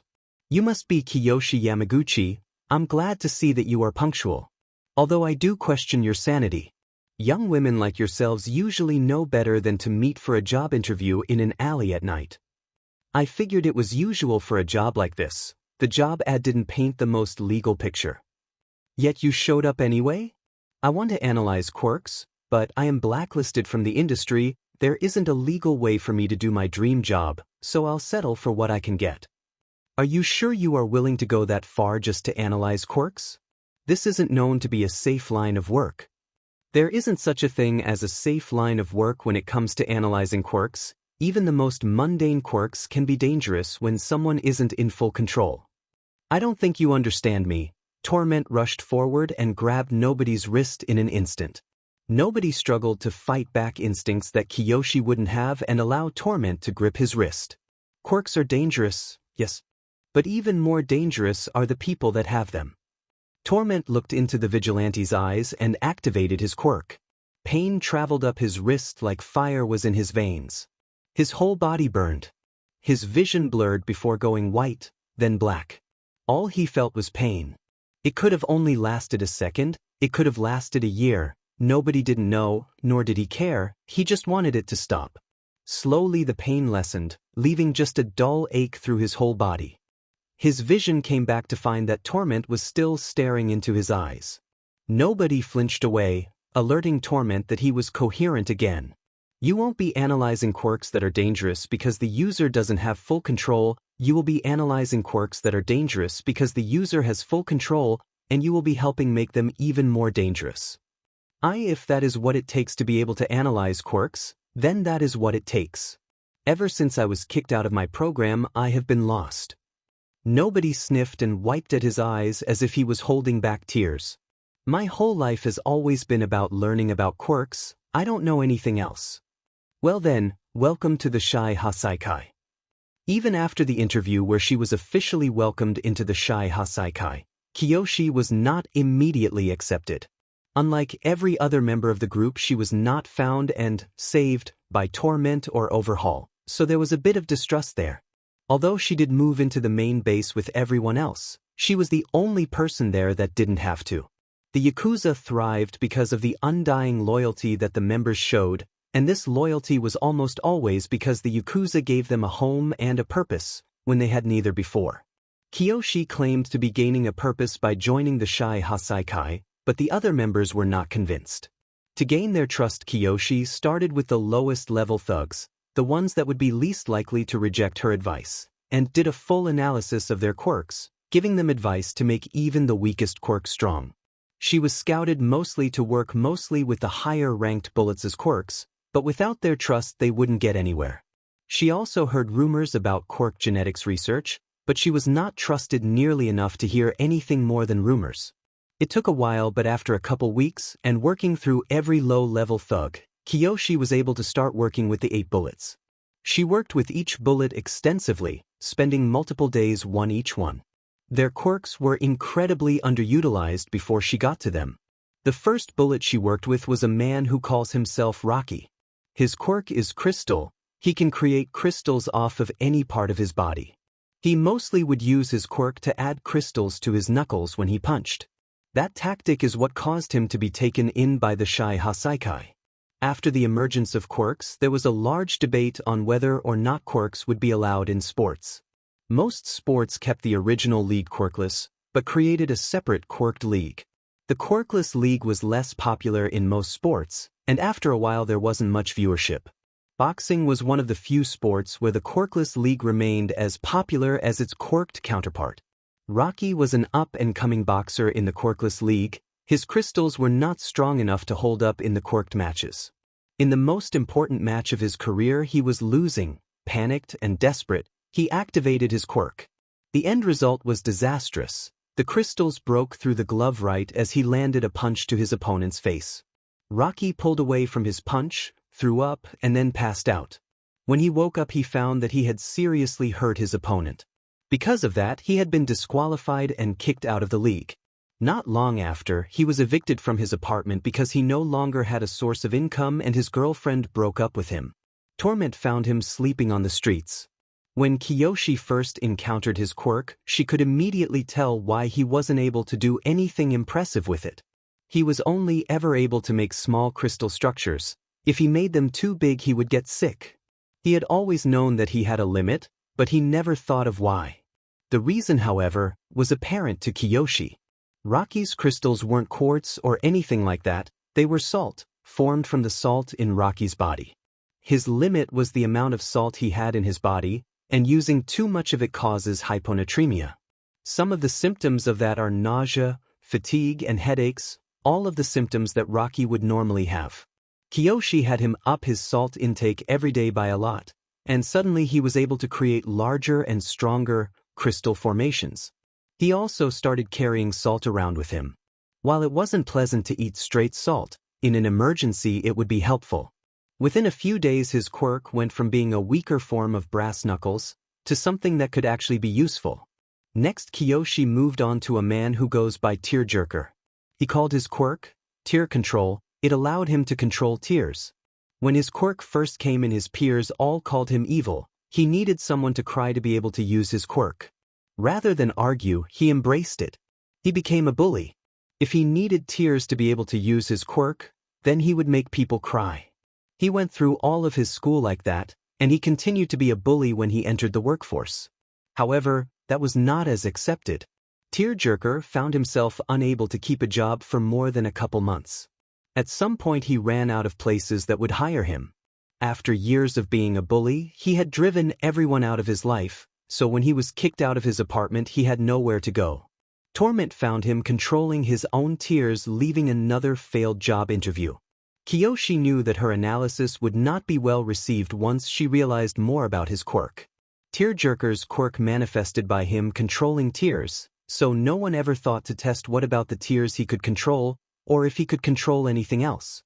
If he had thought more critically about his quirk, or if he had a competent quirk specialist when he was younger, it would have been obvious that he doesn't control tears, he controls salt water. She was right. Tearjerker was upset when he realized that he could have been controlling any salt water all along. His weak quirk wasn't actually as weak as he had thought. Cursing the fact that it had taken so long to figure out his quirk, Tearjerker threw himself into training his newfound abilities. Through training and more tests, they were able to figure out that the more salt that was in the water, the easier it would be for him to control. This led to the obvious conclusion of teaming Tearjerker up with Rocky. With both of their quirks relying on salt, it made sense for them to work together. Moving on to the next bullet, Kiyoshi worked with Needlepoint. Up until Kiyoshi was recruited, Needlepoint had been the only girl in the Shy Haikai. She didn't mind too much usually, but it separated her from everyone else. However, she still fit in better here than she did anywhere else she had been. Needlepoint had been born into a very high-class family. She was expected to act and look a certain way at all times. Her quirk made that a bit difficult. Her quirk is called Needle Hair. Needlepoint is able to shoot her hair as needles off of her head. This meant her hair was naturally metallic and incredibly straight, sticking out like spines on a porcupine, not lending to what her family thought a proper daughter should look like. She also, like most people, wanted to use her quirk. This also did not fit into her family's idea of a proper daughter. Proper daughters should not shoot needles at anything, they should not want to shoot anything at all. They don't want to practice their aim. They don't want to spar.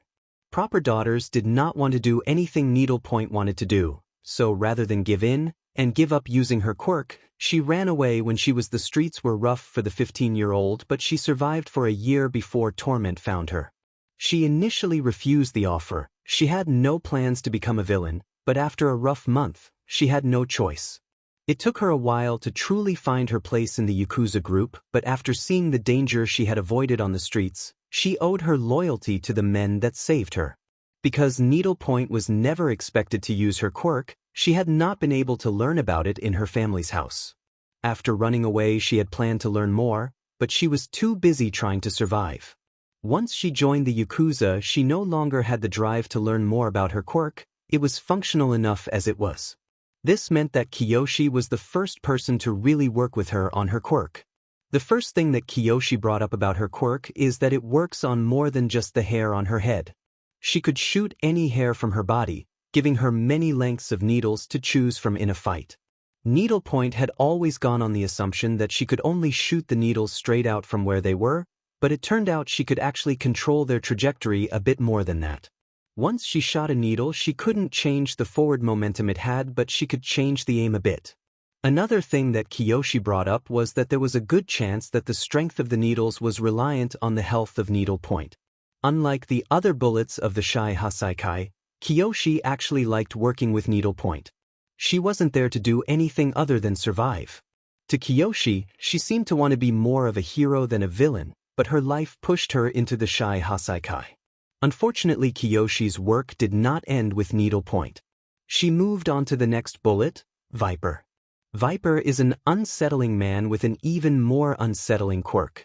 He called it snake bones. He could force his bones out of his body where they would turn into snakes. He has complete control over the snakes, including what type of snake his bones turn into. To regain his bones, he can call the snake back into his body. If the snake is destroyed, the bone will slowly and painfully regrow. Viper knew that his quirk was creepy, and he capitalized on that. He was a loner whose main source of entertainment was scaring anyone who made the mistake of approaching him. Due to that, he was left alone, just how he liked it.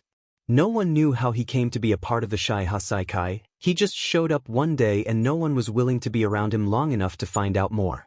If it was up to Kiyoshi, she wouldn't work with him at all, or at least she would work with him last, but she had no choice on the matter. He had a pretty good understanding of how to use his quirk, but he didn't utilize it to its full potential. He mostly used his quirk to intimidate, choosing to use the scariest-looking snakes, rather than ones that would have traits that would help him. Kiyoshi pushed him to put more thought into the snakes his bones would become. He could find a snake that had better eyesight or vision and use it for reconnaissance. She also pushed him to use different bones. He could use any bone in his body, but he would most often use his fingers. While this did make sense and work well, by using other bones in his body he would open himself up to different options. Not wanting to spend much time with Viper, she rushed through her analysis. Before long she was moving on to the next bullet. The next bullet goes by Recluse. He is also creepy, although he is much more sociable than Viper. His quirk allows him to create thread from the tips of his fingers, not unlike a spider. This is paired with some spider-like mutations. He has 8 eyes and his whole body is covered in a layer of hair, just like a spider. His history is not unlike most people with obvious mutations. He wasn't accepted anywhere he went until he joined the Shy Haikai.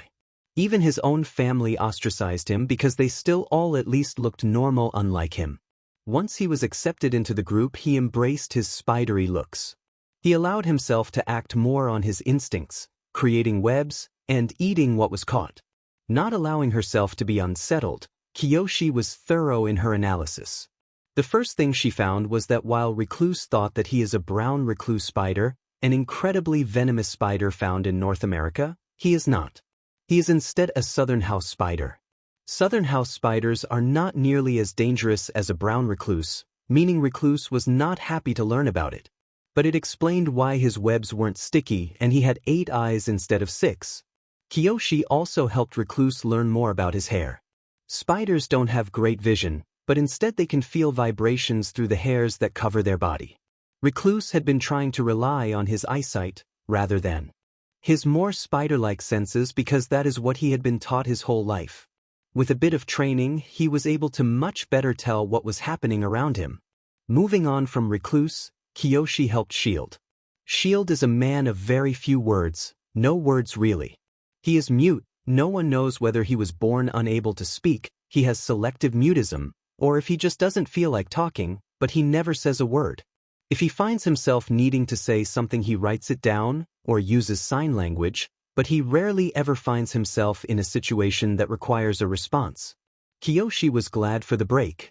After working with all the rest of the bullets, working with Shield was a dream. He wasn't creepy or trying to scare her, but he was receptive to her analysis. His quirk, called Solid Wave, allowed him to create a solid shield, wherever he waved his left hand with it stretched out as if he was giving a high five, and erased the shield with his left. This shield he created was solid and transparent, but slightly cloudy, so that it was just barely visible. It could take a substantial amount of damage before breaking, and it would last for quite a while. The main suggestion that Kiyoshi had for him was to change up the shape and placement of his shields. Rather than waving in a circular shape, create different shapes that might allow for different uses. Sadly, because Shield was so receptive to her suggestions, she didn't get to work with him long. Moving to the next bullet, Kiyoshi started working with a man who goes by the villain name Freezerburn. Freezerburn's quirk is a bit unusual. He calls it Frozen Fire. He can create and control normal-looking fire, however the fire is not normal at all. Rather than being hot like normal fire, it is cold. His quirk freezes instead of burns. In fact, his quirk was very much like his personality, cold and sharp, fueled by burning hatred. He had dreams to be a hero, but after failing to get into any good hero school, he found himself at what was widely considered the worst hero school in Japan. From there he failed the hero exam over and over again, until finally, they stopped letting him take it. His multiple failures fueled his hatred for hero society, allowing his anger to burn until he couldn't take it anymore. His final straw wasn't anything big, in fact it was relatively mundane. He saw a hero out on patrol, helping get a cat out of a tree. He had seen that hero once before. In the last hero exam they let him take, Freezerburn had been standing next to him when they got their results. While Freezerburn was told that he had failed for the last time, that he was no longer able to take the test, the other was officially becoming a hero. Seeing him out on patrol was too much for Freezerburn to handle, so he attacked. He threw all his anger and hatred at the hero, but there was a reason the other had passed while he had failed. The fight did not last long. Freezerburn was defeated easily, but rather than allow himself to be arrested he ran. Luckily for him he found Torment, who helped him get away. Freezerburn had more formal quirk training than any of the other bullets, but Kiyoshi was still able to help him. He had always focused on attacking as if it was hot fire, hoping that his target would be fooled and dodge it. He didn't see how dangerous his own fire could be. The cold can be painful and dangerous to the human body. Extreme cold, for even short amounts of time, could be deadly. He also could make different objects brittle by burning them with his freezing fire. Making objects brittle could be useful for breaking in or out of things, or for destroying an enemy's weapon. Finally, Kiyoshi moved on to the last bullet, Monotone. Monotone's quirk, Sleep Talker, has made his life difficult. He talks people to sleep, literally. The sound of his voice slowly lulls whoever hears it to sleep. Unfortunately, Monotone was unable to figure out how to talk without activating his quirk, so unless he wants everyone who hears him to fall asleep, he can't talk. Being unable to talk without everyone around him falling asleep did not go well for Monotone in school. Everyone was too scared of the power he could have over them to bother to try and communicate with him. So he lived his life in silence. The event that led him to the Shy Haikai wasn't on purpose. He didn't mean to make the bus driver, along with everyone on the bus, fall asleep. He didn't even mean to open his mouth. But he was tired, and someone called him on the phone. While he had been unable to figure out how to stop his quirk from working on anyone that was able to hear him in person, he had learned that a recording of his voice did not have the same effect. After he figured that out, he loved talking on the phone, as long as there wasn't anyone around. He had a long day at work. He had to work overtime because a coworker was too worried about his quirk to even talk to him on the phone, forcing them to email back and forth about the paperwork they had to fill out. His coworker misunderstood part of the email, causing all of the paperwork to be done incorrectly. His coworker blamed it on Monotone because his quirk kept them from talking about it outside of emails, so Monotone was left to fix it all. Annoyed and tired, Monotone got on the bus. As they drove, he started to drift off, until he noticed that his phone was ringing. Without realizing where he was, he answered the phone and began talking to the person that called. He didn't notice when everyone in the bus fell asleep, including the driver. It wasn't until he woke up in the hospital days later that he realized what he did. His mistake had killed 10 people, including the bus driver and the majority of the family that was in the car that the bus hit. The only survivor of the other car was a 7-year-old girl. Both her parents and her twin brother had been killed. After that day, guilt ate away at Monotone. He wasn't charged with anything because it was obviously an accident, but it didn't matter. To Monotone, his life was over. He quit his job and stayed in bed all day. He gave up. At some point he was evicted, but he didn't care. Not long into living on the streets, he attempted suicide. However, before he could die, Torment saved him. He got him medical treatment and brought him into the Shy Haikai, giving him what he had been missing since the accident, a reason to live. It took a few too many naps for Kiyoshi to figure it out, and even more for Monotone to get the hang of it, but eventually, Monotone was able to talk without putting anyone to sleep. They both almost cried tears of joy after Monotone had his first ever in-person conversation without anyone falling asleep. She also worked with him to figure out that if he sings, people fall asleep faster, but if he yells, they fall asleep slower. After she finished working with Monotone, Kiyoshi was given a few days to relax. Sadly, that time passed quickly and she found herself being called to talk to Overhaul himself. Nobody was not having a good time. He thought going undercover as Kiyoshi would be easy. He had years of experience of quirk analysis and he had always been good at acting, but acting full-time and faking an analysis quirk was exhausting. He also didn't really realize until he started his analysis that he would be helping make villains more dangerous. Logically, he knew that was what the job was for when he applied, but it only really hit him after he started. Unwilling to make the villains too much stronger, he held back some of his ideas. He didn't mention to Tearjerker that he could potentially control the salt water inside people, and he refused to mention anything about acupuncture to Needlepoint. If he wanted to, he could have helped the bullets all become even more terrifying than he did, but he absolutely did not want to do that. He did, however, keep all his ideas in his notes. Lucky for him, the Shy Haikai didn't see any issues with Kiyoshi typing up all of the analysis for each bullet.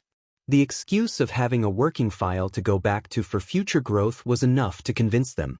This meant that nobody was able to discreetly get the analysis to Eraserhead and Tsukachi. He implanted a virus in his laptop that would allow remote access to the computer. He was sure to hide it carefully in case anyone checked for it, but the thought of him sending the information out didn't seem to cross their minds. Somehow he had gained their complete trust. Even with the trust of the Shy Haikai, it was difficult for nobody to stay in contact with Eraserhead and Tsukachi. He didn't dare use his phone unless he was sure he was completely alone, and he wouldn't risk using his laptop to contact them. At the beginning of his mission, he was able to contact them a bit in the evenings and mornings, while he was going to bed or just waking up, but after analyzing Needlepoint, he no longer had those opportunities. For some reason, Needlepoint had decided that Kiyoshi was going to be her best friend. She would come over whenever she felt like it to hang out and talk, meaning that nobody was rarely alone. The button that he made proved to be very useful at that point. He didn't really expect Eraserhead or Tsukachi to use them much, or at all, but they were buzzing him every couple of hours to check in. Every time the button buzzed in his pocket, he got a fuzzy feeling in his chest. They were probably just wanting to make sure the mission hadn't gone bad, but to nobody, it felt like they cared. After a few days of being undercover, nobody expected them to decrease the frequency of their check-ins, and he was only partially correct. Tsukachi buzzed less, but Eraserhead made up for it by checking in more. In the few days that Kiyoshi was given off, nobody was able to contact the hero and detective a bit more. In that time, he finally found out what chronostasis and Mimic's quirks were. Chronostasis can use his clock-like hair to slow people down. Mimic can take control of any object as if it is his body. Without wasting a moment, nobody added their quirks to his notes on the laptop so that Eraserhead and Tsukachi would be aware. Nobody debated planning the raid now. He got information about all the quirks as well as the location of their base. They had enough information to plan a raid that could be successful, but he still felt like he was missing important information. In the time that he had been with the Shy Haikai, Torment and occasionally a bullet or two went out for trigger deals, but they were always selling. Nobody had yet to figure out where they were getting it from, so he held back on setting up the raid. Now, after having a few days off, Kiyoshi was called in to talk to Overhaul, and nobody was scared. Right from the beginning, Torment had said that Kiyoshi wouldn't be expected to work with Overhaul, Torment, Chronostasis, or Mimic on their quirks. Supposedly they all had figured out their quirks well enough. If that was the case, then why would Overhaul have any need to talk to Kiyoshi? As he walked toward Overhaul's office, he tried to think of any reason that he may want to speak to her. He worried that he had looked on the laptop and found that he hadn't told the bullets all of his theories, or worse, he had found the laptop. Or maybe he had a way to hack into nobody's phone. Nobody was a ball of anxiety as he walked, but he refused to show it as Kiyoshi. Kiyoshi had no reason to be worried. Too soon nobody found himself in front of the office labeled to belong to Overhaul. After taking a deep breath, he reached his hand out and knocked. Nobody stood in the silence of the hallway for what seemed like forever, but it was really less than a minute before the door was opened. He walked into a fairly spacious office. Overhaul sat in a large office chair behind a large desk while Torment stood to his side, slightly behind him. Chronostasis lounged on a couch in the corner with an open spot next to him that was filled by Mimic after a moment. It seemed that Mimic had been the one to open the door for him. "Ah, you must be Yamaguchi," Overhaul said instead of a greeting. "Yes, sir," nobody responded while bowing. After a moment he stood back up. "You must be wondering why I called you here," Overhaul noted. "Yes, sir, I was told that you and the rest of the men in this room had no use for my analysis. I am not aware of any other reason that you require my presence." Overhaul chuckled before responding, "True, we have no use for your analysis. We are well acquainted with our quirks." Overhaul began to remove one of his gloves as he continued talking. "Why don't I show you?" Nobody felt a chill go down his spine as he moved to step forward. Kiyoshi had no idea what Overhaul's quirk was. She would have no reason not to move toward the villain. But nobody knew, and nobody was scared. He wasn't sure how his quirk worked exactly. Would it hurt? Would he come back the same? Will he be reassembled as Overhaul thinks he is, a girl? Will Overhaul even reassemble him at all? Nobody was barely able to disguise his fear as he walked forward. In an attempt to distract himself, he looked around the room. The excitement that he saw on all of the other men's faces just made it worse. Finally stopping just in front of Overhaul's desk, nobody watched as Overhaul slipped off his gloves. He forced himself to fake excitement as he spoke. "I always want to see new quirks. I'm going to guess you have some sort of contact-based quirk, right?" Overhaul sounded almost bored as he responded, "Yes, I can disassemble and assemble anything I touch." Unable to hide it anymore, nobody finally let his fear show on his face, but it was only there for a second until Overhaul touched him. Suddenly, he felt as though his cells were being ripped apart, and then there was nothing. Coming back into existence was disorienting. He kept his eyes closed, but he was still overloaded with the smells and sounds. Since he had begun living in the base, he blocked out the constant hum of machinery and people and the strong chemical smell that lingered, but now he couldn't avoid it. It was only when he felt a buzz from the button in his pocket that he realized where he was and how much danger he was in. Focusing on the vibration, he noticed that it was unusual. At first there was just the usual medium-length buzz that signaled that Eraserhead was checking in on him, but immediately following it there was the long buzz that signaled Tsukachi. The timing of the vibrations were so close together it was almost as though they pressed it at the same time. Moving for the first time since being reassembled, nobody opened his eyes to look into the expectant faces of the villains in the room. Wow, that is quite a quirk. Nobody began talking as he reached his hand into his pocket to respond to the buzzing. It's really interesting that you can take something apart and then put it back together without knowing everything about it. You put me back together perfectly, even the things that you can't see and had no way of knowing about. As soon as nobody finished talking, he knew that he said something he shouldn't have. The men in the room had all tensed and were now looking at him suspiciously. And what wouldn't I know about? Overhaul asked threateningly. Nobody hid his panic as he answered, "Oh, nothing too important really, I just have some scars and stuff that I can tell are still there, even though you would have never seen them." He wasn't completely lying, he could still feel the scars that were under his mask, but he wasn't entirely truthful. He couldn't tell the villains that he was referring to the fact that he was put back together as a boy, instead of as the girl he was pretending to be. The villains thought about his response for a moment as their eyes searched him for any signs of a lie. Apparently satisfied, they relaxed back into their seats, except for Overhaul. He seemed to have another question to ask. What beeped when you were reassembled? Nobody didn't bother to hide his confusion. Huh? Something beeped. When I use my quirk, it resets any electronics that are on the person. So what do you have on you that would beep? Overhaul said threateningly. The other men in the room also tensed again, suspicious of Kiyoshi. Going through a mental tally of all the electronics he currently had on him, nobody was so glad he had used the designs he did. He thought about just adding a setting to the voice changer he used for his vigilante work, but he decided that it was too risky. If he accidentally changed the setting while undercover, it would put him in a lot of danger. Instead, he made a voice changer that only had one setting and that didn't turn off. His final design works like normal after a hard reset. The other design would have had him speaking in his normal voice. Other than the voice changer, he only had his watch, his phone, and the communicator. His phone had died right before he came to the meeting. He had forgotten to charge it last night, so he could rule out that as the culprit. His watch was a pretty basic watch that he fixed up a while back. It worked well enough, but it didn't even have a speaker, so he was pretty sure that wasn't it either. That left the communicator. Nobody cursed to himself when he realized it. When he first set it up, he had it beep, vibrate, and light up all at the same time. It must have done that when it was reset. Thinking quickly, nobody thought of a cover for the beep Overhaul had heard. Oh, that was probably my watch. It has an alarm on it that beeps when it gets reset. Nobody lied. He hoped they wouldn't look too closely at his watch to see that it wasn't possible for it to make a sound. Satisfied with his answer, they moved on. Now that we have gotten that out of the way, why don't we move on to the real reason that we called you here? The past few minutes had been so nerve-wracking that nobody had forgotten that he wasn't there for quirk analysis. He nodded, eager to figure out why he was there. As you probably have already realized, there isn't anyone else here that needs their quirk analyzed. I'm sure you can see why that would be a problem. That's why you are here after all.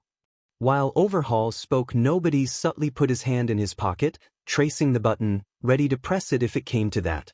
He didn't know where this conversation was headed, but so far it didn't sound good. Nobody looked at Overhaul's hands, ready to react at a moment's notice, but he was surprised to find that the villain had his gloves back on. But that isn't the only thing that caught our attention on your resume. We have a more. Overhaul pulled at his gloves but kept them on, secretive operation that we think you would be a good fit for. Nobody was putting all his effort in remaining calm. He didn't bother hiding his fear. It would be unusual for anyone to not be at least a little afraid in this situation, but he refused to show just how scared he was. Kiyoshi would be a bit nervous and uncomfortable, but she wouldn't have much to fear.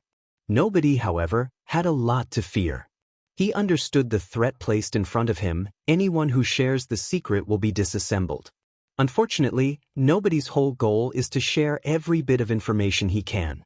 Nobody was so lost in his mind that he almost missed Torment talking. Don't worry, we think you will like working on this. Nobody looked at him with confusion, but before he could question anything, Overhaul was talking again. It is pretty well known that we distribute Trigger, however we have managed to hide our supplier well. Overhaul got up and waved for Kiyoshi to follow him. Nobody followed Overhaul as he walked out of the office to a door that nobody had yet to see open. Pausing before opening the door, Overhaul continued speaking, "That is because we manufacture it here." Nobody was shocked as he followed Overhaul into a completely different side of the building.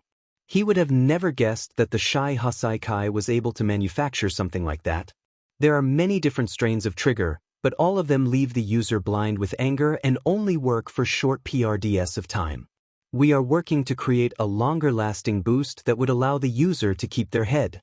But that is not the only thing we are developing. Quirks are a plague on society.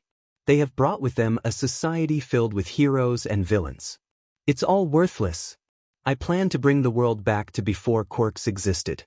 If we can create a drag that boosts quirks, why can't we create one that destroys them? The more Overhaul spoke, the more nobody was shocked.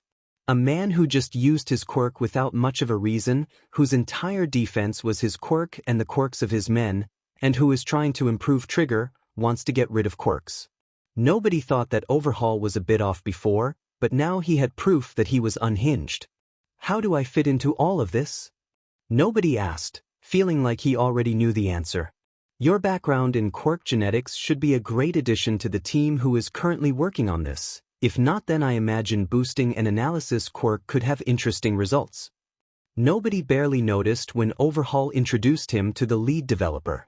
He didn't register when Overhaul left and the developers started giving him a tour.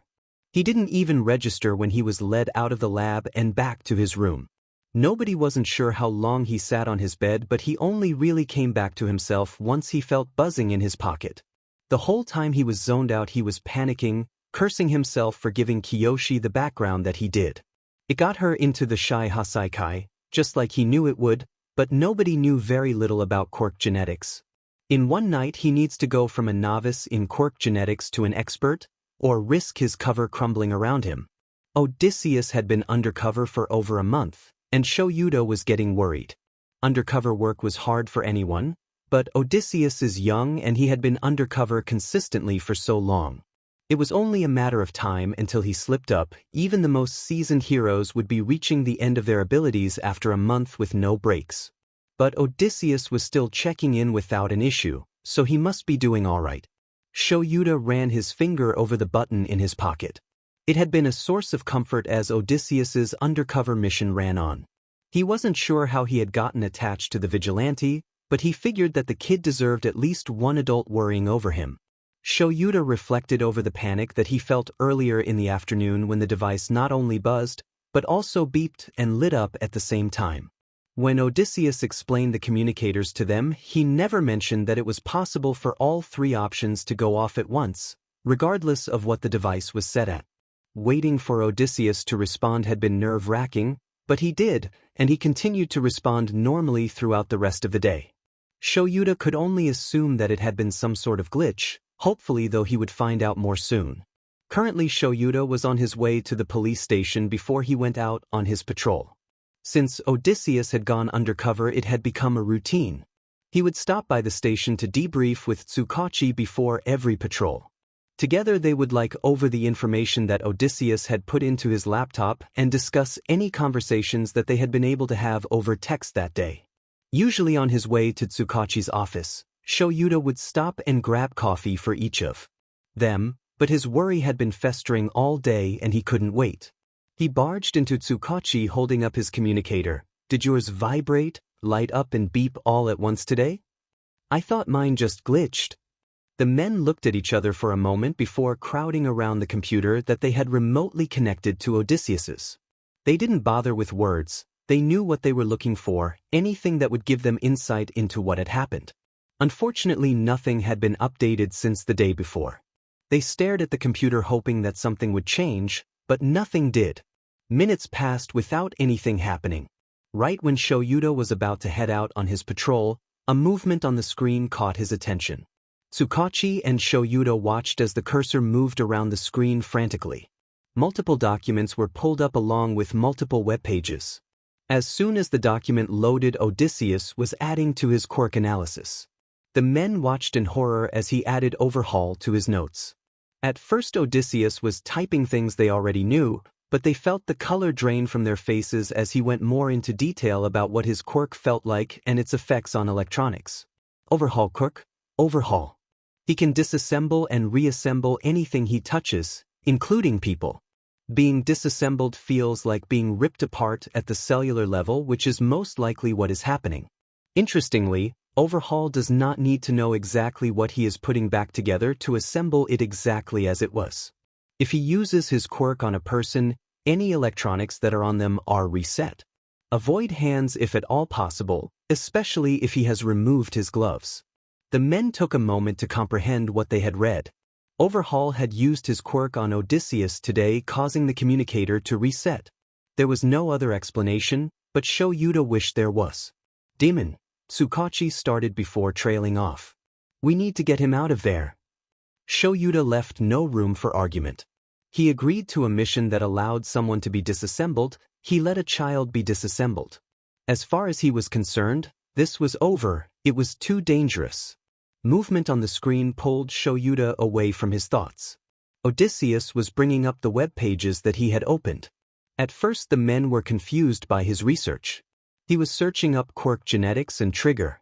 They watched for a while in confusion before they realized his searches became more targeted. Odysseus was doing research about trigger, looking into how it works and how it was made. And he was looking into Quirk genetics, specifically the source of quirks. Those two topics did not paint a good picture in Shuta's mind. He had a feeling that this case just got a lot more complicated. Shoyuta hung around the station for a while after that, but he didn't get much more from watching the computer screen. Odysseus was still doing research when he finally left for his patrol. Before he left though, he made Tsukachi promise to update him on anything new that might come up. As he swung up onto the roof to begin his patrol, Shoyuta pressed the button in his pocket. His worry was worse than it was earlier in the day, but the returning short buzz in his pocket always made him feel a bit better. Nobody was frantic. After adding to his notes on Overhaul, he got lost in research. He thought for a moment that he should reassure Eraserhead and Tsukachi that he was fine. A small voice in his head was telling him that they would care about that. But a louder voice won out. After all, he is just nobody. Why would they care if he had been disassembled? It turned out that his obsession over quirks actually helped him. He wasn't as unfamiliar with quirk genetics as he thought he was. The years he had spent browsing through quirk forums had unintentionally introduced him to much of the current research on quirk genetics, but through a different lens. That, along with the research he had done into trigger when he had first started looking into the Shy Haikai, left him with a pretty solid basic understanding of the topic. Even with that, however, he still had a lot more he needed to learn to keep his cover. Time passed quickly with nobody's nose buried in his research. He didn't notice as his room slowly got brighter, as the sun made its way into the sky, light streaming in through the window. He was snapped out of his research by a loud, jarring noise. It took him a moment to register what was going on before he realized it was just his alarm. Disgruntled, he got up and got ready for the day, hoping that his research had been enough. The first day he spent in the labs was difficult. His research had gotten him through the theory of everything, but it didn't make up for his lack of lab experience. Luckily, he was able to credit his blunders to having been out of the lab for so long, but it was still like nothing he had done before. By the end of the day, he was so exhausted he couldn't even bother to open his laptop. He made sure to keep in contact with Eraser and Tsukachi through the button in his pocket, but he didn't have the energy for anything more than that. Over the next few weeks, nobody found himself incredibly busy. He didn't have much of a chance to stay in contact with Eraser and Tsukachi, but he made sure that they knew he was alive. Nobody spent every chance he could doing research.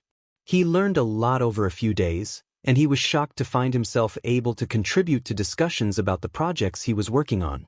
He was also a bit horrified. He was helping contribute to research that would lead to more effective trigger, and even more horrifying, a drag that would get rid of quirks. But nobody knew the risks of not contributing. After a couple days of just observing and learning, Torment was getting impatient. It turned out that while Torment had nothing to do with the actual research, he was the main person in charge of the operation, and he didn't take well to people who weren't making themselves useful. He pulled Kiyoshi aside after everyone had called it quits for the day. He made it very clear that if she wasn't being useful in the lab, he would find another way for her to be useful. Kiyoshi was there to help improve quirks and to contribute to drag research. If she wasn't going to contribute to the drag research, then she would be helping improve his quirk. From the very first time she met him, Torment had been insistent that he didn't need her analysis, so nobody was confused. The next evening the confusion was cleared up. Kiyoshi still hadn't contributed enough and was pulled aside again. Torment didn't hesitate to reach out and grab her. Confusion was painted on her face for just a moment, before it was replaced with agony. Torment wasn't going to have her analyze his quirk, he was going to practice using his quirk on her. Nobody pulled another all-nighter after that. He did not want to experience that quirk ever again. The next day, he started trying to contribute more. Unfortunately, Kiyoshi was still pulled aside some days, but at least it wasn't every day.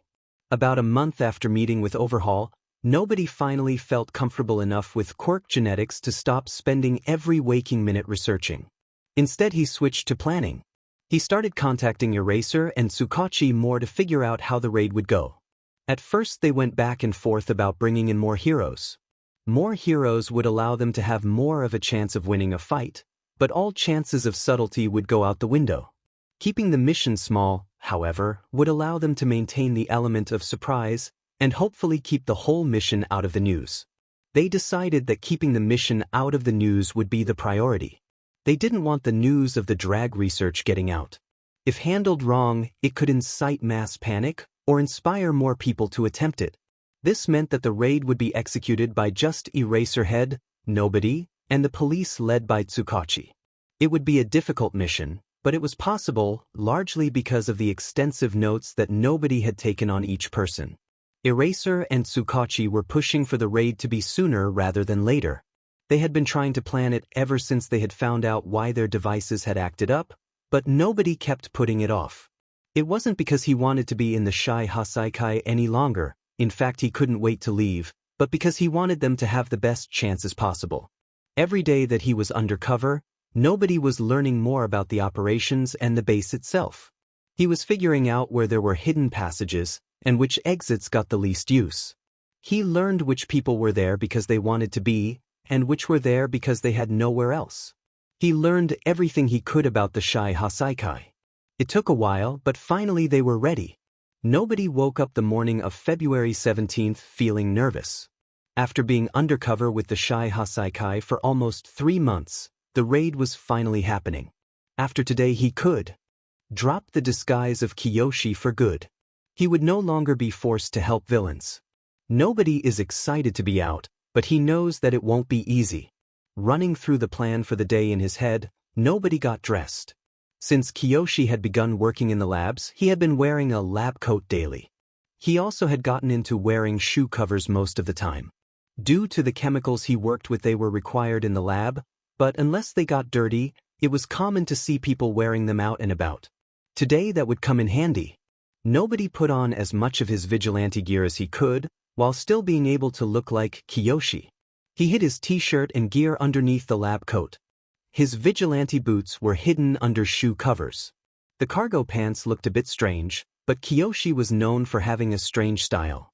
He put everything he couldn't hide on him in his tote that he carried with him. He carefully hid his mask, gloves, and visor under his jacket in the bag. After a moment's thought, he grabbed the laptop that he had been using the whole time he was there. Once he leaves this morning, he has no plans to return to this room. He can't risk anyone else getting the information that was stored on that computer. He carefully took out the hard drive and placed it into his tote. To make sure that nothing could be recovered, he then destroyed the laptop. Looking around the room, he decided that he didn't have anything else to take. The clothes he wore as Kiyoshi was cheap thrift store junk, and he didn't have any other belongings. He made his way to the lab, overly aware of all the hidden gear on him. Until he got the signal that the raid was starting, he had to go about his day as normal. The morning passed by slowly. Luckily, he was working on something that kept him at one workstation, so no one questioned him carrying a bag with him. Finally, almost at noon, his device buzzed twice. It was the signal to start the raid. Holding his breath, Nobody discreetly pulled out a newly made grenade. He had designed it months ago, but until he started working in the lab, he hadn't had access to the chemicals necessary to make it. Over the course of the month, he discreetly created the weapon in his room, using materials he had taken from the lab. As he pulled the trigger, it seemed like nothing happened, but Nobody knew that something had. Within seconds, the person closest to him passed out, everyone else in the room following soon after. Quickly, nobody switched out the mask he wore as Kiyoshi for the one he wore as Nobody. Testing his mask's new air-purifying function, Nobody breathed in and was happy to find himself still awake.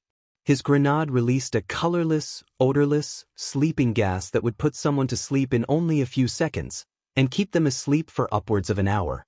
Once he was sure that everyone in the lab had passed out, he got to work. His first plan of action was to make sure that Kiyoshi couldn't be tied to this. Working quickly, he moved toward the window that he had scoped out earlier. Quickly, he made it seem like Kiyoshi had outlasted the rest of the scientists due to her mask being a more substantial quality. While she was fighting sleep, she rushed to the window and climbed out, ripping off her mask to breathe in fresh air. She then would have ran off, recognizing that they were being attacked. Nobody knew that the cameras were down for maintenance today. That is why today was chosen after all. So there would be no record of what actually happened. If any part of the Shy Haikai were left free after today, they would think that Kiyoshi Yamaguchi was a coward, but not a traitor. Once that was done, he quickly put the rest of his vigilante gear. After emptying his tote that had his jacket and everything in it, he folded the hard drive into it and hid it in a pocket hidden on the inside of his jacket.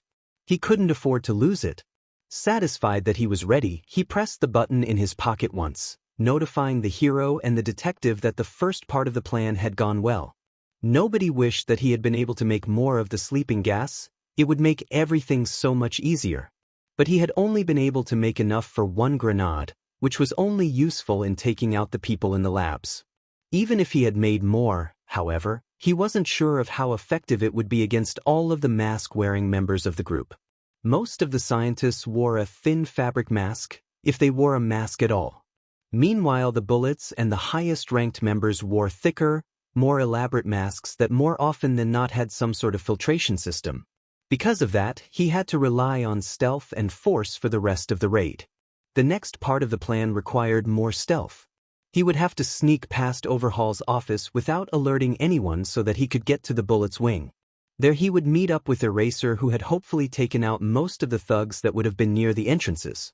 They then would ambush each Bullet individually and knock them out before they could alarm the rest of the group. Only once all the Bullets were knocked out could they launch the attack on the higher-ups. Ideally, they would all be separated as well, but it was more than likely they would all be in Overhaul's office together. Other than when they are out on missions, that is where they would usually all be. Silently, Nobody moved through the hallways, ducking into empty rooms to ambush anyone that walked by. Not many people use this hallway. Even though everyone here is on the same side as Overhaul, no one wanted to risk being around him if he got angry, and he got angry a lot, so if at all possible people would use any other path. A couple lower-level thugs passed by and Nobody contemplated just using his tranquilizers in his multi-gun on them, but he knew that the gun wasn't silent enough, so instead he knocked them out quickly with a well-placed hit to the head and dragged them into the empty room he had hid in. He kept inching along the hallway until finally he made it to the Bullet's wing where Eraser was waiting for him. They started with the two that they expected to be together. After Kiyoshi had suggested that Rocky and Tearjerker team up, they spent a lot of time together. They became friends and would hang out any chance they got, unlike the rest of the Bullets. This meant that Eraser and Nobody had to be quick in taking them out so that one couldn't sound an alarm while the other fought.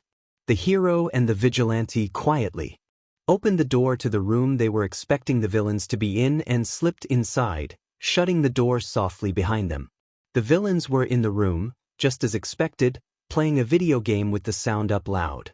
In a silent conversation, Nobody and Eraser decided which of them would take out which villain. Eraser would deal with Tearjerker, while Nobody would be the one to take out Rocky. With synchronized hits to the head, Rocky and Tearjerker were out. Nobody and Eraser moved quickly to tie up the two villains. They didn't want to have any issues from them if they woke up too early. Working through the rest of the Bullets went similarly. Viper and Freezerburn never even noticed they were there. Monotone saw them, but he was out before he could react. Recluse had been practicing using his hairs to sense things, but he was easy to confuse, so he was out quickly as well.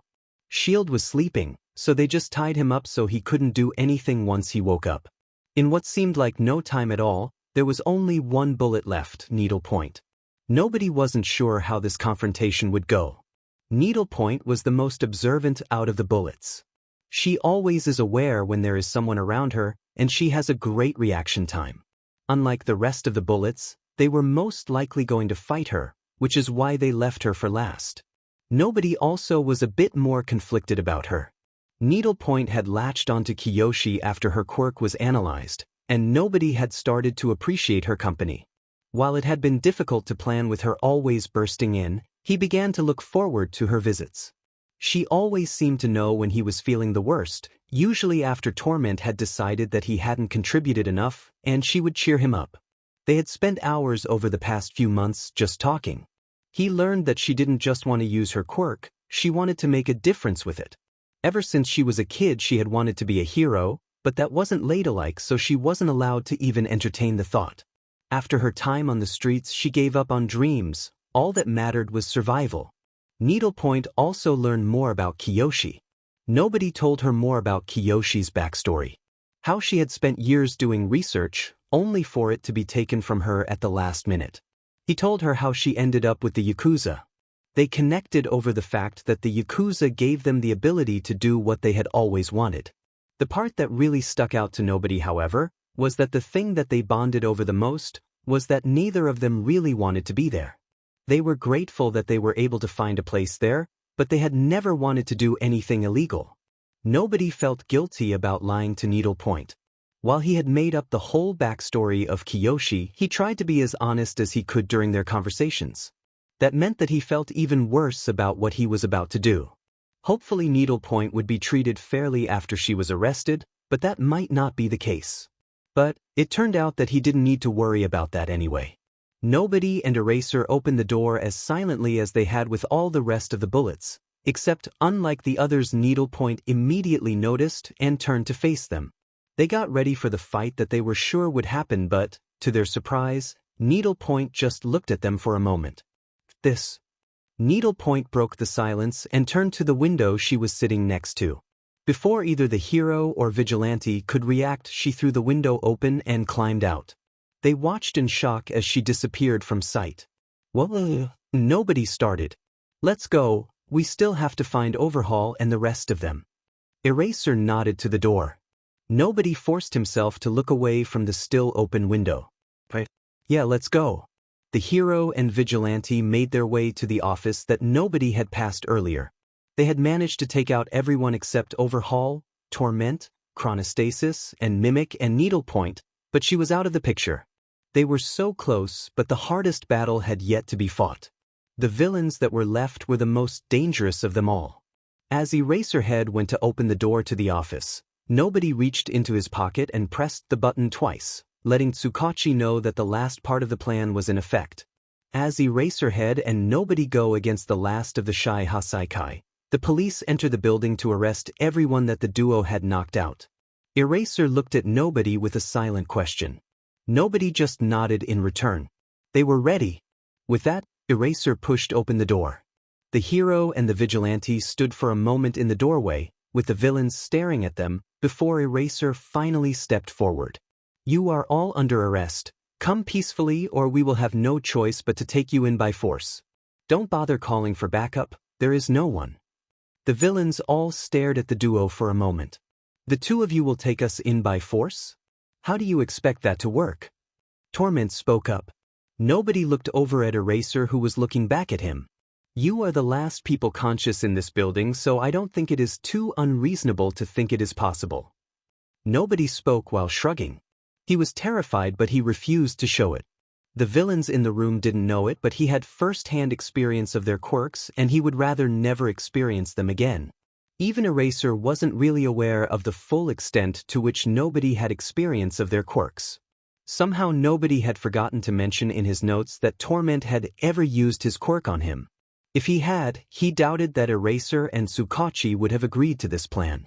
They barely agreed to this plan as it was. Nobody noticed that after he spoke the villains looked unsettled for a moment, but it only lasted a second. Well, let's not waste any time then.